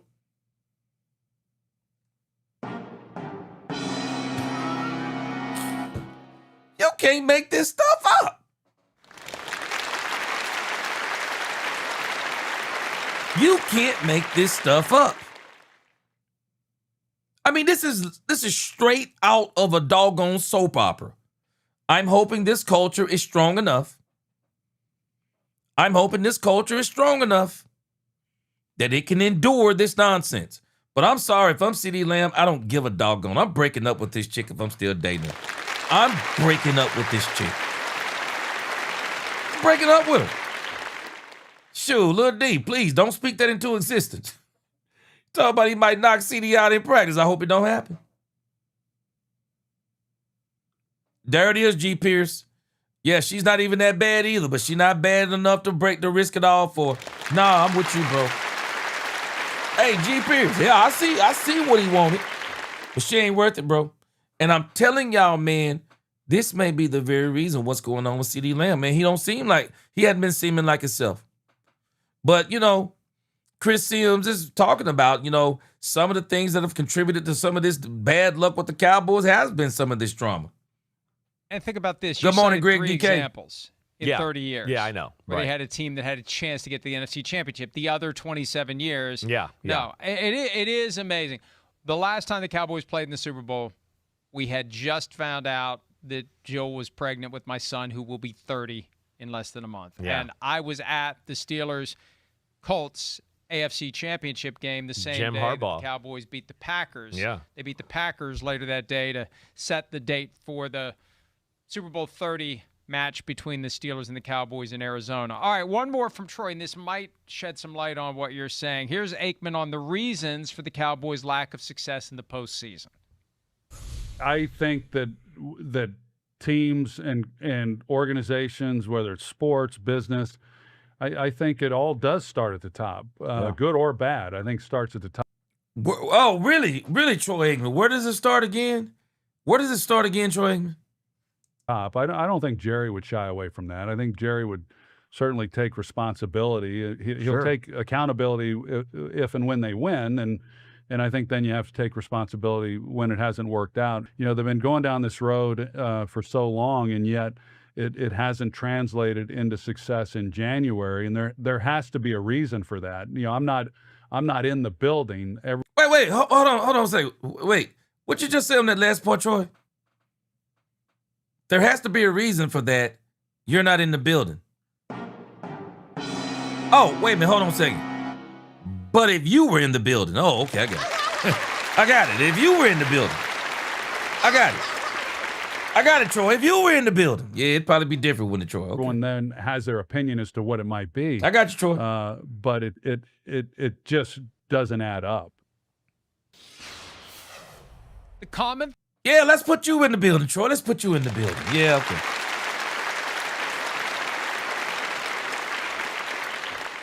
Man, G. Pierce, boy, oof.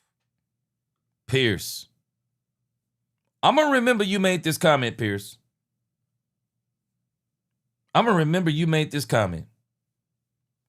Pierce said if it causes drama, calling it now. Jerry will ship Liam off and sign GP3.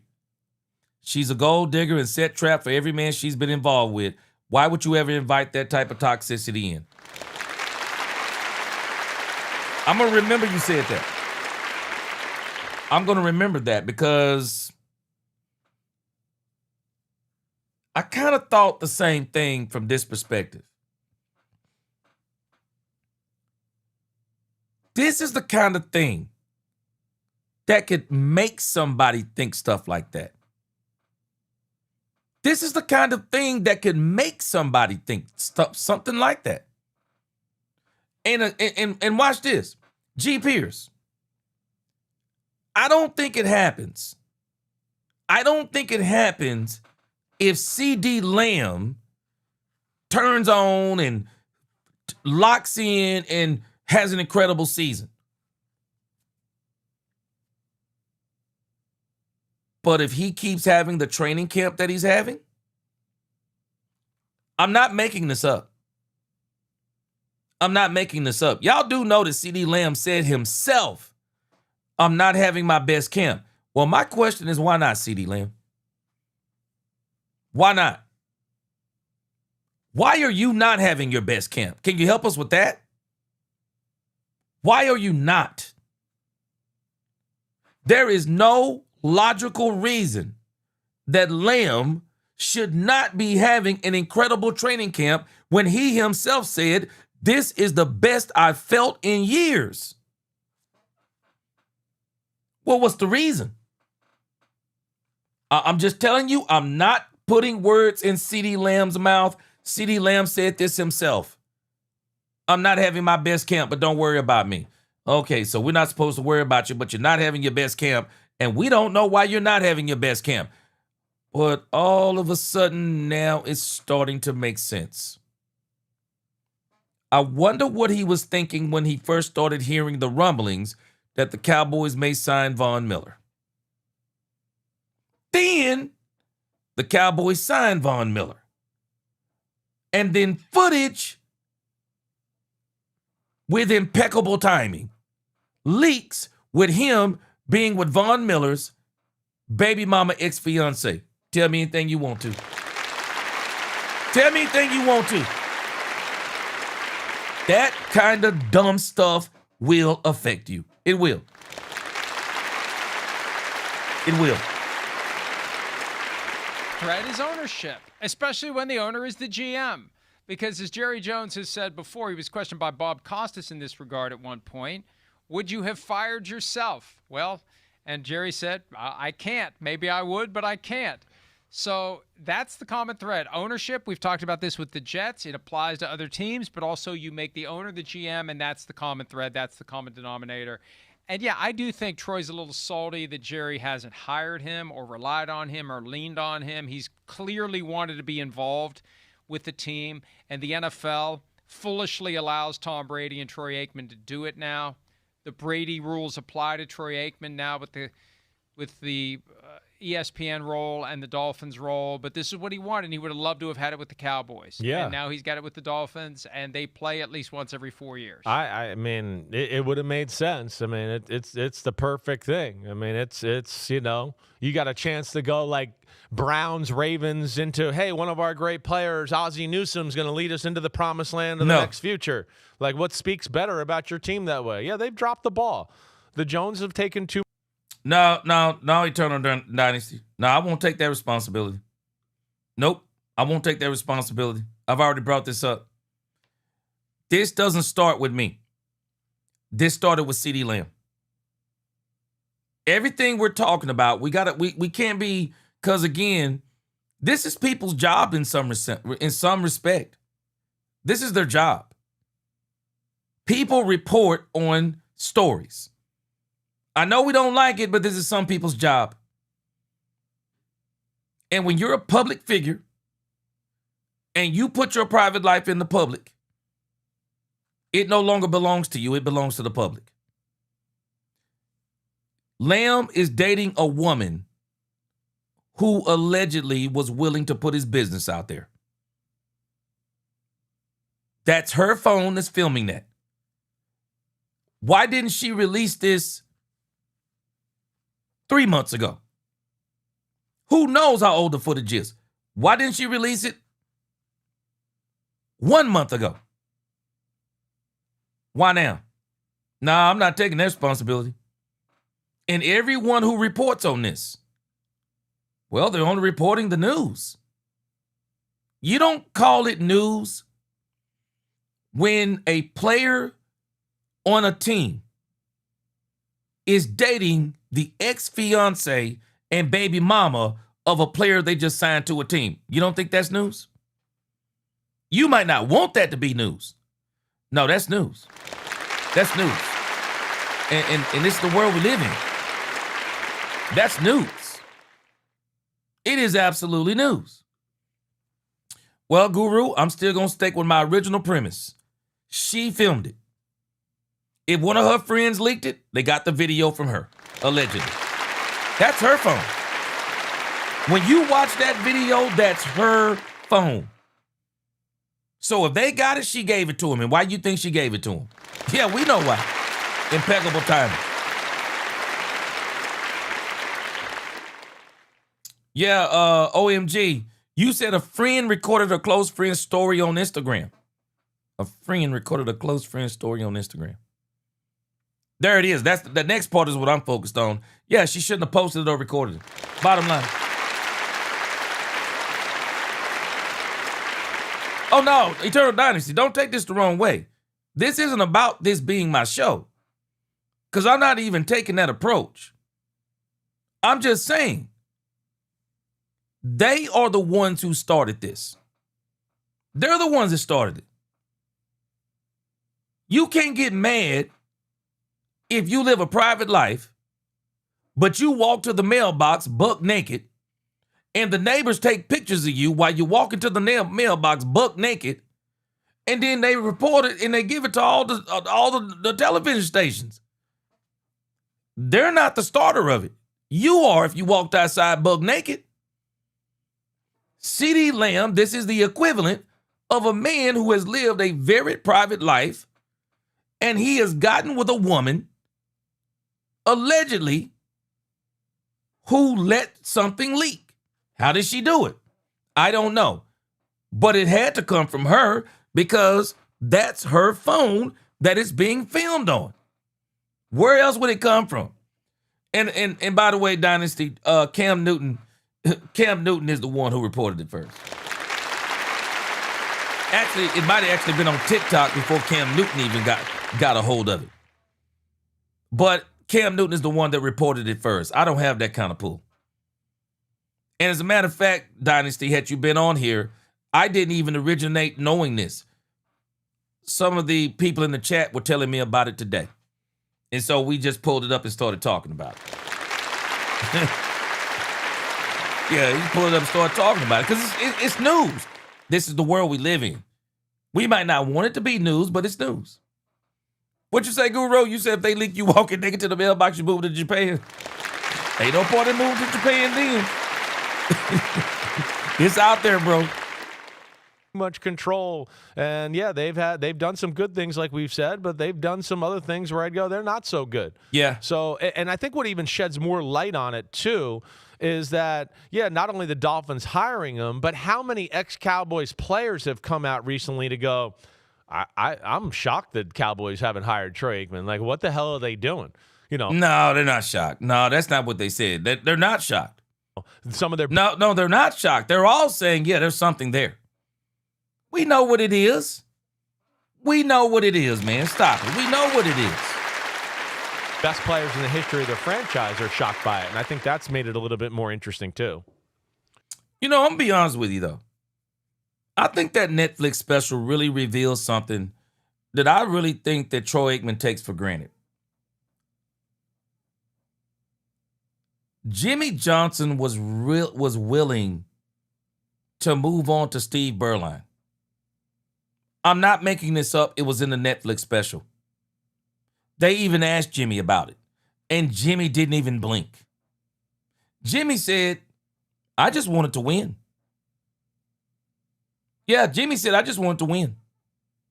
When they asked him, were you going to change out Troy Aikman for Steve Berline? Because Troy Aikman was a turnover machine. He got hurt. They went on a run, won a playoff game. Jimmy was ready to go with Berline. And Berline even made the comment. He said that he had more in common with what Jimmy liked. Yeah. Jimmy was at Miami. Jimmy told his players, show all the swag you want to, because we're going to kick some butt. Jimmy loved his players having swag. Y'all do realize Troy don't really fit the MO of Jimmy. Jimmy loved flamboyant players. Berline even said it. I fit more of what Jimmy liked. Jimmy was ready to move on to Berline. Jimmy acknowledged it. Jerry acknowledged it. And Jerry said, and I quote, Troy Aikman is the quarterback of the Dallas Cowboys. Man, I'm going to tell you something. Troy can tell me anything he wants to. Troy should be forever grateful to Jerry Jones. And if he didn't know that story, the moment I would have heard that story, I would be forever grateful to Jerry Jones. Forever grateful. Because for as much as he didn't bring Jimmy back, he kept you, didn't he?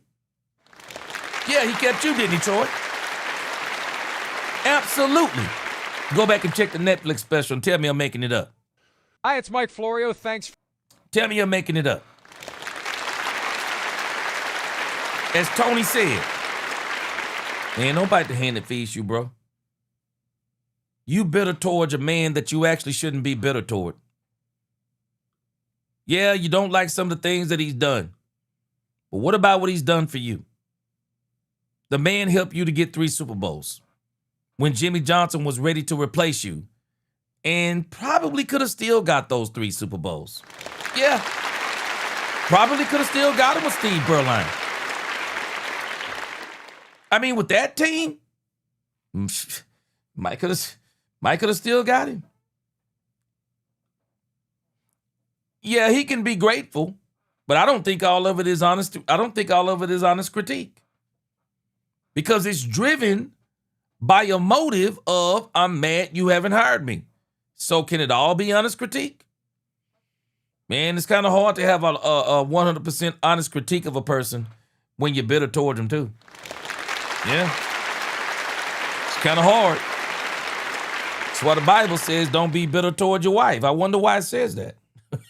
Because you can't assess things you can't assess things correctly about somebody that you're bitter toward. The Bible talks about a root of bitterness. It will rot things from the inside out. Larry Hunter said, I'm sure Von Miller and CD are aware of one another regarding this young lady. But hey, Larry Hunter, tell me this isn't crazy, though. I just think Amber Soprano made a very good point. I mean, Von Miller comes to the Cowboys knowing this? I mean, think about this. Man, this sounds like something in a movie. CD Lamb is dating your baby mama, and you decide to come to the same team? Man, you either are laser focused and can compartmentalize things and look at the bigger picture, or doggone. Guru, you may think you can be bitter and be honest. I'll be honest with you. No, I can't be bitter and be honest. I can't be bitter and be honest. And the reason why I can't be bitter and be honest is because I'm bitter.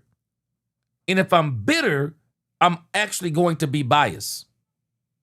You better believe it. I'm going to be honest about myself. I'm going to be biased. That's why the Bible says don't even let a root of evil, a root of bitterness. You can't, how do you be objective when you're bitter? You're going to make it personal. If I'm bitter, it's personal. I promise you it's personal. If I'm bitter, it's personal. It is almost impossible to be bitter and be objective. It's impossible. And this is the very reason why, even when you hear Troy Aikman talk, man, there is not 100% honesty in what Troy is saying. There is some truth in what he's saying, but it's not all truth.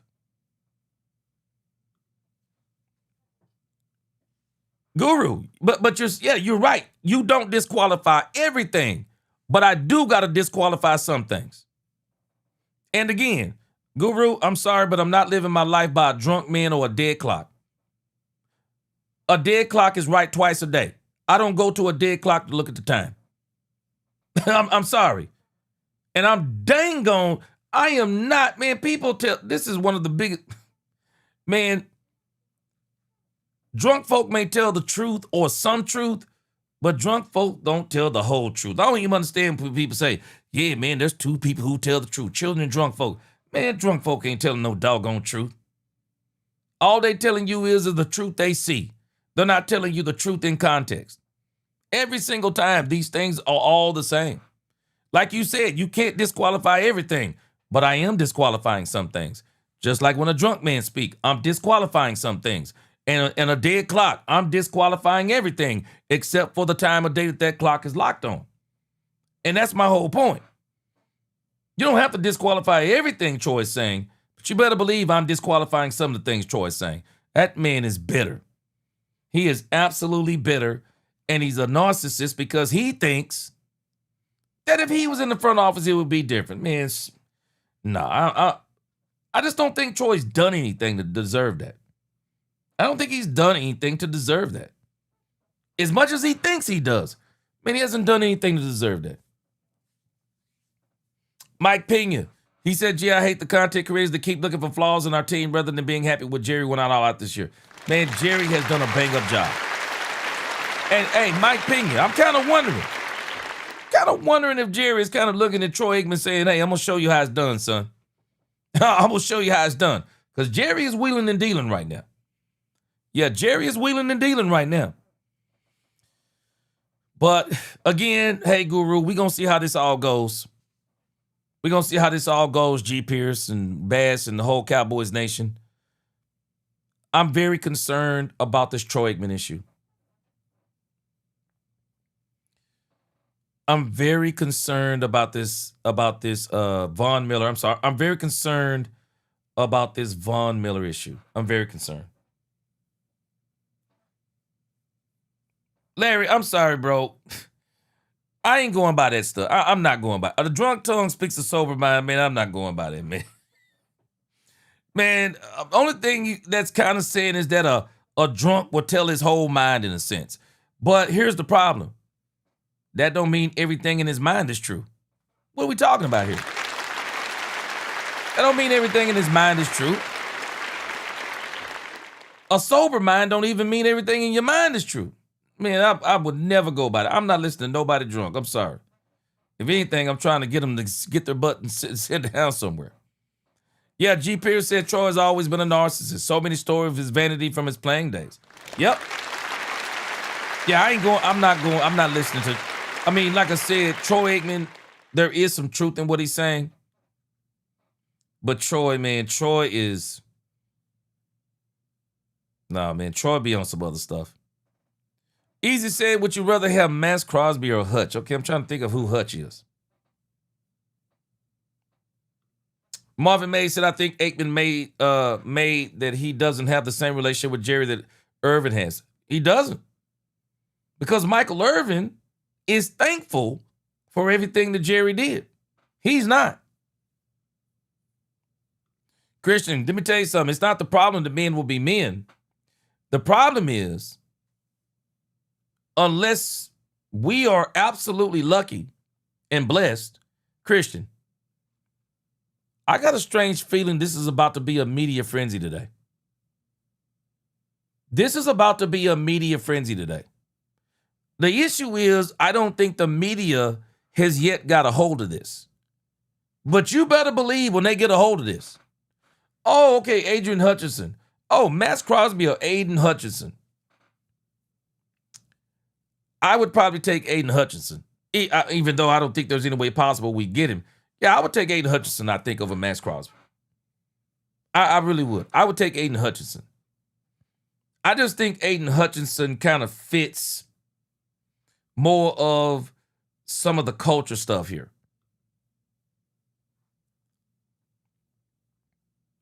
John Schuler, I understand what you're saying. What you're saying isn't true.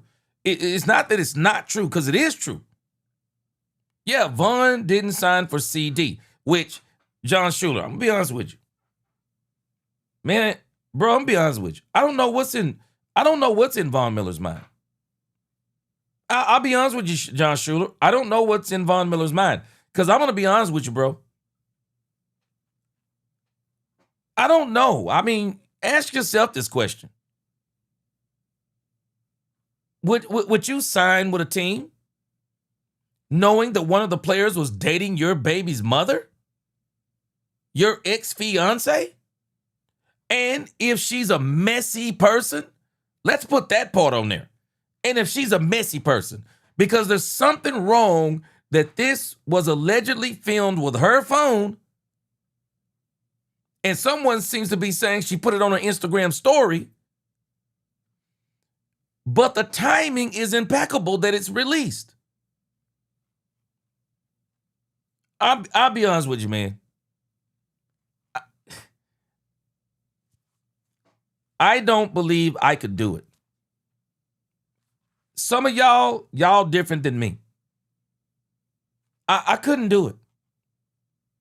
It's not that I couldn't do it, I wouldn't do it. I would not do it. I wouldn't do it. I'm not saying anything bad about Max Crosby. I mean, anything bad about Von Miller. I'm just being honest with you. I wouldn't do that. Y'all tell me, I wouldn't do it. I'm not signing to the team where a player is dating my ex-fiance and baby mom. especially if there is some kind of friction there between she and I, and there's been problems in the past. I don't want the problems. I don't want the potential headaches that could come with it. Because I'm telling you, man, when you're dating a woman who has a baby father, man, let's just say y'all working in the same place. Man, ain't no way. Man, I'm not doing it. I'm not doing it. Christian Kreiner, he said, yeah, NFL culture, these players do this. I don't know, man. You got to help me out, Christian Kreiner. You got to tell me who's done it. I mean, you got to help me out with that one, because you got to tell me what player is playing on or has played on a team, and I'm sure it's happened, played on a team where that player is dating his ex-fiance / baby mama now. Shoot, name me that player. And especially if that woman has done something similar to this. Man, this is a preemptive strike, man. This is messy. This is messy. Von Miller almost lost his career behind some stuff with this before. So, I don't know, man. We're going to see. I hope many of you are right that this turns into nothing. I hope you're right. I hope you're right. But I'm telling you, I got a strange feeling. Today, we're going to start seeing this story. We're going to start seeing it pop up. I really do. I think we're going to start seeing this story pop up. And you can already tell the way Cam Newton and his sidekick were talking about it. They think this is about to be megaton bomb news. And once the mainstream media gets a hold of it, it's going to really blow up. And it may take this thing a couple of weeks to get over. And you don't want to be sitting at a press conference and people asking you questions about, and I don't know how you would even ask this question, because I know I wouldn't. I'm dang sure not asking Von Miller, hey, Von Miller, what do you think about CeeDee Lamb dating your ex-baby mama? I ain't asking that question. I'm not asking it.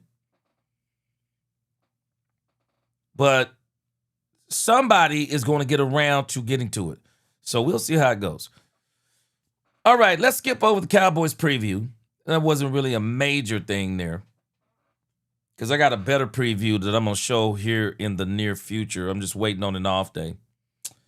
Let me give you some quick hits before we get out of here today. Let me give you some quick hits. Frank Lawrence is not on here, but I want to include this in the quick hits tonight. Y'all remember we were talking about Terrion Arnold? Y'all remember we were talking about Terrion Arnold? We were talking about Terrion Arnold. Yeah! Here we go! Terrion Arnold, ex-Detroit Lions player, something about an Airbnb, people stealing his stuff, allegedly had some friends go to retrieve it, and they held the people at gunpoint and all this stuff allegedly. I don't know how it all went. But whatever the case may be, he got charged for it. Well, the Seattle Seahawks decided that they were going to go after Terrion Arnold. They decided they were going to go after Terrion Arnold. Now it has come down the pike. Terrion Arnold is being placed on the commissioner's exempt list. Yeah. Terrion Arnold is being put on the commissioner's exempt list. And this is probably why the Cowboys didn't go after Terrion Arnold. Because the Cowboys want players that can play now. Terrion Arnold is not going to be playing now. He's on the exempt list. And I would imagine he's going to be on that exempt list until there is a trial and a verdict. So I would imagine that there is going to be a push either for a trial or there may be some kind of plea deal. There may be some type of plea deal. But I'll tell you this. The Seattle Seahawks must know something. And the reason why I say the Seattle Seahawks must know something is it says here the Seattle Seahawks are still planning on signing cornerback Terrion Arnold, but are working through the timing, and it will take a while, sources tell me and Mike Garofalo. Arnold will be placed on the commissioner's exempt list when he signs, meaning he'd be ineligible to play or practice. But the Seattle Seahawks must know something because they're still going to sign him. But I'm not going to be surprised if there's going to be some kind of plea deal. He'll probably plead to some lesser charges because from everything that we know, they don't have the forensic evidence. There's no phone with him, no phone of him sending any messages. There's no nothing. So I think he's going to probably plead to a lesser deal, and I think he will play this year. But again, I don't think the Cowboys wanted to deal with this. Cowboys are trying to be drama-free. But we're going to see if drama-free continues for the Cowboys. Yes, I do believe Ruggs will get another chance. Ruggs will get another chance. Ruggs ain't working out for nothing. I'm telling you that now. Yeah, Ruggs ain't working out for nothing. He going to get another chance. All right, Easy E. He said, "Gee, oh yeah, I'm sorry. It's late. I'm my mind's starting to blink out." G. Pierce said, "Man, I would love Arnold on this team on a bargain deal." Oh, I said the same thing.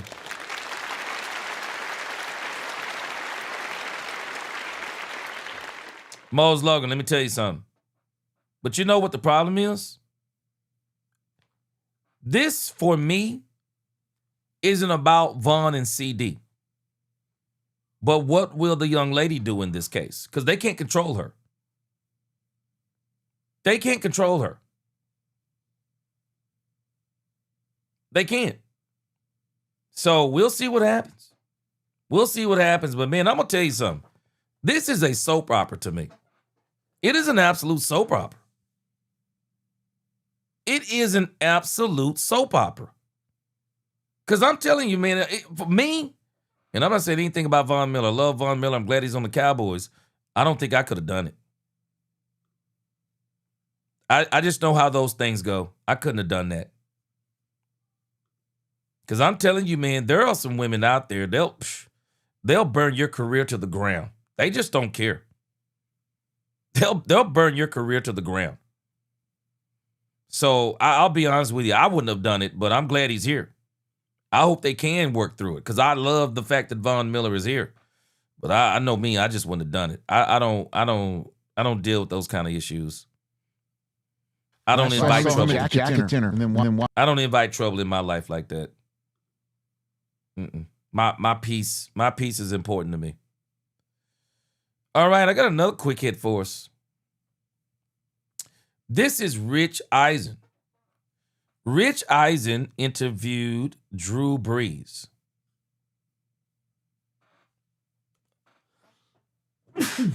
Excuse me. Rich Eisen interviewed Drew Brees.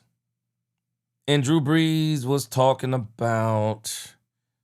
Okay, I thought there were some markers on this. Let's see here. All right, Drew Brees is interviewed by Rich Eisen, and he had a few things to say about Brian Schottenheimer. Let's check this out. For like a quarter century, and I think like this could be his moment, Drew, and I'd love to get your 2 cents on that. Yeah, so first off, I've got such a great relationship with Brian Schottenheimer. He was my quarterback coach for 4 years with the San Diego Chargers from 2002 to 2005. We're close in age. He's about 4 years older than me, but he was a great mentor for me. And look, I feel like we grew up in a lot of ways in this league together. I was a young starter in this league trying to establish myself. He was a young coach trying to establish himself. And then he went on to become a play caller in a lot of places, with the New York Jets, with the St. Louis Rams, and a few other places, had opportunities to become a head coach at times, turned it down because it wasn't quite the right opportunity. Maybe he felt like that opportunity had passed him by, and all of a sudden he is the next head coach of the Dallas Cowboys. And I think in so many cases, that decision was made because of his relationship with Dak Prescott and because of his ability to lead that team. Look, let's be honest. I think Dallas, the Cowboys, has had this reputation as being a little bit dysfunctional, and having a lot of talent and yet just distractions. And man, how do we get past all this stuff and, keep the main thing the main thing? And I think Isn't it ironic these are the things they are talking about? Isn't it ironic? Brian Schottenheimer, up until this point, has been able to just get rid of all this stuff. But I don't think they're going to be able to avoid this. I think they'll be able to not talk about it. They're not going to be able to avoid it. You better believe this is coming to television, internet, social media near you. This is going to be all over the place on CeeDee Lamb. You watch what I tell you. I'm not telling you how the team is going to handle it, but it's going to be everywhere. It's going to be everywhere. And again, Thomas Anthony Jefferson, we've already broke this down. I blame CeeDee Lamb for picking a woman like this. And I don't know exactly what she's doing, but I just don't understand why in these circles. I don't understand these players, why they do this. I don't understand it. And then you get that video footage leaked. I'm sorry, I'm done. I'm done with this whole situation if it's me. My team is too important. Mike Pena said CD agent probably have him take a picture of him on a date with another.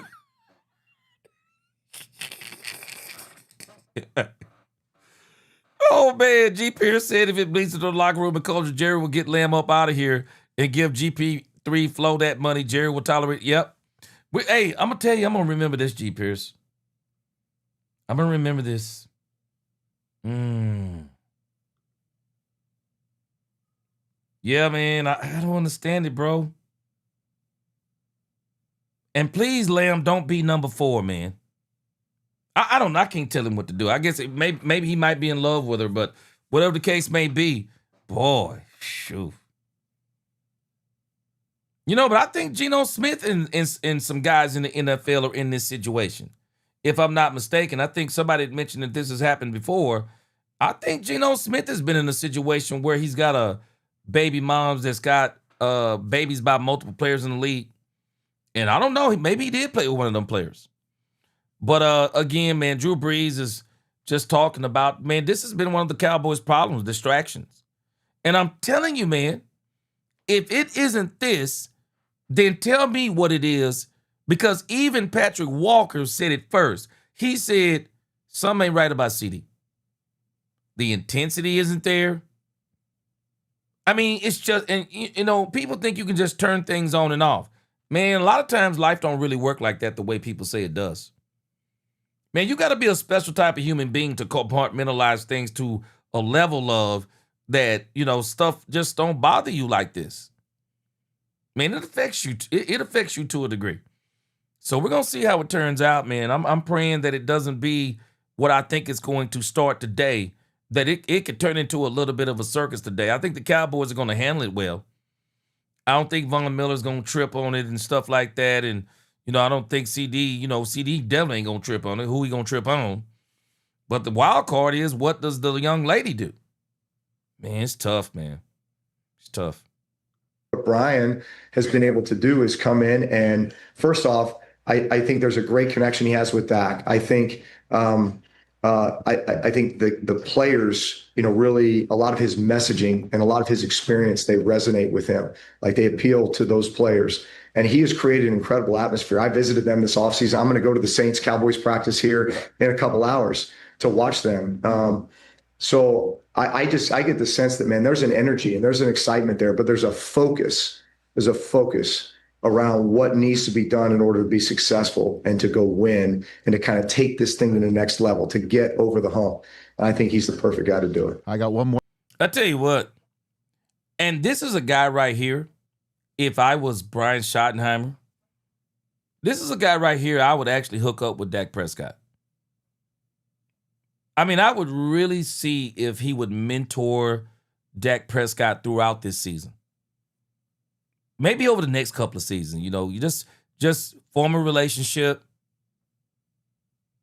Stay in communication. Just kind of talk through things. Because, Drew Brees and Dak Prescott,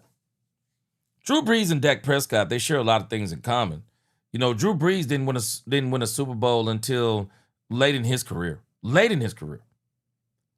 And so I think it would be great if these two guys, who share a lot of similarities, leadership, all those things, it would be great for these two to be mentor and mentee. More football question for you, and then I'd love to know what you're doing with DirecTV for business before. Yeah. And that's our quick hit on Drew Brees.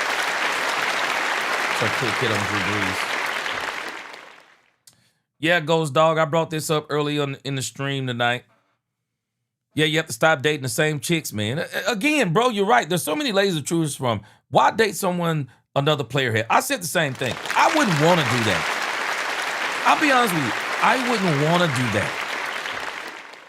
I wouldn't want to date a girl that other guys know how she is in the bedroom. I wouldn't want to do that. It don't mean that a girl that you date might not be somebody's ex. Okay, but I don't want to know who that ex is. Matter of fact, I want to pretend like you never had an ex. Yeah, I don't want to know anything about your ex. I don't want to know. I don't want to know. As long as you got a clean bill of health in the grand scheme of things, I don't want to know anything about it. I don't.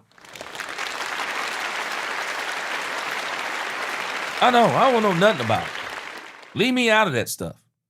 I don't want to know nothing about it. But that's just me. This new generation, I can't, man. I can't with some of this stuff.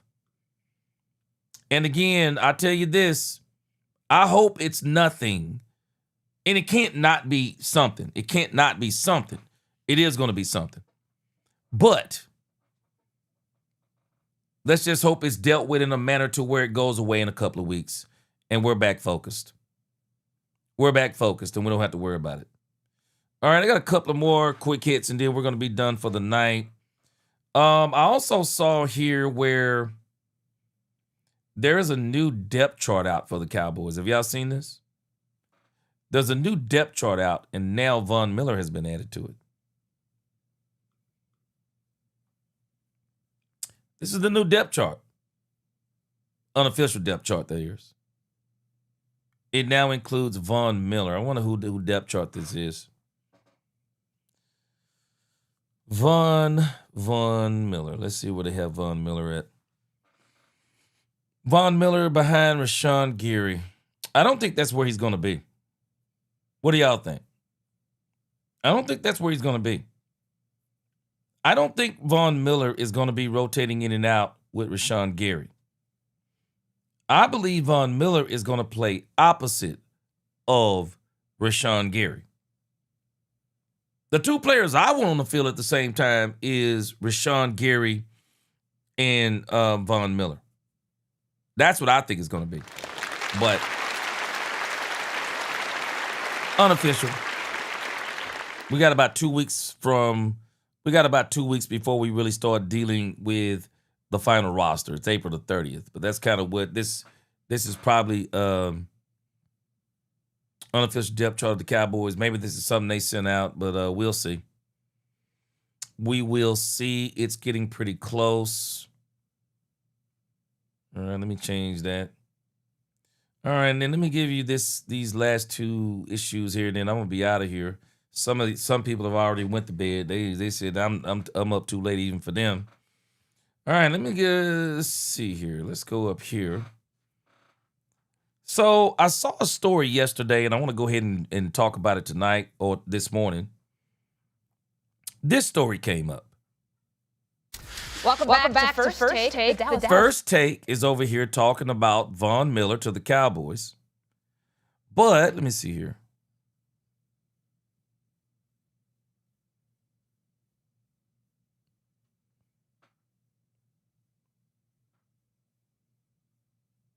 All right, yeah. Let's check this part out. Let's check this out. Hey, Braves, you said you at work, huh? Yes, sir. This getting you through the job, huh? All right. All right, appreciate you, little D Texas. I'm gonna be off here shortly. My wife will be getting up by the time I get off here. I'm about to go to Chick-fil-A and get some breakfast. All right. So there are people out here, and again, no matter what the Cowboys do, Welcome back. The Max Crosby conversation isn't going to stop. So now that the Cowboys have got Von Miller, now people are saying, now we just need to add this. To First Take, the Dallas Cowboys continue to bolster their defense this offseason after they agreed to a one-year, $5.5 million deal with veteran pass rusher Von Miller over the weekend. The 37-year-old enters his 15th season with 138.5 career sacks, which is the most among active players. Miller, of course, brings the pedigree of being a Super Bowl MVP and two-time champ. So yesterday, Jerry Jones said he's willing to make a substantial move if the opportunity is there to improve the roster. He said, I think it's fair to say that if we could improve it, which is almost a cliche, we would, because again, I'm even more excited today than I was when we started camp that our team is going to be one that if we can have some things go right for us, avoid some injury, we could really be something that we all want to be. And he said, if the answer is yes, if we saw something that would help us any place, we would do it. So defense has been reworked in a... Hey, let me tell you something. Let me tell you something as we talk about CD. You know what? I'm gonna bring this up in just a moment. Let's get through this little segment first. Big way in Dallas this offseason. New defensive coordinator. They used that first-round pick on Caleb Downs. Von Miller. Pass rush has gotten some help too. Is there another move in mind that you think would put them in the next contention of contenders? So maybe Super Bowl contenders. Yeah, I mean, the name that I keep coming back to is Max Crosby. I think that's the obvious one, just because, you know, the Raiders tried to trade him. I think it is in the best interest of the Raiders, of Crosby, and of the incoming team for him to go somewhere else. I've thought about the Lions as a result of, or in relation to Crosby. I've also thought about potentially the Buffalo Bills. But I'm wondering if the Cowboys are starting to show signs of reminding me of a team in the mid-90s, 94, 95, the San Francisco 49ers. What was that defense built on? The two guys up front, and Bryant Young and Dana Stubblefield. I'm not saying that these two are as good in terms of Quinnen Williams and Kenny Clark. But what I am saying is, did you notice what the Niners did back in the day? Ricky Jackson was on that team. Does anybody remember that? Charles Mann was on that team. Richard Dent was on that team. Tim Harris was on that team. All these really great historical, in some cases, Hall of Fame players at their end of their careers just saying, what role you need me to play? I got you. I'll follow along. Von Miller. Is Max Crosby in them? They were in the mix for Clowney, right? They had him last year. I'm wondering if the Cowboys we have what it takes. Now let's sprinkle in some of these all-time great vets to kind of put us over the top. It almost feels like that baseball team in some ways that you're like, they have a lights-out closer, but if you can add another guy, just put him in the pen and figure it out. That's the vibe that the Cowboys are giving me right now. Like, they feel like they're an inch away from really making a push here. Yeah. The Crosby of it all is intriguing to me. I think when Jerry talks about potentially making a move, unless you're swinging for the fences like that and giving up first-round draft picks, at least one of them, to get a guy like Max Crosby. As far as free agents go, like the Von Miller signing was a nice pickup. I don't really see other guys out there that you're just going to pick up off the street right now that's going to completely change the trajectory of this defense. A guy like Von Miller is a nice piece if the rest of the pieces all do what they're supposed to, because now you have a closer in the game. But you look at them, maybe you'll say, hey, they could use some depth at inside linebacker, another cornerback. Kenny Moore's a guy that's out there. Bobby Okereke. Do those guys move the needle enough for you to say, you know what, yeah, go out and sign one of those guys because they're going to come in and start over one of our other guys right away? I think for Jerry Jones and the Cowboys right now, you've done a good job of reassembling your defense from a coaching staff to personnel-wise. Let's see what it looks like. Let's see if we have enough pass rush. Maybe we get to a quarter way through the season, and now we realize we do need to take that swing for the fences and go get a Max Crosby. But for right now, I don't see a move that I look at and say, no, right now they have to go and get player X to now go and compete. Well, what's important is that you don't disqualify yourself by the time we get. Yeah, I like that. Yeah, I like that right there. And I think that's probably what they're gonna do. I've already said I don't think you need a Max Crosby to go and win the Super Bowl, but because of the money you signed Von Miller for, you could go get Max Crosby at the trade deadline, and that's if the Raiders are 2-6. Maybe they're 1-6. Maybe they're 1-7. I mean, you know, they see that there's no chance of them winning. And then when they go and start putting Max Crosby out there, then you can go get him. But I still caution us as in this. There is another very aggressive team in the NFC, and they want a Super Bowl as bad as we do. Ben Johnson is a dog. I'm telling y'all right now. Ben Johnson is a dog.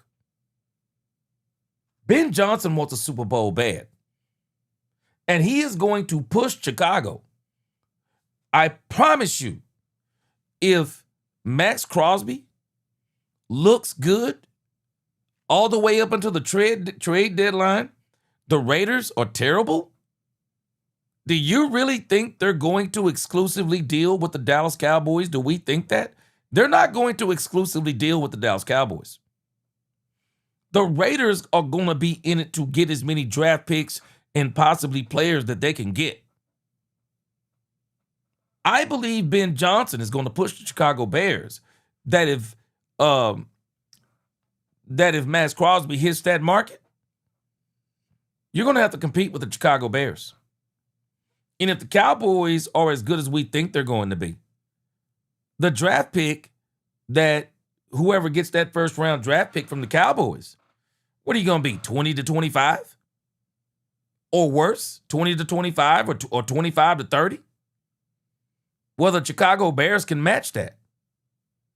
They may absolutely be willing to give the same thing that you're giving. You won't be the only team. I'll put it like this. You won't be the only team competing for the services of Max Crosby. So, you know, we better get our minds ready for that. Yeah, we better get our minds ready for that. So we'll see what happens, but I like the team as it's currently constructed right now. I'm cool with the way the team is constructed right now. I think, again, see what you have. See what you have, and then you can gauge more of what you need. You might not need a Max Crosby level player by the time you get to the trade deadline. You may be looking at, okay, we just need to tweak this, and maybe we'll get this player who may not be Max Crosby, but they may be above even a Von Miller. So, you know, you get to see that as you get closer to the trade deadline. And I think that's exactly what the Cowboys are going to do. Yeah, I think that's what they're going to do because, you know, again, I keep reminding people, the Cowboys can't just go get Max Crosby. You can't just go get Max Crosby. The Raiders have to be willing to let go of Max Crosby. And what if the Raiders are 5-3 by the trade deadline? What if Mendoza takes over the starting quarterback job around game number 4? Do y'all remember when Kirk Cousins was with the Atlanta Falcons? Atlanta Falcons told Kirk Cousins he was going to be the quarterback for the whole season with Michael Penix Jr., and they went back on their word. So everybody, Mendoza, the Raiders are saying we're going to sit him for a whole season. Keep playing. Mendoza will mess around and be out there way earlier than you think. And what if they're 4-4 at the trade deadline? What if they're 5-3? They might not want to trade him. So we're going to see where the Raiders are. But I think this is a long way away from Max Crosby right now. Oh, you don't have to tell me, Melvin. I've already said it. You know, we don't need him. He would be nice to have, but I don't think you need him. And the reason why I say that is that we have history on our side. Because he's been in the league how many years? 7 years? I don't remember him being on any Super Bowl team. I don't. Him nor any of these quote-unquote big-time pass rushers. I don't remember any of them being on anybody's team. So that's kind of where we are with that. All right, let's get to our last. All right, now we'll close it out with some fun today. I can't say tonight anymore. Today. All right, guys, let's close this out with. This is going to be a section that we're going to have going forward. This is the memes of the day. And this list will get bigger over time. It will absolutely get bigger over time.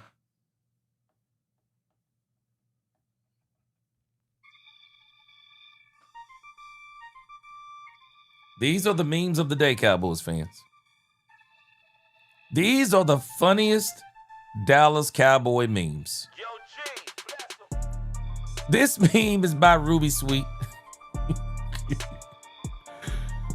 Ruby Sweet said, Brad Schottenheimer when he sees Michael Parsons' NFC predictions.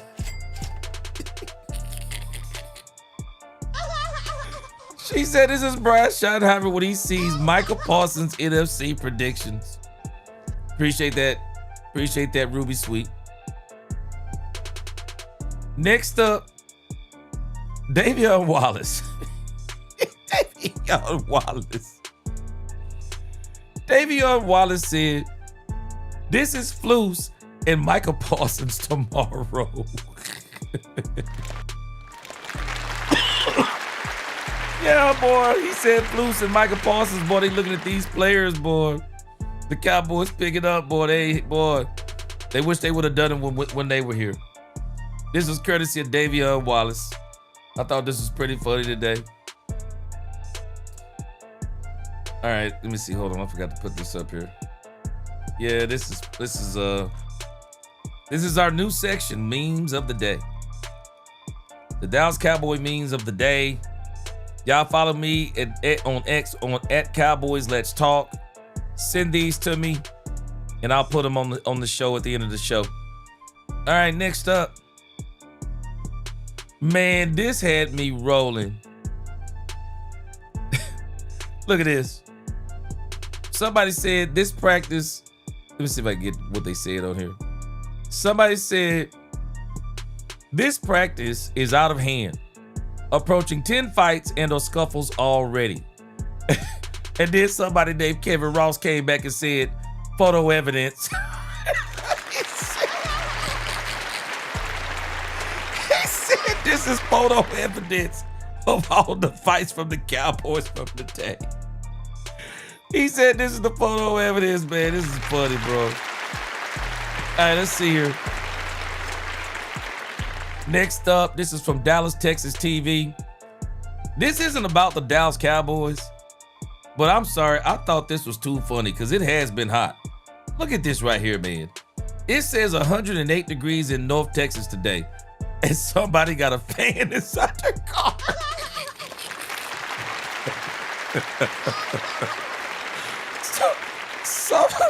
Somebody got a fan inside of their car.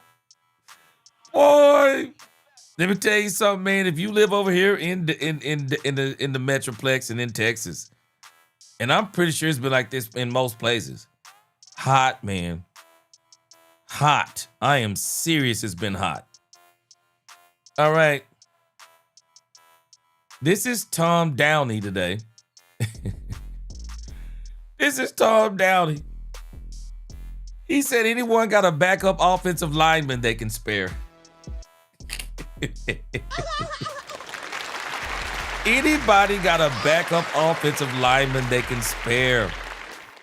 Nick Harris said backup offensive line is not doing too well once again after the shift in positioning today.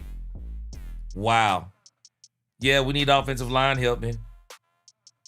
Yeah, we need offensive line help. We really do. All right, next up. Oh, man, this one had me rolling right here, man.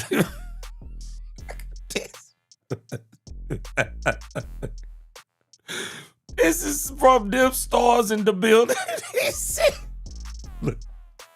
He said scrimmage highlights from today for the most part.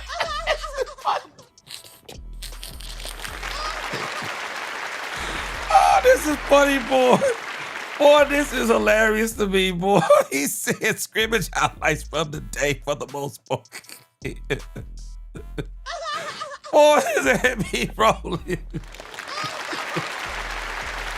Boy, this had me rolling right here, man. Boy, this had me rolling. Man.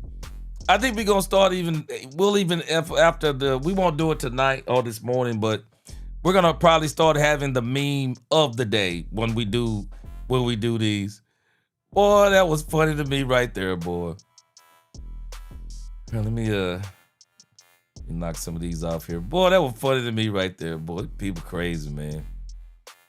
Dallas Cowboy fans, boy. Love Dallas Cowboys Nation. They are so funny, man. Man, there's some serious Cowboys fans out there. Serious Cowboys fans. Man, let's see. All right, let me see. All right, second to last. Wait, hold on. Let's go back. I didn't get this one right here. Wait.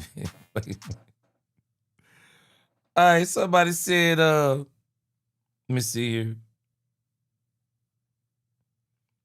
This is from Ferguson over there. No, it's from Ferg Season over on X. This is from Ferg Season over on X.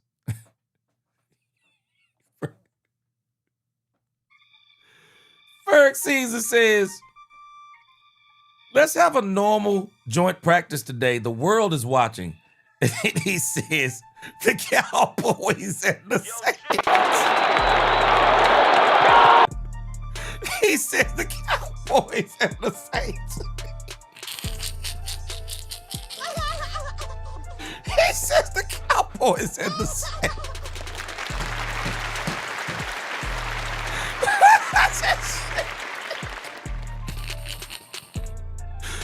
Boy, this is crazy.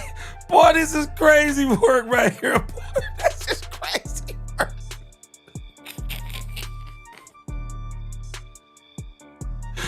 That's just crazy work. Boy, this is crazy work, boy. Boy, these Dallas Cowboy players. Boy, these Dallas Cowboy fans, boy. Boy, these Dallas Cowboy fans are different, boy. I absolutely love it. I absolutely love it, man. I'm sorry. I absolutely love it. Oh, boy, let's watch that knockout one more time, boy.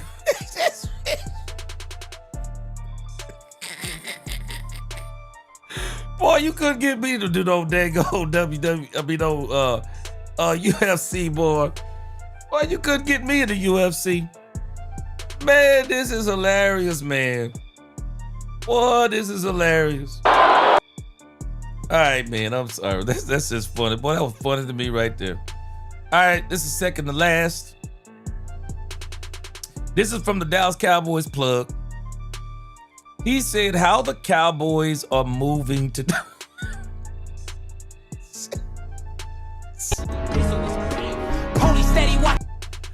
He said this is how the Cowboys moving.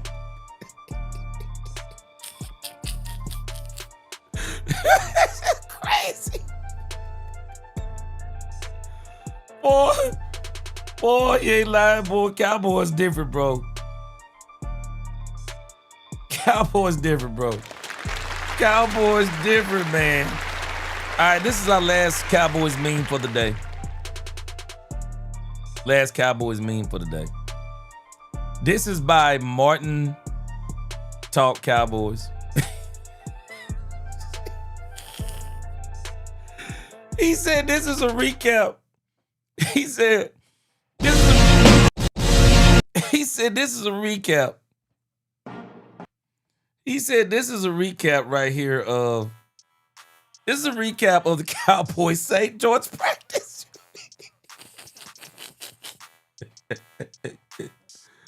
Oh man. Oh man. Boy. He is not lying. This is exactly what it was. It was WrestleMania today, bro. It was absolutely WrestleMania today. Absolutely crazy. All right, man. That's the Cowboys memes of the day. Let me see here. If I had to pick one for today, let me see. My favorite one of today is this one. favorite one. Scrimmage highlights the day for the most part. This is my favorite one from the day right here, bro. This pretty much sums it up. Yeah, that pretty much sums it up, man.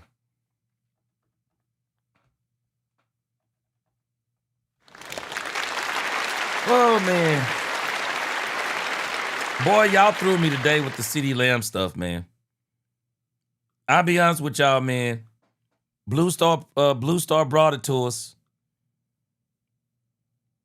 And I'm telling you, man, that threw me for a loop. I'm going to talk to my wife about this in a minute. That threw me, bro. I'll be honest with you. That absolutely threw me. And again, I'm telling y'all, I got a feeling that this is going to be crazy. I have a feeling this is going to be crazy news for the day, man.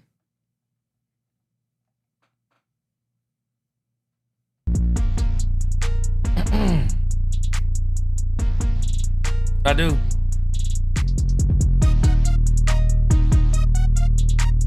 Yep.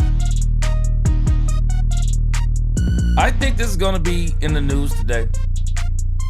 I was looking already to see if it's made the news cycles. I was looking today to see if it already made the news cycles because this is crazy work, man. I think this is one of the reasons I'm serious. I think this is why CeeDee Lamb has been... I think this is making a little bit of sense to me now. Of why CeeDee Lamb... It's like something has been wrong with CeeDee Lamb. I think we're seeing what's wrong with CeeDee Lamb.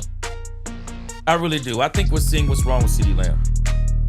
So, I hope it turns into a nothing burger. But I just don't see how it is going to turn into a nothing burger because the Cowboys have been so bleeping quiet. I mean, they've been so quiet, Cowboys Nation. They've been so quiet. And I really do believe that this is going to be big news, especially for a lot of Cowboys haters. I think it's going to be big news. I do. Y'all tell me what y'all think, but I think it's going to be big news. I do. Yeah, I made this beat a few months ago, maybe a couple of years ago, G. Pierce. Yeah. That 2000 Dallas dance beat, yes sir. Yeah, I made this a couple of years ago. I'm getting ready to start trying to make some new music for the Cowboys this year. We'll see how it turns out. But man, I'm telling you, y'all, man, we got to pray for our Cowboys, man. And pray that Von Miller sees this as absolutely nothing. He don't worry about it. CeeDee Lamb, and we hope it's nothing. We hope it's nothing. And the Cowboys remain laser focused, and this blows over in a couple of weeks. Blows over in a couple of weeks, and everything's good. Yep. Blows over in a couple of weeks, and everything is good. Man, I appreciate y'all rocking with me, man. 5 hours of Cowboys content. I'm going to go get me some rest. I'll be releasing videos throughout the day. Some of the replays from some of the live streams, the last 3 live streams, we're going to be releasing that stuff all day today. And I think the Cowboys have an off day. So we'll see what comes out today. But I got a strange feeling that we're going to be talking about this CeeDee Lamb nonsense again. I got a strange feeling we're going to be talking about it again today. I do. I think other news outlets are going to pick up on it. I've been looking I've been trying to look at the news cycle and see if anything's come up. I've been seeing it on TikTok, and y'all know how stuff is on TikTok. I've been seeing it on TikTok. Let me see.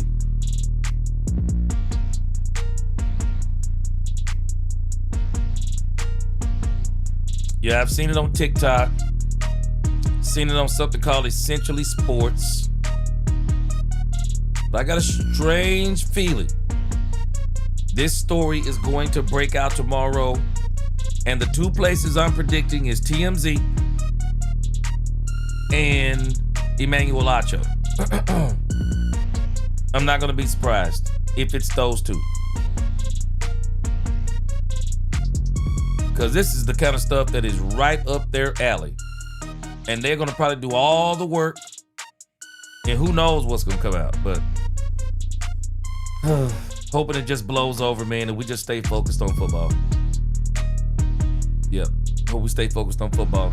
But anyway, man, I appreciate y'all rocking with me tonight. Or I say tonight. I appreciate y'all rocking with me for the most part all night. Appreciate y'all rocking with me. Until the next time, DC4L, God bless. Let's talk Cowboys, where we talk facts. Peace.